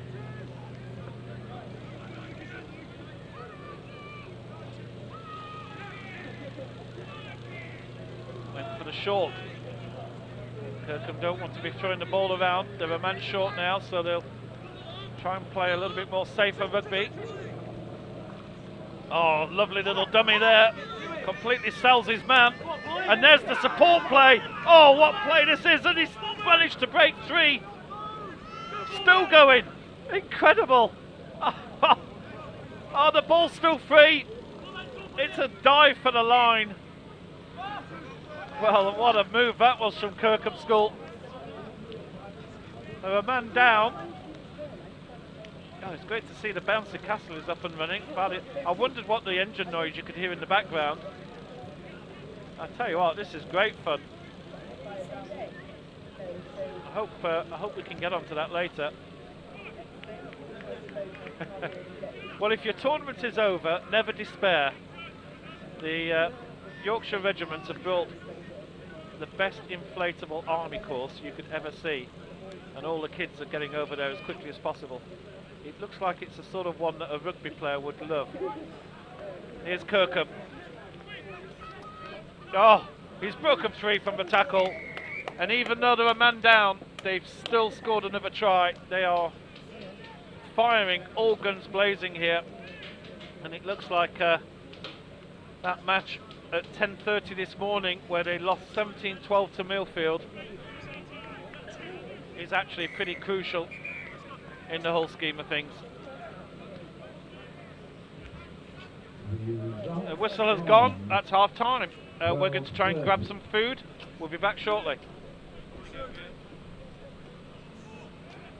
Abingdon 12, Stamford 19, Oakthorpe 19, Oakham 26. Michael House A win outright. Michael House B concede. Sedbergh 29, Quakes Wakefield 28, Brighton 17, Edward Bath 90. King Macclesfield 38, Bristol Grammar School 0. And those who are on the way back, away home, safe home. Brighton particularly, who's got a long haul back down to the south coast. Thank you for coming, Nick, and bringing your battle-worn troops. You did well at Gosling Park, but perhaps a little short of energy now. And looking at those whom we vanquished last week, we're not surprised. But anyway, thank you, great effort. Well done, chaps. Keep on holiday and put your feet up.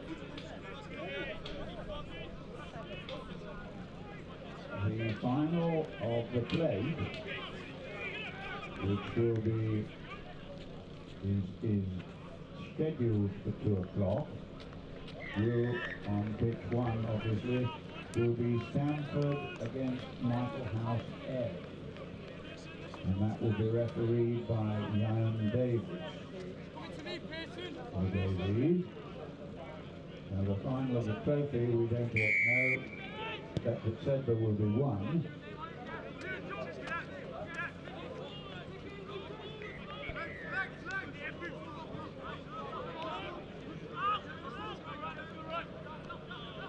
Sedbergh won, so we don't So yet here we know are who with the their second opponent half. will be.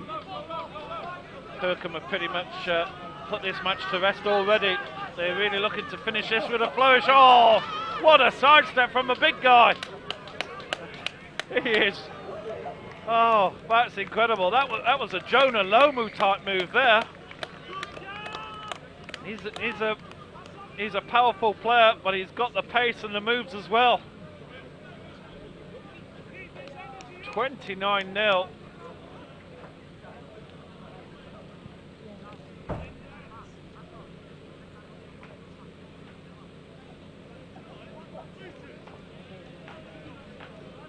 Just the two finals to take place here. I'm not sure, we don't get score reports from the other matches, but I think it's safe to assume that Millfield are going to win that match.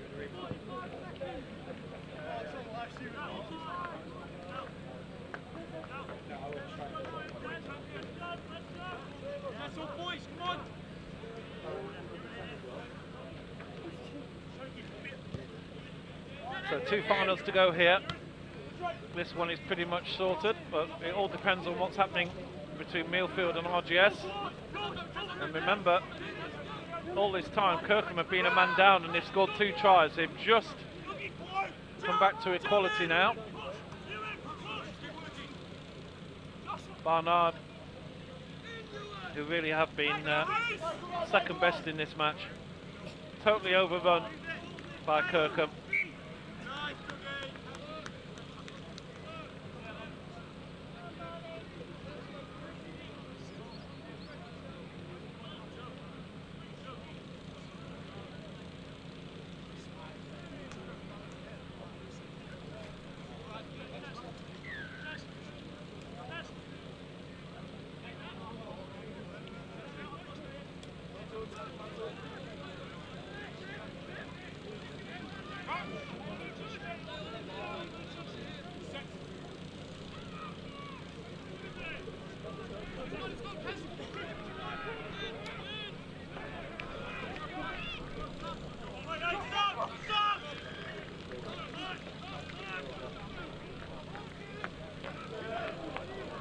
And Barnard are going to get on the score sheet here.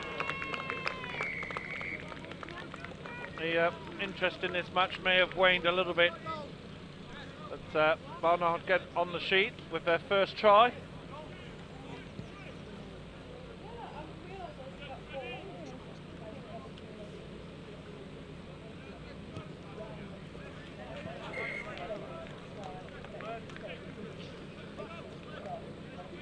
And converted as well.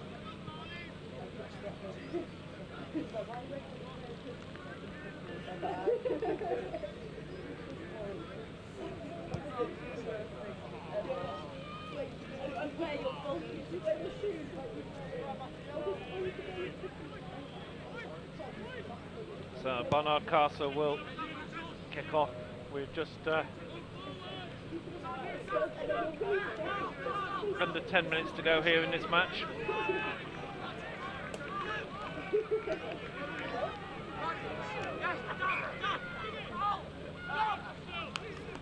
Forward pass, was it? And Barnard Castle, I think Kirkham, they look as if they possibly have heard that Millfield are winning comfortably over on pitch 2. They seem to be a little bit more dejected. The hope was that, obviously for them, that Millfield would lose in that match against RGS High Wycombe, the defending champions of this competition. Of course, at school years, you are pretty much having a different team every year, of course. Maybe a couple of players who have who've been selected a year above. And another pass forward, and Kirkham will have a pudding.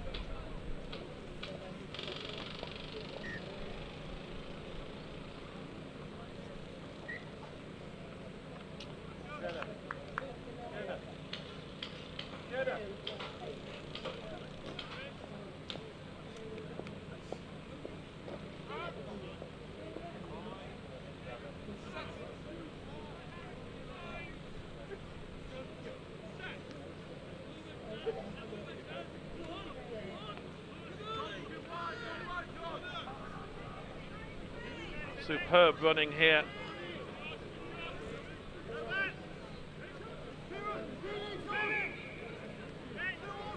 That one. Go Kirkham's way.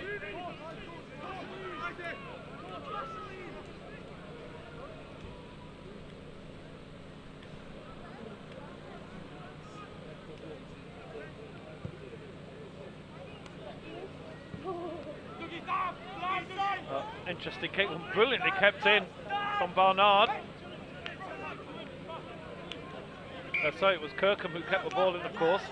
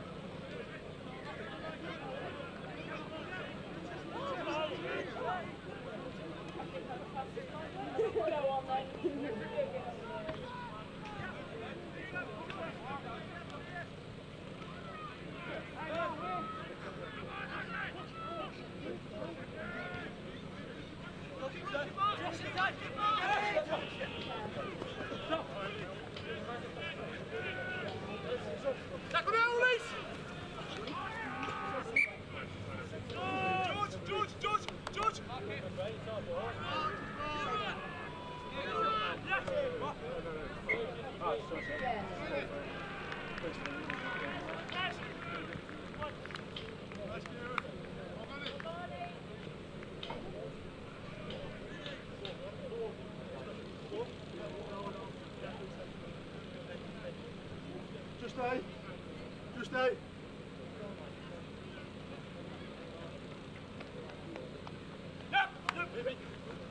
Not straight.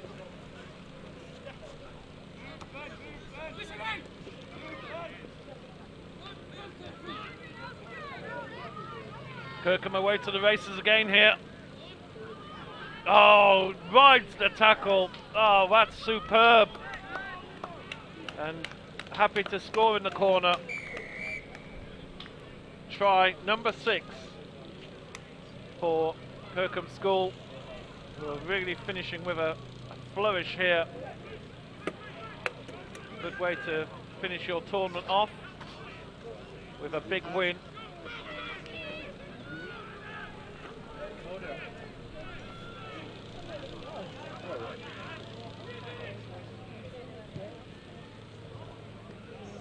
Kick's not bad, but just short.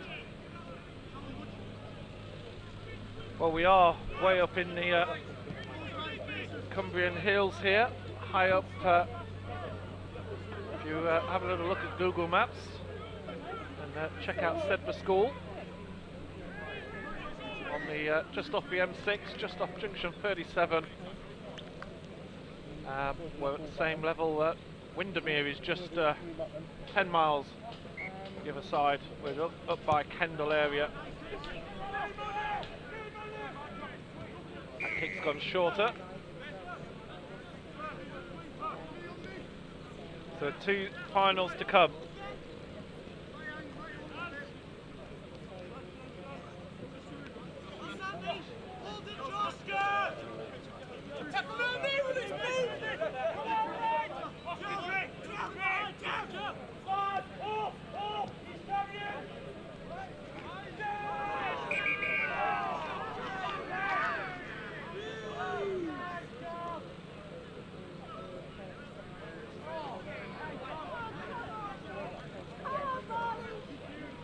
Well, second yellow in this match for Kirkham. Didn't really hurt them too badly on the scoreline last time out, got to be said.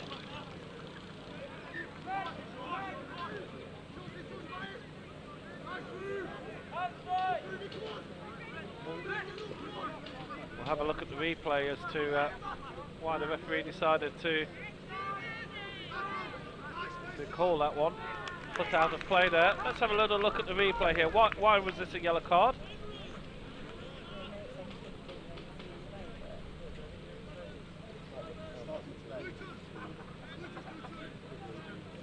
Yeah, spear tackle again.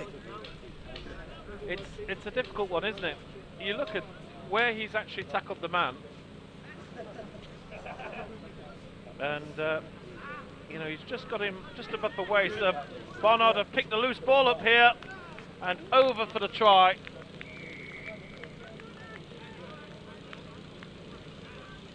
I know there's, you know, it's very debatable the sort of spear tackle situation, isn't it? We had a Rugby World Cup semi-final where that was a major controversy as to whether the player was just being tackled, whether it was just one of those situations where the weight was in the wrong place, and you know, was it deliberate? Was there intent? That's what the referee has to decide.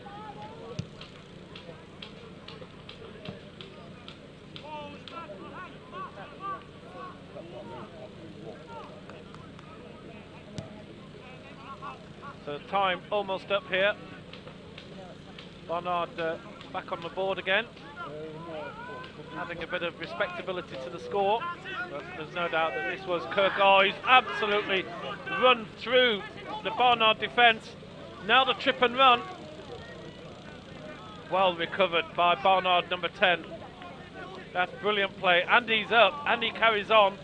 He gets a late hit there after the pass. Referee says carry on. And here's a run down the left-hand side. Has he got the legs?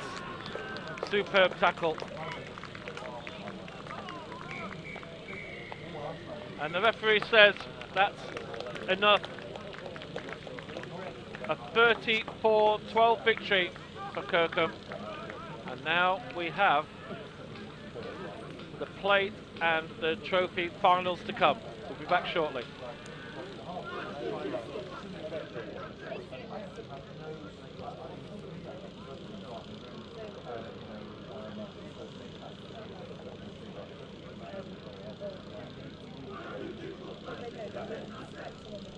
But I do understand your position, and I understand.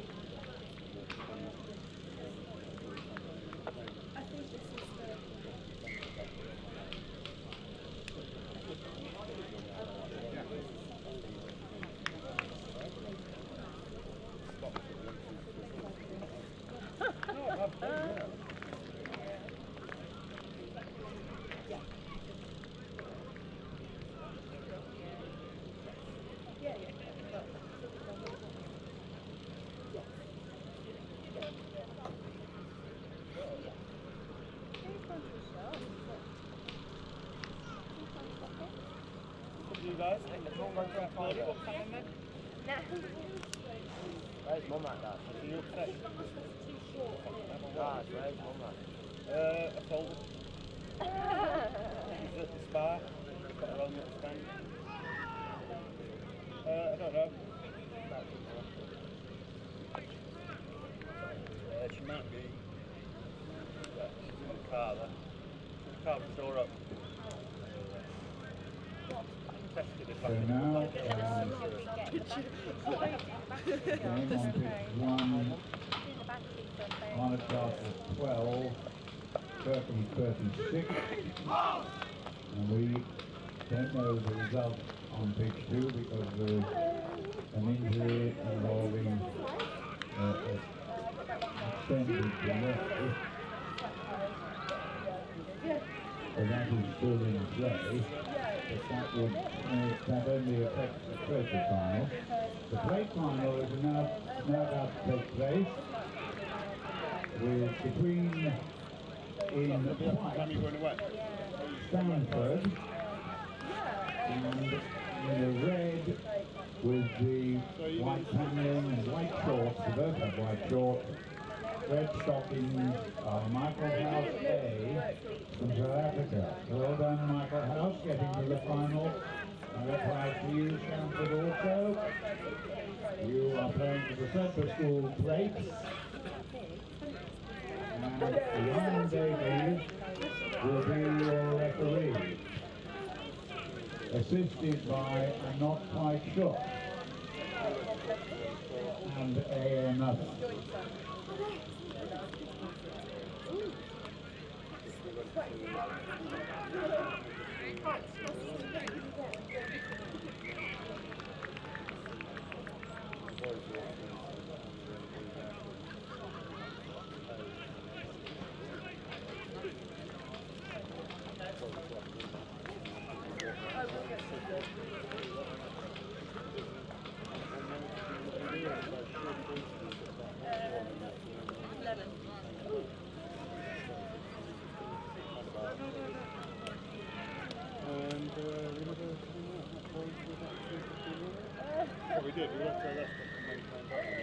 The full officiating team for this plate final, as I say, Jan Davies is the referee, assisted by Laura Pettingale and Alice Marsh as the two assistant referees, and Nathan Howarth and Sam Phillips are the goal observers, or in-goal observers.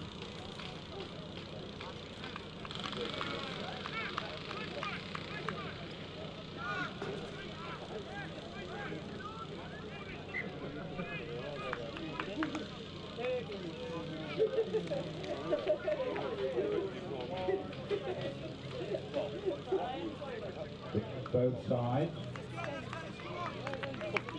Well done getting to the final. Stanford will kick off.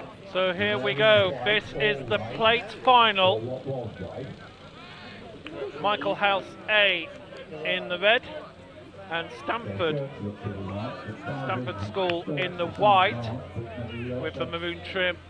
These two played the last match here yesterday in their group match, and it was an absolute cracker. It was 15-12. Stanford won by the team in white, and it was a truly great match.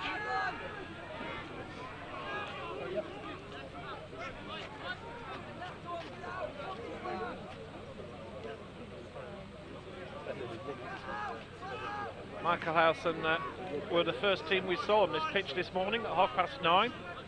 We were just getting things switched on here when they started a little bit early. They won by 38 points to 7 over Coatthorpe.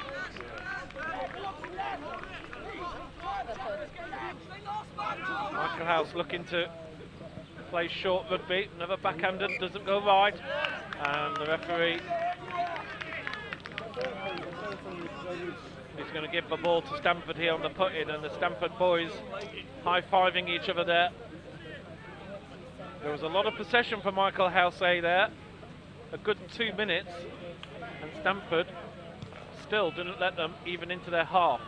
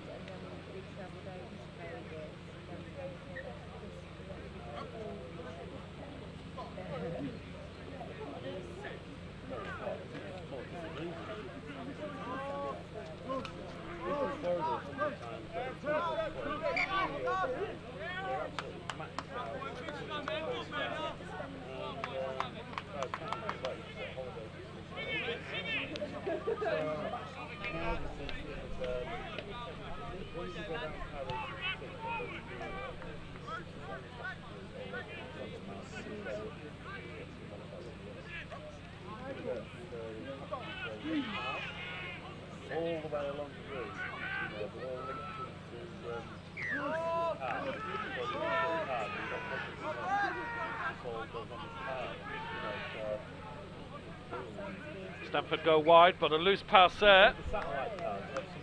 And referee deciding that's a forward one.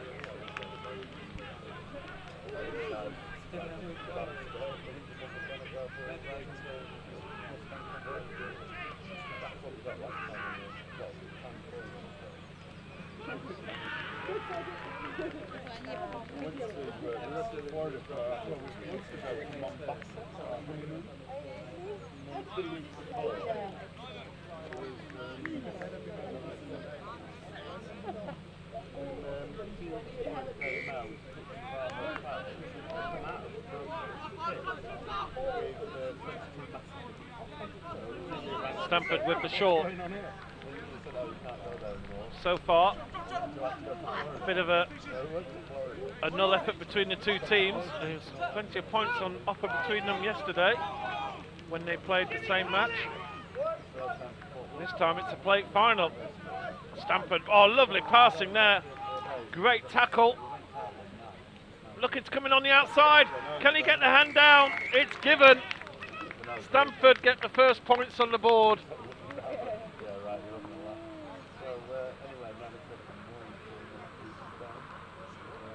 And lead 5-0 in this plate final.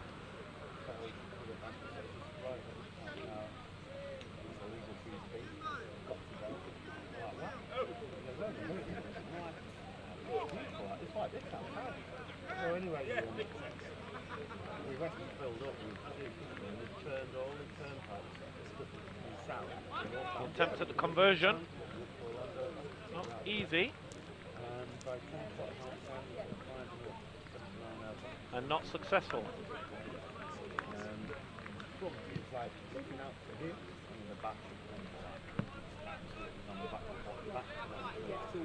Well, lovely conditions here, as you can see. The other pitches are all starting to close down now. All the players are starting to come in and are surrounding pitch one. These are the last two matches now taking place. The plate final right now, followed by the trophy final.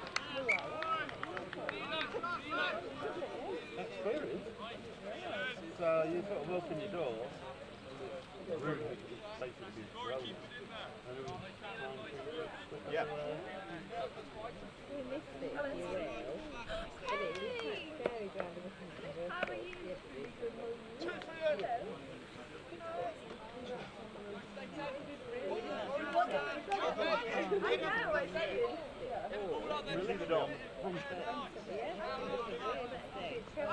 Stamford going left again. Very similar move. Oh, this time there's a cross. Reverse pass. Almost got him through there. And the referee coming in over the top. And looks like we're going to see a kick here. Kick attempt. Well, let's have a look at the replay of that first score here. As Stamford go left, they've got an extra man on the wing, straight to him. Has to cut inside. He's still got plenty of people to beat here. Don't worry, you're not missing anything live. The line out hasn't happened yet. And there's the hand down right at the end. That's Stamford taking the lead. Oh, that's a great catch from the line out. It didn't work out how it should have done. Stamford in possession, and they will get the putt in.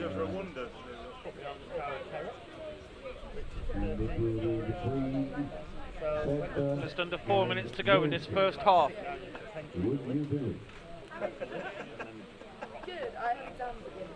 And Luke Bailey will officiate, he will be in charge, and the assistant. Army guys in the background seem to have that inflatable didn't last too long, and now they're playing football.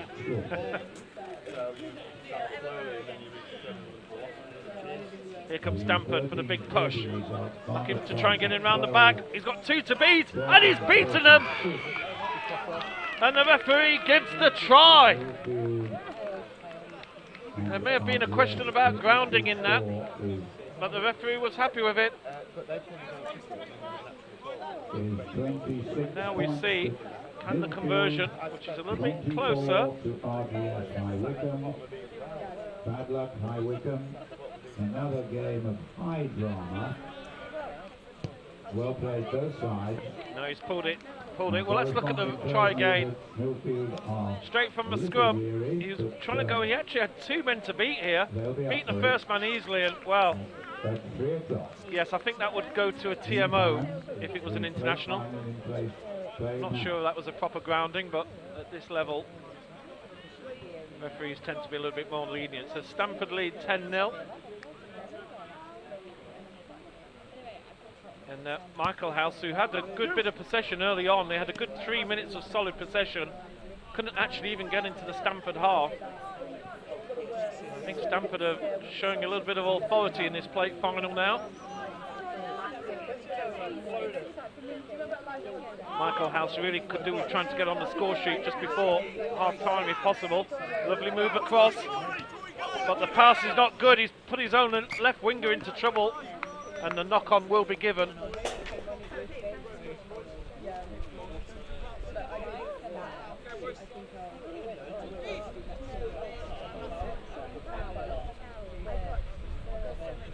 I've just been informed that the main final, the trophy final, is going to be 3 p.m.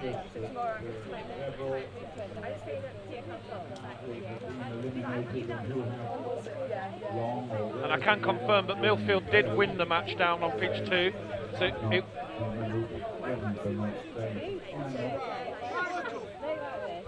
for those of you who are going, thank you for taking part.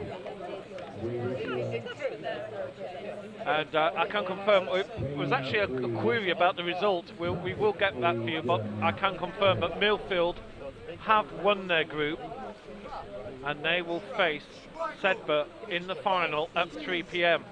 It's been delayed a fraction just because Millfield have only just come off their pitch and they need a little rest, and fair enough.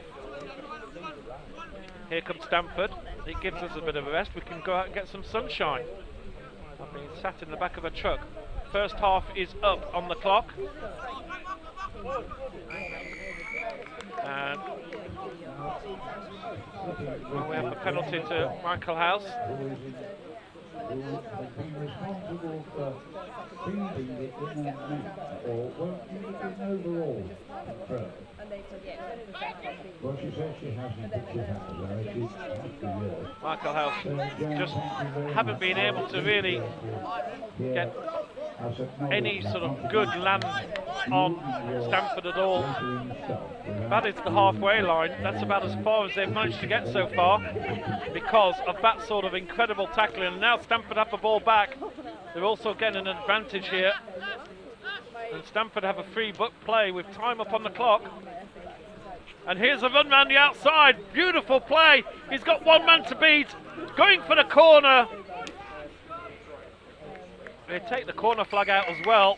And a try for Stamford. And just when Michael House were looking to really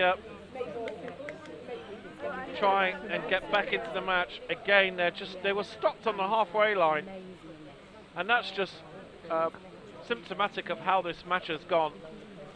Any Michael House pressure has been stopped early and high. And yes, I've just been given the score. Millfield 26, RGS High Wycombe 24. So that was very, very tight indeed. Half-time whistle is blown. It's 15-0. And well, let's have a look at that final try, because this is how this match has gone. Every bit of ball that Michael House have had, Stamford have been superb in defence. There's the turnover, and then within 30 seconds, Stamford are scoring a try. They get the ball out. You see Michael House have got plenty of players on the left here. They were going for a move down the left-hand side, and there they're caught out, and suddenly, one-on-one, he's beaten his man. And, well, there's the cover from the number 9. They completely demolished the corner flag, and Stamford score their third try of the match. So half time here, 15-0 to Stamford. We've got the trophy final at 3 o'clock now, so we will have a short break. Chance to go and get some sunshine while I'm sat in a cold truck, so I'll have a little bit of getting a bit of sunshine out there. As you can see, it's wonderful conditions. It's amazing, isn't it? And it's Sedbergh versus Millfield in the final at 3. What's that of?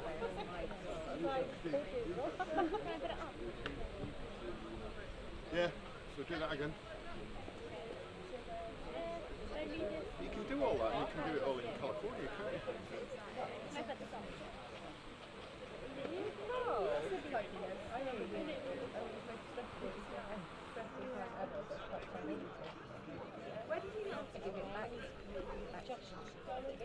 you? Alright, Claudie. You cheered him on and told him, come on. Just always encourage him. Try and get him angry.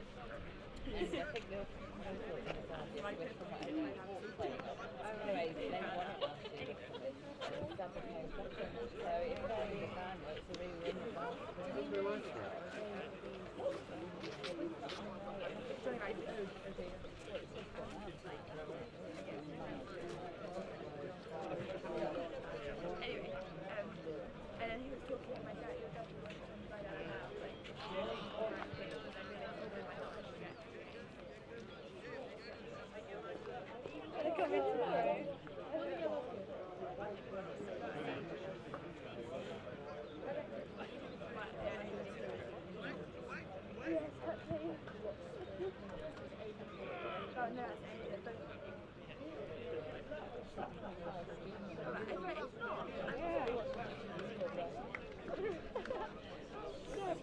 Yeah, come on.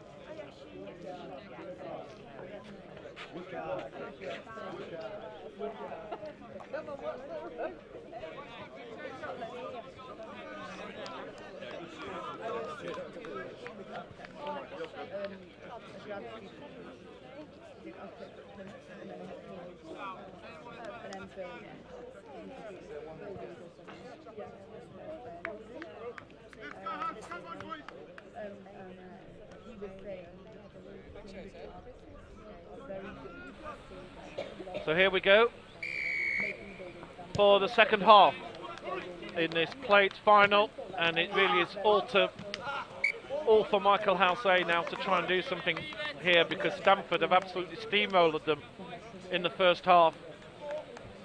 I don't think Michael House have actually touched the ball with possession in the Stamford half so far. It has been that dominant.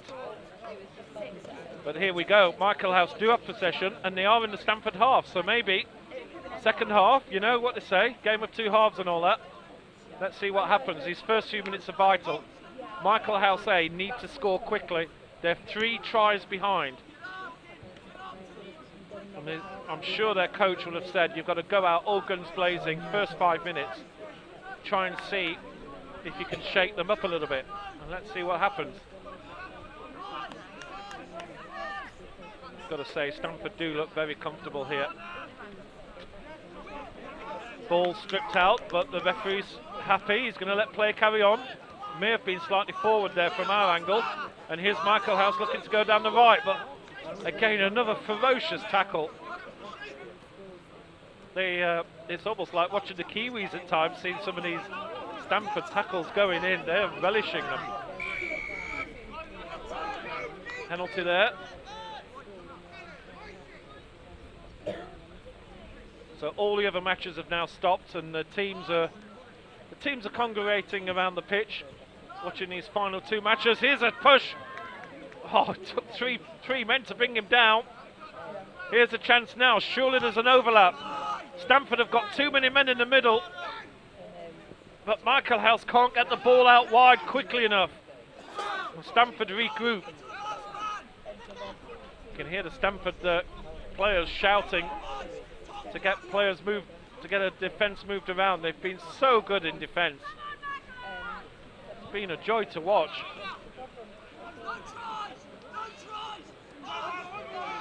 Stamford beat Bristol Grammar School 22-5 earlier today. Here in, you can hear the Stamford players shouting no tries, they don't want to concede. There's another penalty for Michael House. Stamford won 26-12 in their first match, so 2 tries conceded in that game. Michael House held up. Try is given. That was an important score for Michael House.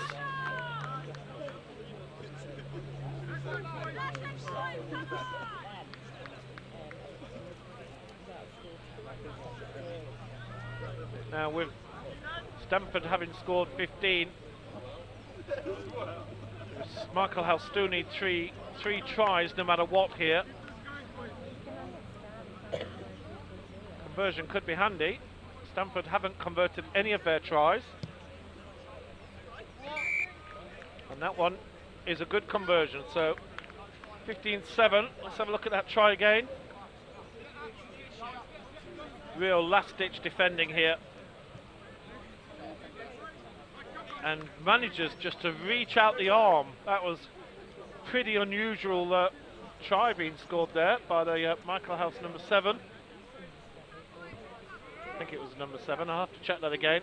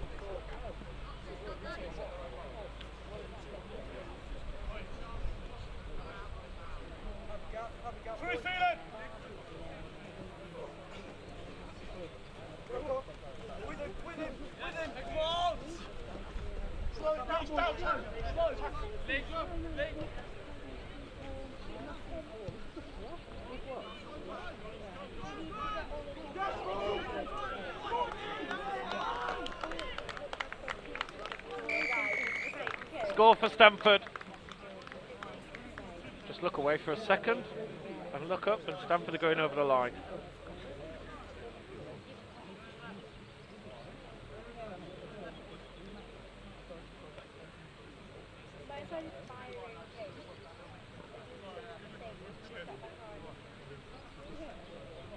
Wonderful setup here with all the tents running a line. I'm sure the teams have had a great time here. Conversion attempt is not successful. Let's have a look at that try again. Little chip and run here. And well, they do well to score. That bounce is very kind. And well, with 4 reds and 1 white player there, you've got to say that the bounce was possibly perfect.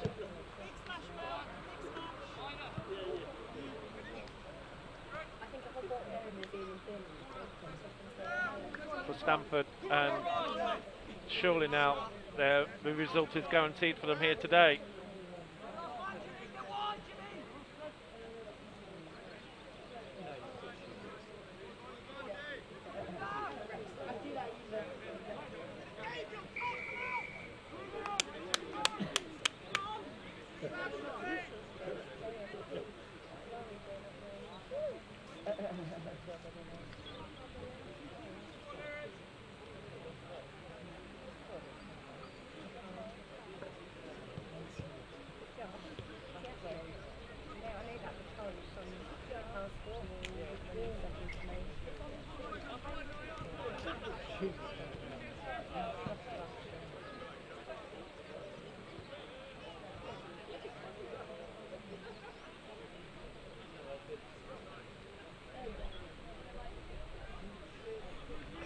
5 minutes to go here in this plate trophy final.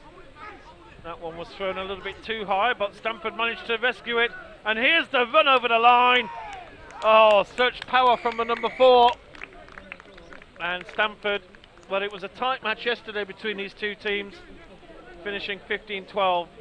This one, not so close. I think Michael House have just run into the proverbial brick wall here. They've had a few tough matches.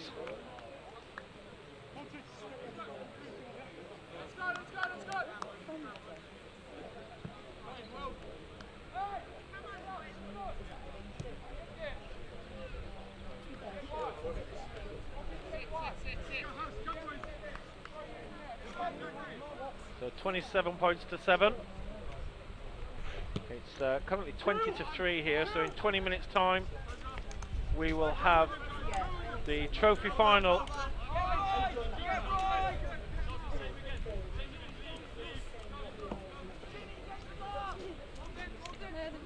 between the two outstanding teams in this competition, Millfield and Sedbergh.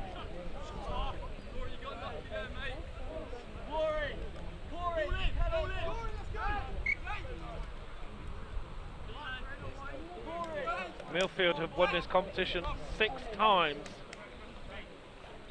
Sedbergh have won it 4 times. The two most successful teams in Sedbergh 10's history will go head to head.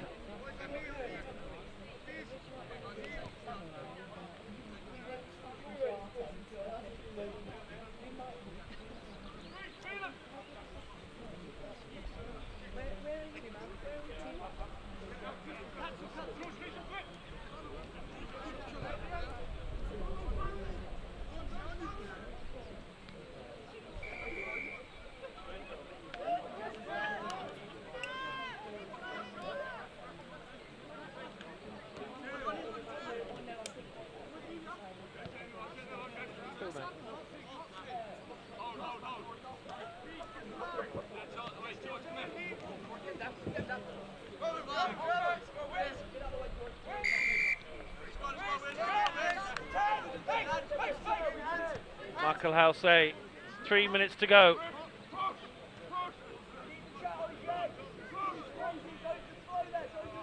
And again, Stamford just so strong at the back.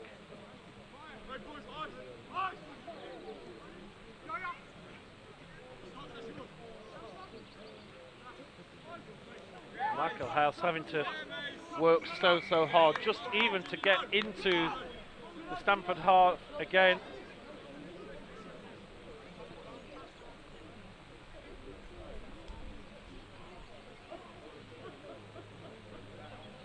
And I think Stamford now just playing out the clock, really. Let's just kick that into down the fields. Take another 40 seconds over the line out, and the match will be over very soon.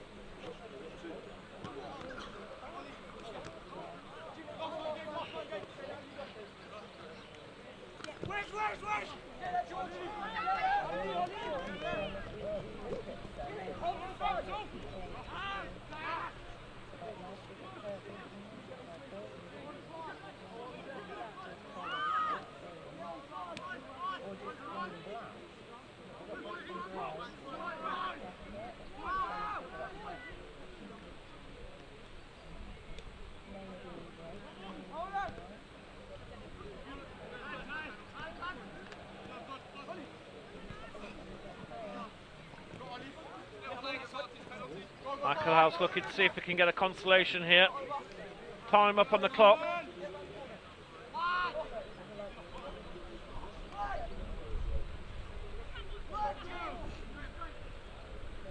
They scored last time in this top corner.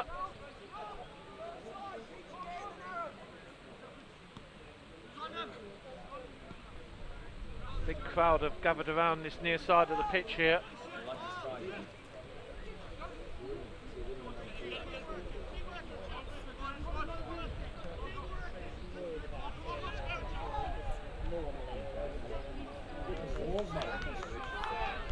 Last push here from Michael House, and the try.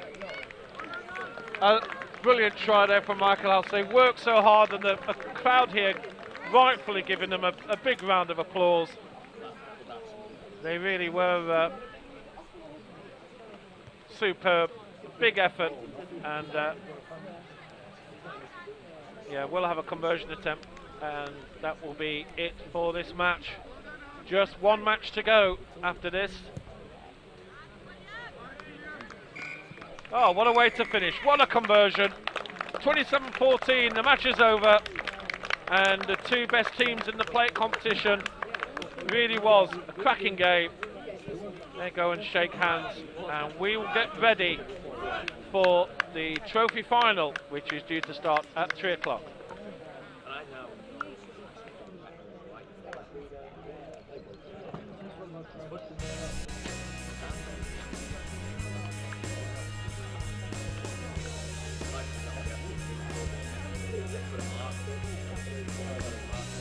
Good play. Final and absorbing match. Stanford and Michael House A. Well played both teams.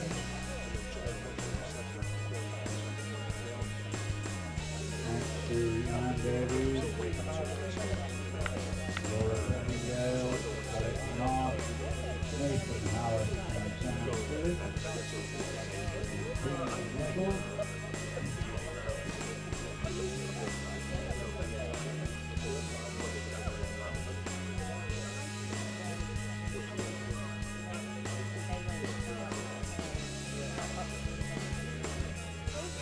Short break now, so 15 minutes.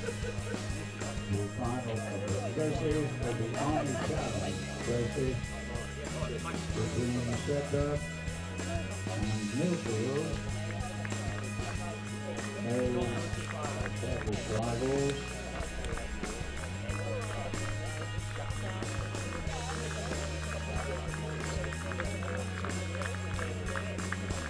The Greek Davies.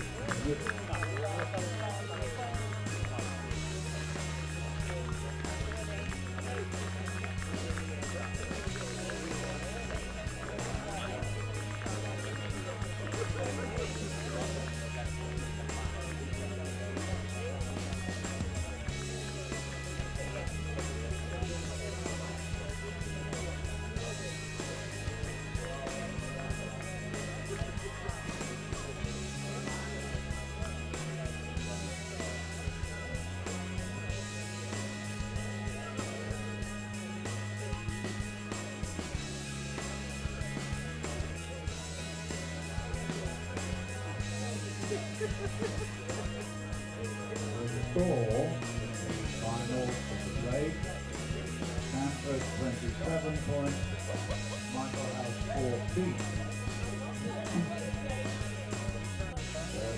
Stanford, will you stand by for trophy presentation after the final?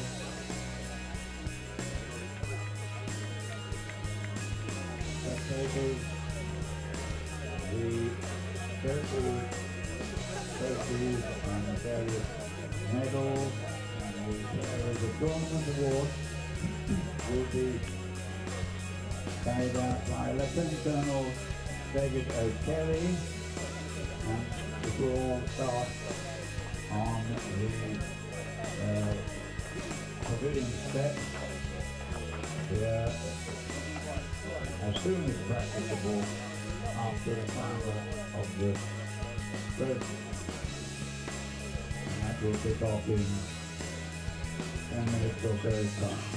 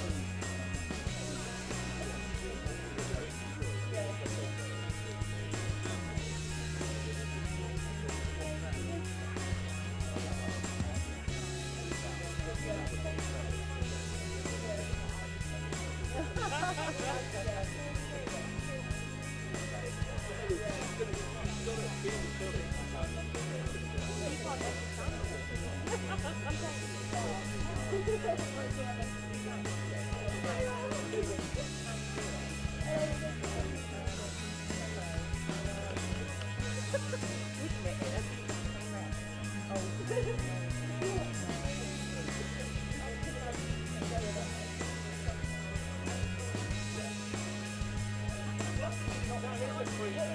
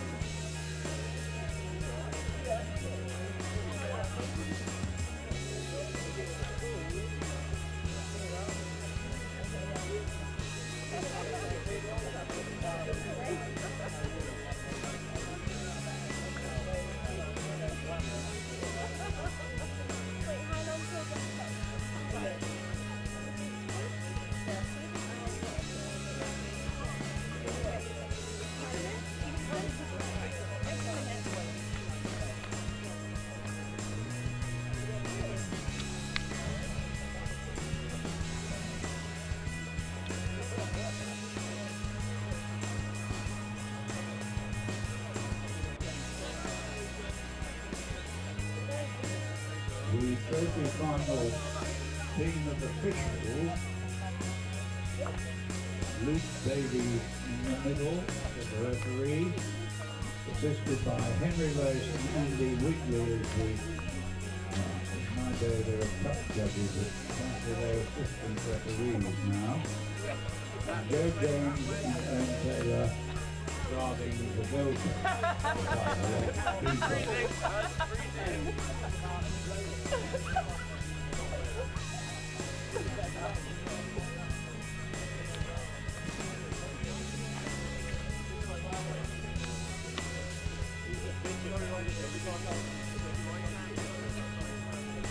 spectacular cabaret from Mr. Mick Tuck. Henry, one of us three.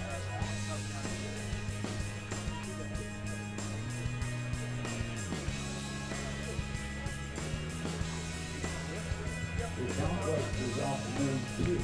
Eric and then wait. Live.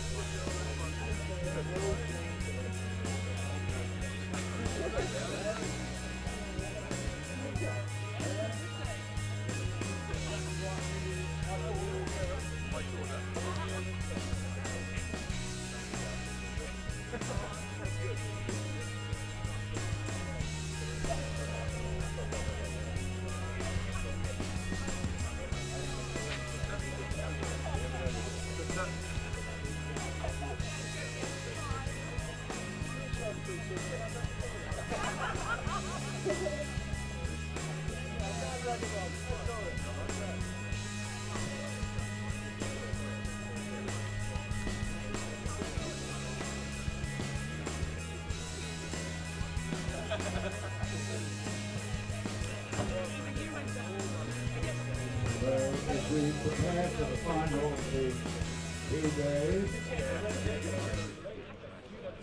between Sedbergh and Millfield, could I put in an impassioned plea to all the spectators to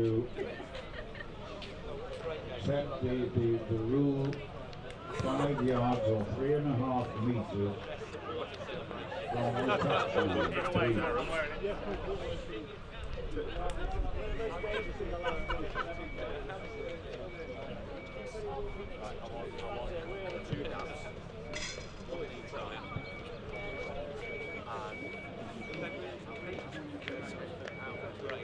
Mr. Rowling is trying to hide himself behind a tailor-made. I'm on 65 today. Baseball. It's high tackle. Penalty. Doesn't suit you. We did it. How many can you get on? Now Millfield has taken the field. Well done, boys. Welcome to you. Sedbergh just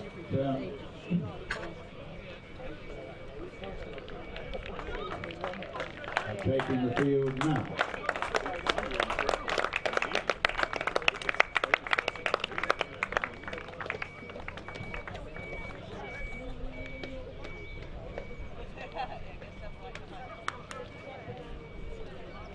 Davis, with Henry Lewis, Andy Wigley, Joe James and Owen Taylor.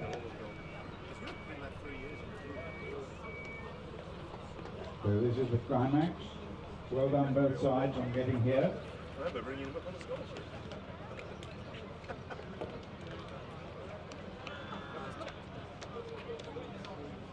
The major event in the school's calendar now. This tournament, so it's prestigious. And well done, gentlemen. And your relevant coaching staff.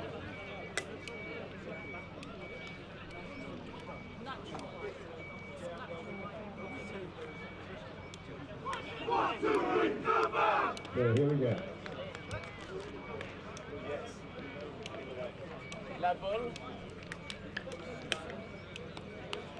Here we go indeed. The final of the Sedbergh Thames 2017. It's been an absolutely wonderful day here. And now we have the best two teams in the competition going head to head. You could say that Sedbergh have possibly had the hardest route to get through here. But Millfield had a very tight final match themselves. Just only winning by 2 points. And in fact, Sedbergh was even tighter with a 29-28 win over Craigs Wakefield. Ball comes loose, but it comes out on Sedbergh's side. Referee says play on. Nice move inside from number 1. We've seen some sterling play from Sedbergh. Certainly some dangerous players. Oh, that's a loose pass, but the referee will give a knock on. We've certainly seen Sedbergh with, they've got a number of players who've got real power and speed. That was almost an interception breakaway, which would have given Millfield 7 points on the board for free. It was fingertip stuff.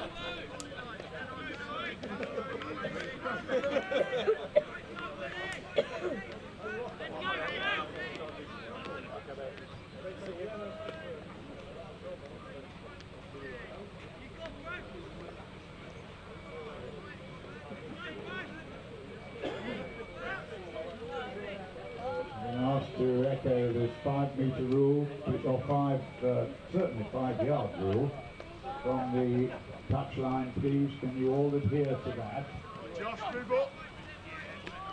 It's number 12 for Sedbergh, who's been one of the star performers for the home team here. Sedbergh try a little bit of sideways movement, and again another knock on, but actually an earlier infringement. I think the Sedbergh team were aware that there was an advantage being played, and they went a little bit loose there. Oh, complete roller coaster drive, and the number 16, we've seen him score. He scored a very important try for Sedbergh in the semi-final with quite a unique move. He has been amazing, and he scores the first points of this final. Now in a match like this, every point could be vital. We saw it in the previous games against Craigs Wakefield, which was a 29-28 victory. So every conversion could be key, and that's a good 2 points to Sedbergh. They lead 7 points to 0 here on their home pitch in the 2017 final. Good start for them.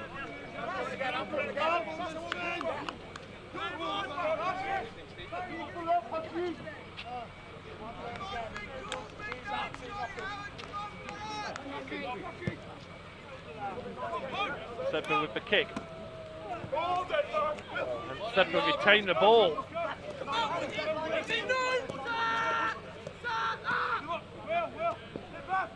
That's a lovely little pass. Oh, again, the back-ended passes are coming 2 in a row. They're making it look so easy. Sedbergh player decides to go down this time. And now a little chip and run Here's an opportunity. How's your football? He's looking for the bounce. The bounce is good. Sedbergh scored again. Wonderful individual skills from the number 12, and the home crowd are loving it. Wow. What a start for the home team here. On fire.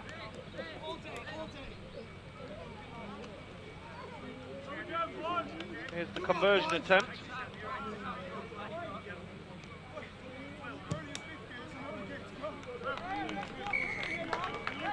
And the conversion attempt is good. Let's have a look at the replay here.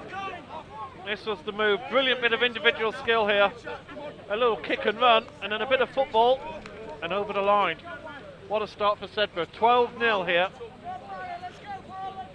And they've really come out of the blocks, all guns blazing, of the Sedbergh team. And again, the kick at the moment. Sedbergh dominating all areas.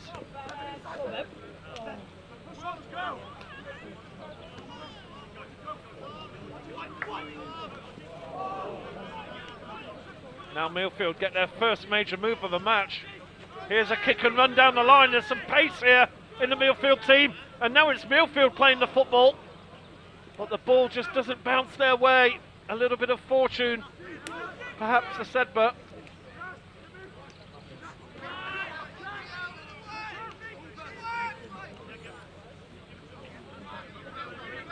Now, Sedbergh look to rebuild.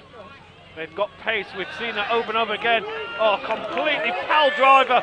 He's taken one player out, goes round another. Sedbergh have got support. Oh, beautiful pass. What rugby this is. And Sedbergh, one man to beat. Oh, great tackle from the 13 Millfield. That's not releasing, although the referee has said going in over the top. So Sedbergh will have a put in. There's a player down injured at the moment. Referee says play on. In fact, he has realised he should have stopped, and he stops belatedly as we get a little bit of treatment here. What a wonderful bit of interplay there from the Sedbergh team. That was something pretty special, wasn't it?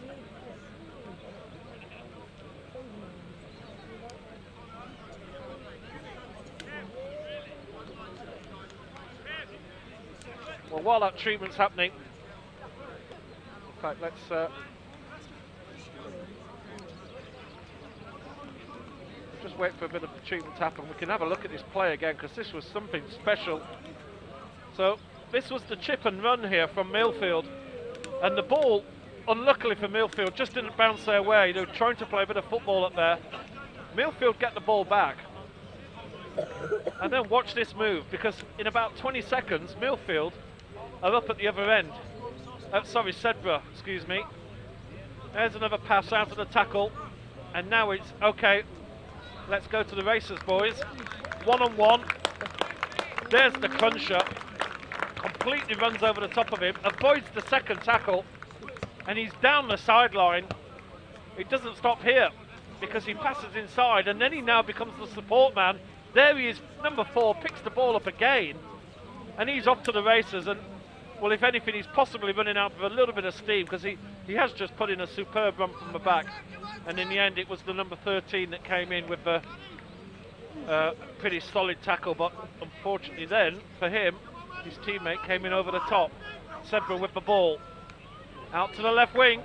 Here's an opportunity. He's avoided and scored. Sedbergh unstoppable at the moment. 19 points to 0. We'll just wait for the conversion attempt.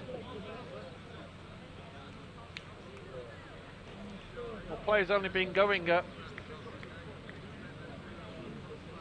short while. We've one of the Millfield players is off receiving treatment. Here's a long distance kick. This is about as long as it can be, really. It's not far. It's good. What a kick. Well, let's have a look at that third try again. Out to the left. And number 15, the fullback coming in. Missed tackle. And in to the corner. Sedbergh. Well, they had a very tough semi-final against Queen Elizabeth Grammar School Wakefield, which was finished 29-28.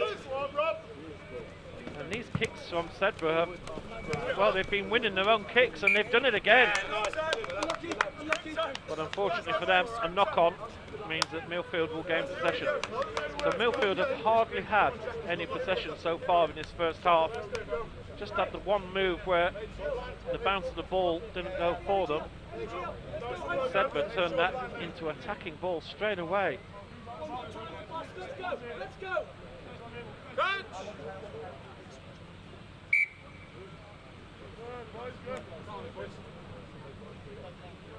must admit, this is the first time I've really seen some top level 10s, and I am absolutely loving it. This 10s game really has that wonderful mix of 7s and the full game rugby, and for me, I'm probably enjoying it more than any of the three forms. Yes, obstruction there. The overlap didn't work, and in the end Sedbergh just got blocked off, and Millfield again have given the ball away, and Sedbergh have men over on the right hand side. This is pretty much game over, and we're not even at half time yet. I think Millfield have just run out of steam, and Sedbergh, well, they've got plenty of coal left in the engine, haven't they? Is that a term? It is now.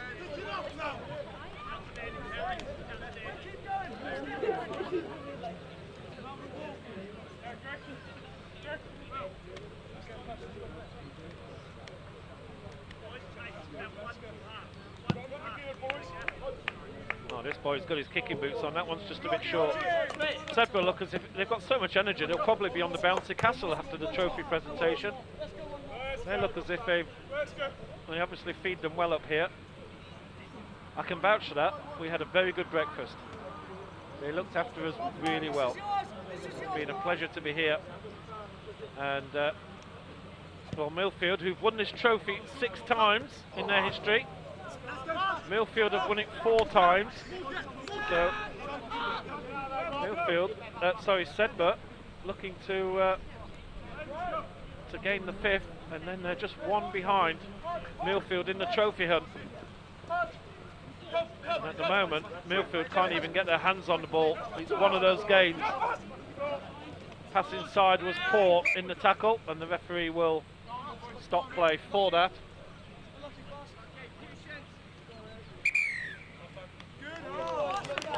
Well, the referee calls hard time.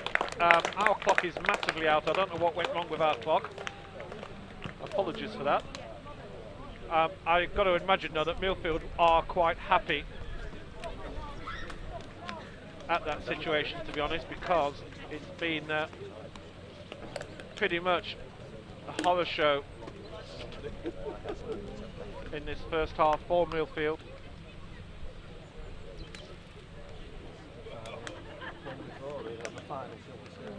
Well, let's have a look at the 4 tries, shall we? We've got a bit of time.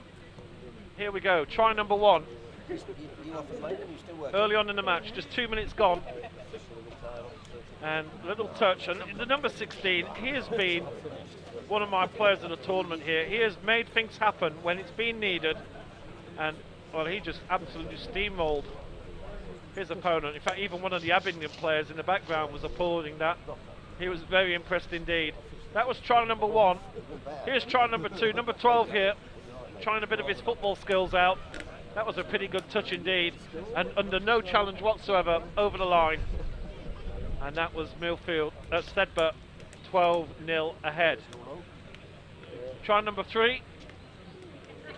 Again, just overlapping on the wing here. We've seen this so often from Sedbergh in the earlier matches, and avoiding the tackle, the fullback on the wing over.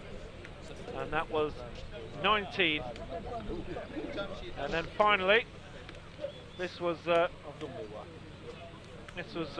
really, I think Millfield have possibly already given up on this match, because there wasn't really much of a defence here at all.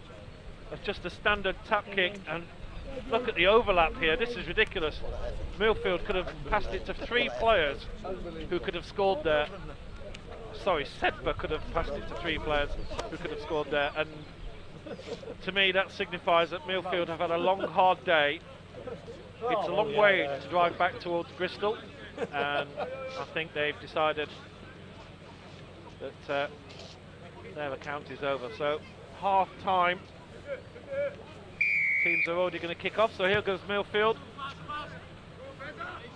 They need to do something quickly if they're going to get back into this match. They are four scores behind, and well, here's a bit of possession for Millfield straight away early in the second half. For sure, the coach will have fired them up a little bit at half time, told them to at least play for some pride. That's a lovely pass out, flick backwards. Number 16 for Millfield, we've seen him a few times, he's very dangerous. Hold him up, hold him up! Well, he's still up in the air, referee says this is okay. And while they hold him up and he can't release, that will be a Sedbergh put-in. And the interesting thing to note there, Millfield really weren't contesting that at all. I think there's some tired boys out there in this final. They've played 2 days of, well, how many matches? 6 matches. This is a 7th match in 2 days. I'm pretty sure there's going to be some aching limbs going down at M6 and M5 later on tonight. What a lovely pass that is. Oh, look at the pace here. Good tackle from Millfield, but Sedbergh with the follow-up. Ball stripped in the tackle, beautifully done by Millfield. Now they're in business. Here's an opportunity, loose pass. Millfield are fighting to try and get on the scoreboard here. Try and put a bit of respectability back in this scoreline.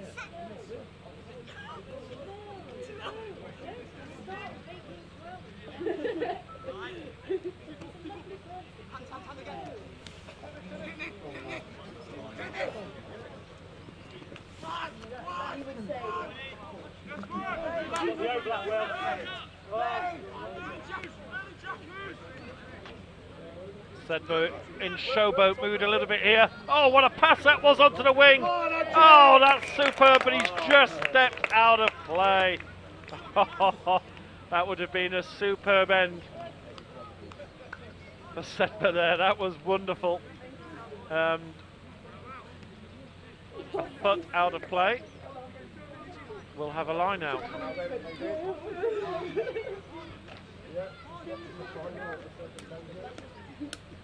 Millfield still looking to get on the scoreboard here. They have been second best from the first minute in this match. Sedbergh have been too good by far. That's a lovely inside pass. Here's a chance now for Millfield. Where's the support? There's support on the wing. He's got his head down, but still Sedbergh players to beat. He's got one to beat. Now he's off to the races. Oh, superb skills. What a try from the number 4 for Millfield. And that was really superb skills, not just from the number 4, but in the build-up to that move as well.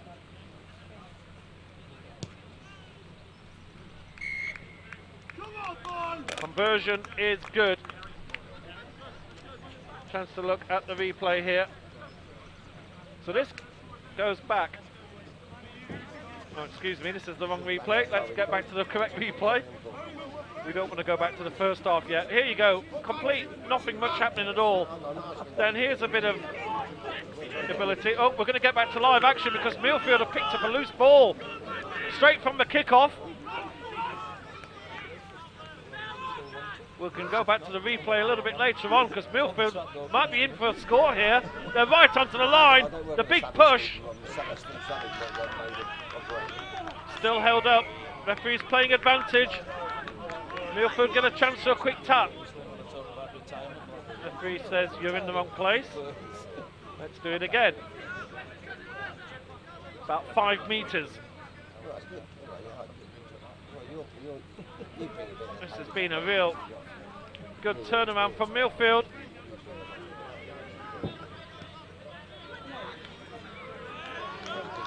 Individual mistake from Sedbergh on the kick-off. Millfield nearly got in again. Still 3 scores. And Sedbergh get the penalty. And we're going to have a stoppage here. Somebody needs a little bit of treatment. Well, while we do that, let's go back to where we were. Let's look at the replay of the try. And again, it's not that try we want, it's this one. So Millfield really much running into no man's land here, but there's the little reverse pass, and suddenly Millfield are away. Good support on the wing, and here's the number 4. Now, he makes this into a try, so that's 2 players already he's beat. Number 6 he goes past, then it's a straight foot race with number 15, and he's no slouch at all. And he manages, and then number 8 just gives him a bit of a hit at the end, just for good measure. Great try from number 4 for Millfield. And they are back in this match. Not in a big way, you've got to say, with time stopped, 6 minutes to go. Millfield still need to score 3 times.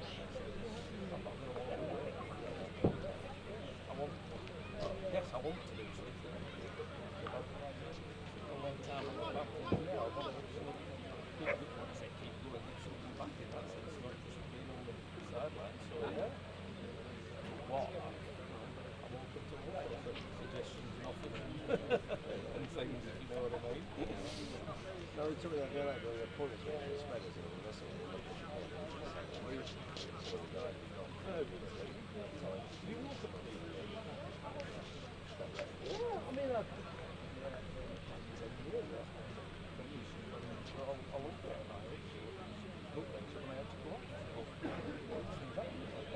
Well, players still getting a bit of treatment there. This is the last match. We will stay for the presentations at the very end of the day before we depart for our own trip down the M6 as well. It's a busy old time for us. We're at Sixway Stadium tomorrow for the NatWest Plate and Bowl finals. 4 matches at under 15, under 18 level in the Schools Cup. And then on Wednesday we have a date with Twickenham, which is always a nice event for the NatWest Schools Cup and Vars finals. I have to hesitate now because I need to check in my own mind if it is the Vars, but it is, of course. Bowl and Plate are the new events that have been added for small schools, and has been very successfully received as well. So a bit more online rugby. Those are on englandrugby.com or the England Rugby YouTube channel.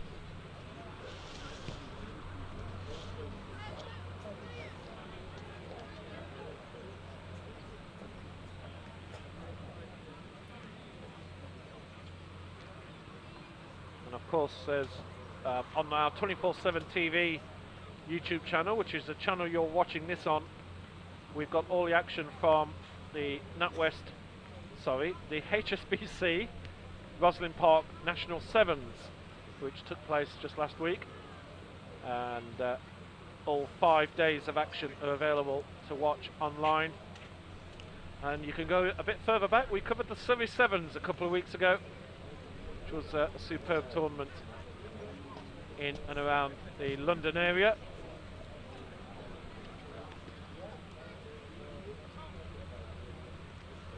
Over at Old Walcountians, John Fisher School, and at Richmond Athletic Association. Of course, safety is paramount here, so there's no real time pressures at all. We have plenty of time. It doesn't go dark for another 3 hours if need be.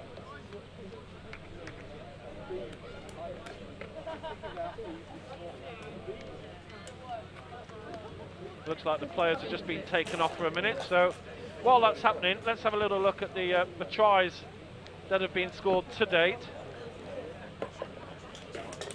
So here's the first try of the match. And this was a superb start from number 16, completely steamrolling his opponent and going over the line for the first try, which was always important to get our first try under the belt. Ooh, huge congratulations there from some of his colleagues. Here's the second try. Here's the bit of football here from number 12. He just saw an opportunity in around the back, could see that the fullback wasn't there and decided to go for it, and he had the football skills and got over the line. Two outstanding players, number 16, number 12 for Sedbergh, have been superb all day. Here's the third try. In fact, if we take the scoreboard off, you can see the score at the time. The game has been transferred to Big 2.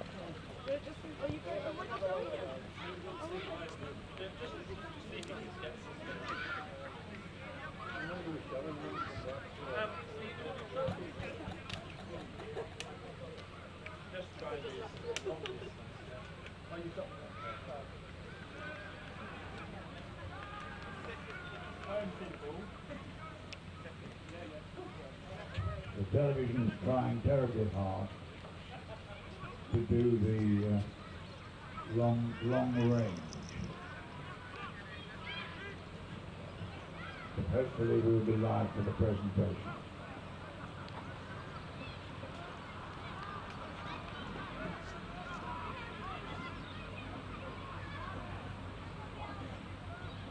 Well, as you've possibly gathered, we have a unique. This doesn't happen at Twickenham. They are playing on the second pitch, which is quite a long way away in TV terms. But our cameraman is a television broadcast cameraman. He's been working solidly all weekend. He's been doing nothing but live darts for the last 3 days. And here he is homing his skills. So we will try. I've never done this before myself, but it's a long distance commentary over on pitch 2. And you know what? This is not bad. So Sedbergh with the throw. I've got no perspective of angles and which side of the pitch they're on, but Millfield managed to get the ball back. Now they're going to try down the left-hand side. As you see, Sedbergh holding a strong line here. Bit of football skills from Millfield. They're pushing through. There's nobody at the back for Sedbergh. And he's claiming being pushed off the ball. The referee says we'll go back. We'll have a... Is this an earlier infringement we're being called back for? It looks like it. Not really sure what's going on. Very difficult when you only sort of see silhouettes and everything, but This is okay. Sedbergh going to kick here, and they're going to go long distance, or try to. There is only about 4 minutes to go. We're a little bit unsure on time either, but there's a player still receiving treatment on pitch 1. Here's number 16 for Milford. We know he's got pace. Tries to do a little shimmy and scores. Millfield get on the score sheet. 26-12. Well, they've got to hurry up. They still need to score 3 times. The kick doesn't make it. I quite like this long distance angle here. This could work.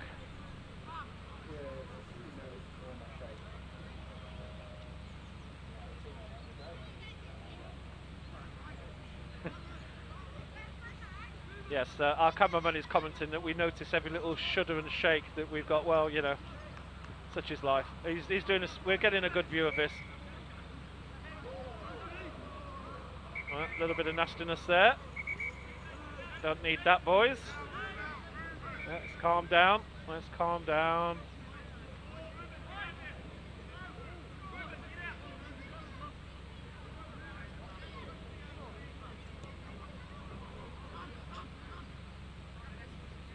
Yes, I think the referee's going to have to just sort things out very quickly. Maybe even take a couple of minutes chatting to the players here, because that wasn't particularly savoury at all.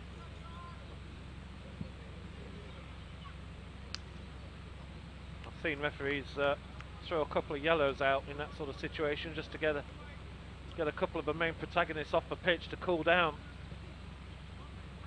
Certainly tempers are firing out there, and there's a lot of big lads out there as well. Kick and run from Sedbergh. And the ball is, well, a knock-on's being given. It really is weird. We're not really sussing out the play much at all as to what's going on, but it's better than nothing, you could say. Some of you might not say that. Just a few minutes to go here. We will stay for the presentations. Maybe next year we'll put our camera on a scaffold on the half in between the 2 pitches, and then we could turn around. Sedbergh looking to score. Thrown out wide, but that's a very loose pass. Sedbergh get themselves into trouble. Penalty Sedbergh. They play it quickly, looking to score. In fact, it's Millfield who's scored the last 2 times here in this match, so Sedbergh have been a little bit quiet, having started off like an absolute steam train.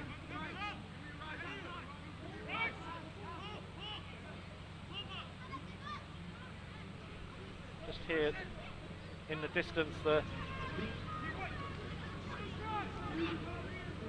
our microphones are very good picking up all the audio. There's a try, is it? Yes, it is. Sedbergh score their 5th try of the match. A little bit of teasing from the number 18. Doesn't go any farther. Sedbergh have got this one in the bag.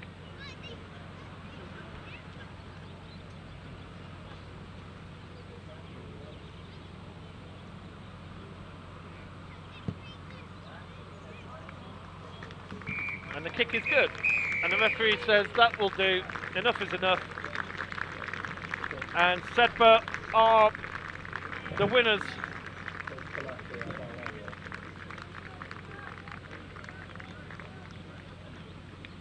Sedbergh are the winners of the Sedbergh 10s tournament. The home team don't have far to carry the trophy, and they'll be putting it on their mantelpiece for another year. It's their 6th win of this 5th win of this tournament. They're only 1 behind Millfield now in the all-time list of this event. And I think it was one of those situations. It was just a match too far for Millfield.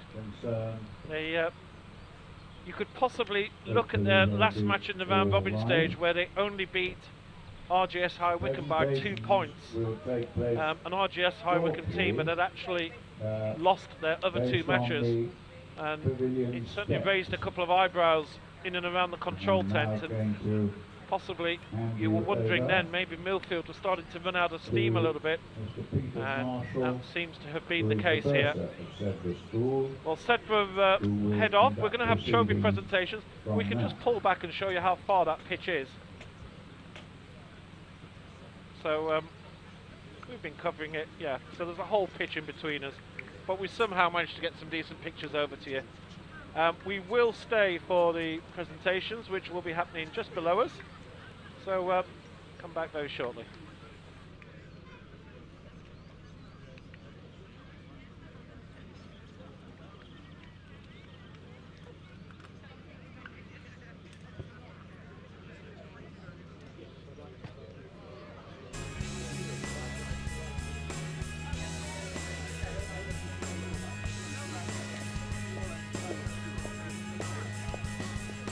If you wander over before I give the microphone back to Peter Marshall, let me just very briefly run through the results of today.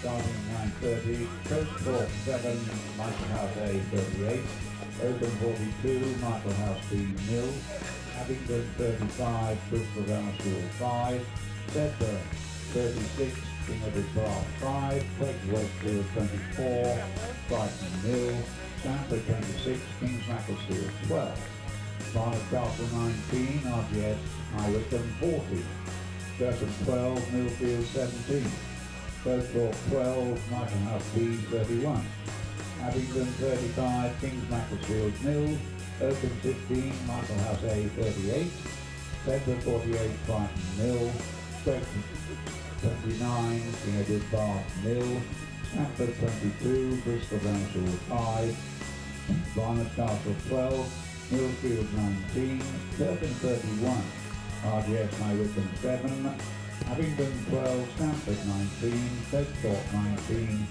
Oakham 26, Michael House B declined, and Michael House A walkover. Sedbergh 29, West Wakefield 28, Brighton 17, King Edward Bath 19, Kings Macclesfield 38, Bristol 0, Barnet Castle 12, Durham 36, and Millfield 26, RGS High Wycombe 24. Those are the morning group matches and that produced. The plate final, Stanford 27, Michael House A 14, and Sedbergh adjusted Millfield's score to be translated to me. So congratulations both sides. Well done Millfield. Great effort.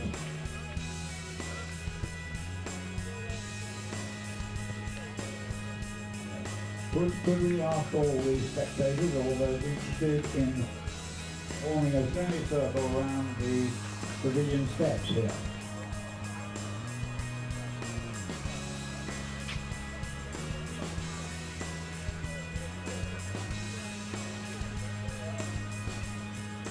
And don't be persuaded to wave at the tail.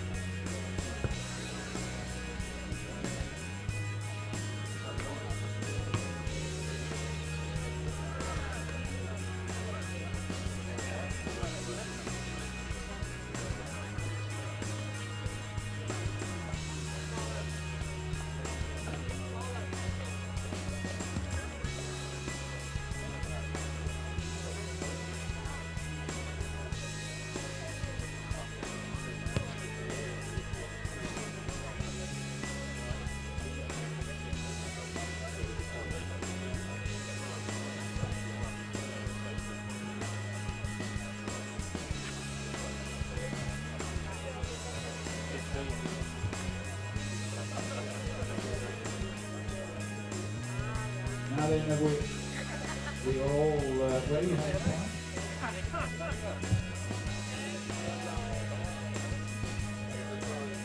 thought we were in that one now, later. Who did we hear, Nancy?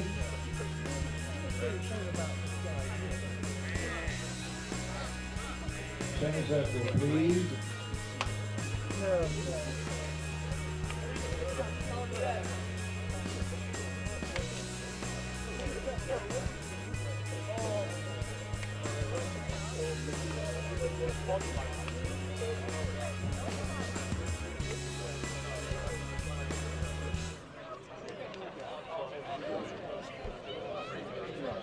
Are you just pressing off? I've been cycling. You cycling? Yeah, I'm going along Hounslow Road. The referees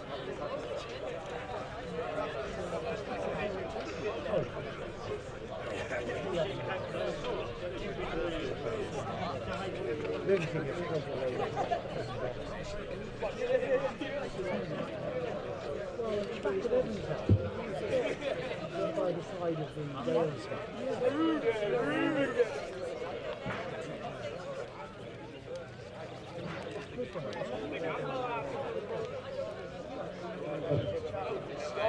Can we all just assemble, please, whilst not getting a poor lad who's injured, but waiting for some rescue, but are we all here, as many as we can be? Yeah, ambling over.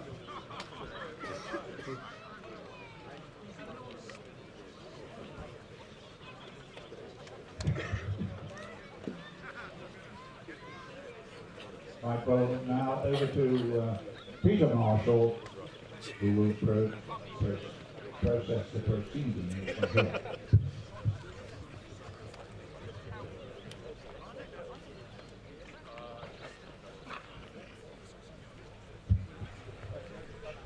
Thank you for all of your support for what has been, I think, an extraordinary 21st year of the Sedbergh Super 10s. I know that you want me to take the opportunity just to thank all of the different parties that have made the tournament quite as good as it has been. And so firstly, to Graham, Thomas and the referees who are still huddling, I think, on the far pitch, but to thank them for an extraordinary professional tournament that they've run, and congratulations to Graham and to the referees. Thank you so much.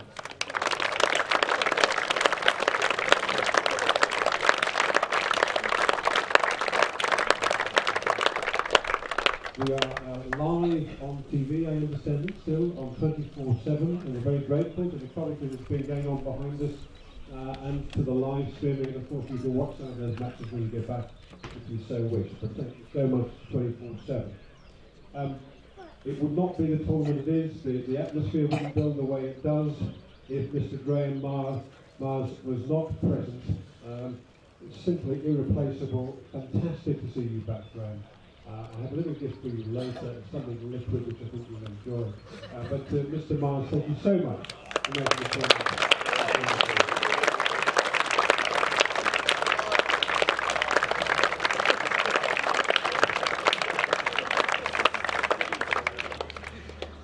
To the Sedbergh hospitality team who came all the way back to the preparation of the boarding houses, the accommodation, the meals in the houses, the dinner for all 16 teams on Saturday night, and they've continued to produce wonderful food and great hospitality, I hope, for all teams, and I know that they've had that feedback from many teams.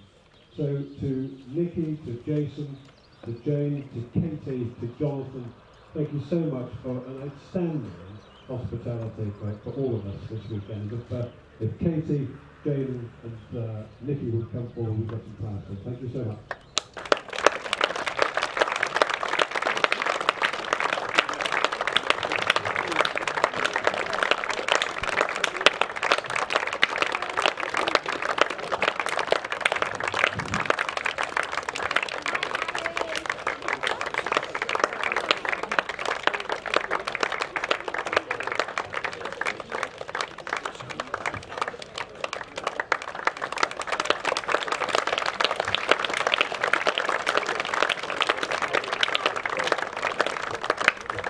The weather has been extraordinarily good, but it is the play that makes the tournament so special.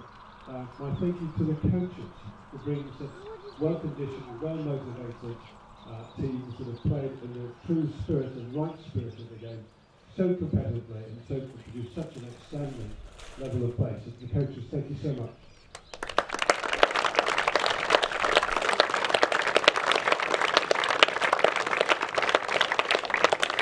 And to the players, as I said on Saturday night, for many of you, this may be the final time that you put on your school colours.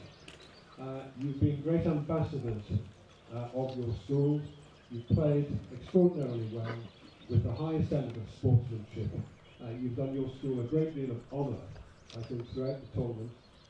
And if it is your last time, then hopefully you go back, win or lose, with some very abiding memories of the Sedbergh Super 10. And if it's not your last time, we look forward to seeing you back next year. So to introduce Colonel David O'Kelly of the Yorkshire Regiment. They started the Saturday evening with a speech after dinner and will conclude with the Yorkshire Regiment review. Magnificent. All of the logistics that you see behind you have been loaned to us from the Yorkshire Regiment. They made it happen.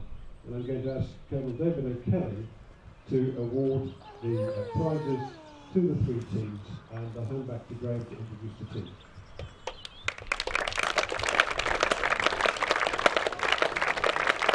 Thank you. Thank you very much, Peter. Now, the first team to be awarded is the first trophy is the plate winners. So may we have the Stamford captain and players, please. Well done, Stamford.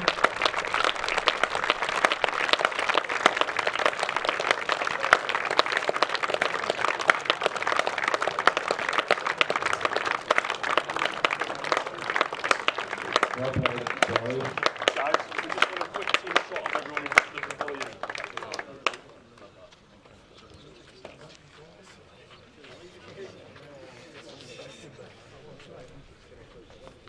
Thank you very much. Thank you.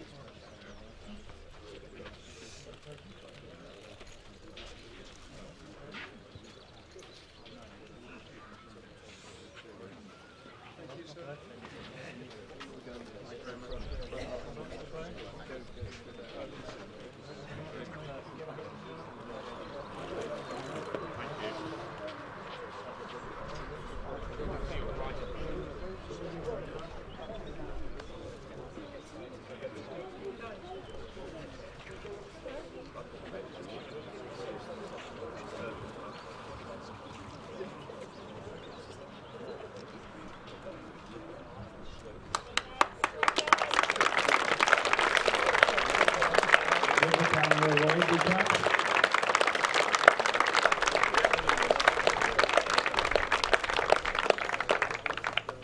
Now the next is the trophy, the Army Super 10's trophy. The runners-up first. The runners-up, Millfield.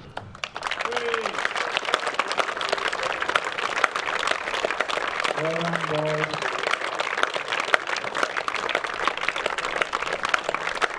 Not forgetting your injured comrade who's still on the pitch, but we want to get here.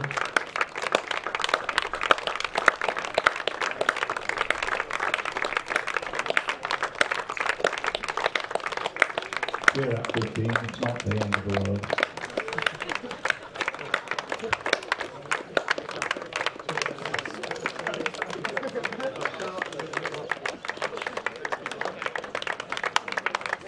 Well, we've got 15 on the back here.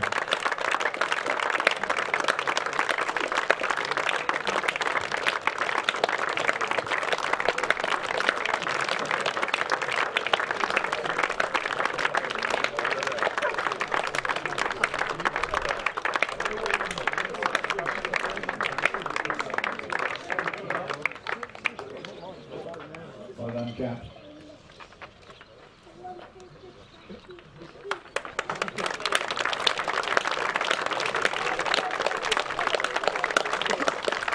And the winners are our hosts, Sedbergh.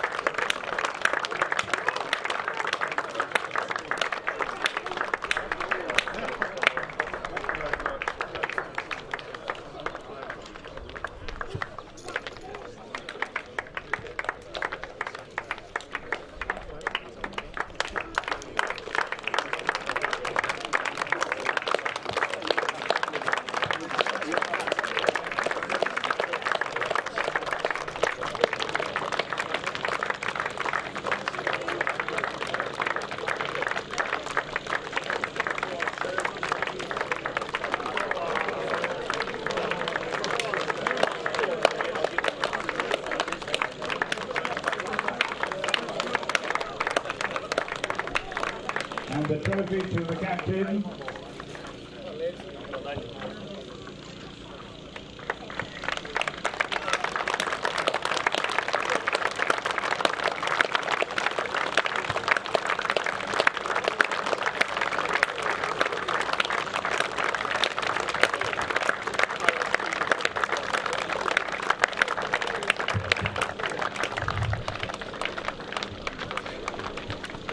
And last but by no means least, the Player of the Tournament award this year goes to, and there is no fiddling here, Josh Hodge from Sedbergh.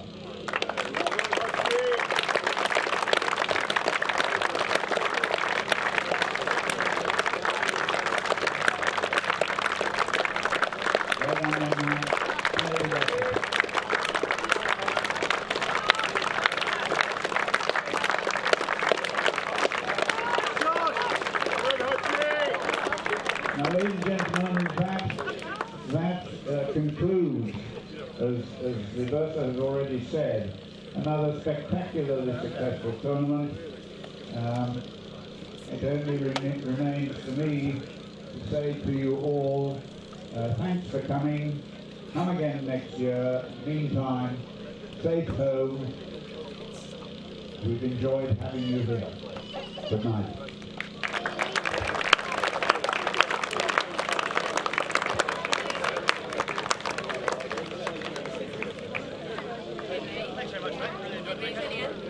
So that just sums up the tournament. We've had a great day here at Sedbergh School from 9:30 this morning.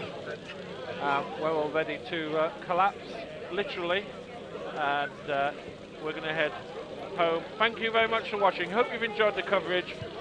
And if you are rugby fans, well, don't forget, englandrugby.com. We're at Sixway Stadium tomorrow for the NatWest Schools Cup Bowl and Plate Finals, and it's the Cup and Bars Finals from Twickenham itself on Wednesday. Get yourself online and watch those matches. Thanks for watching. Goodbye for now.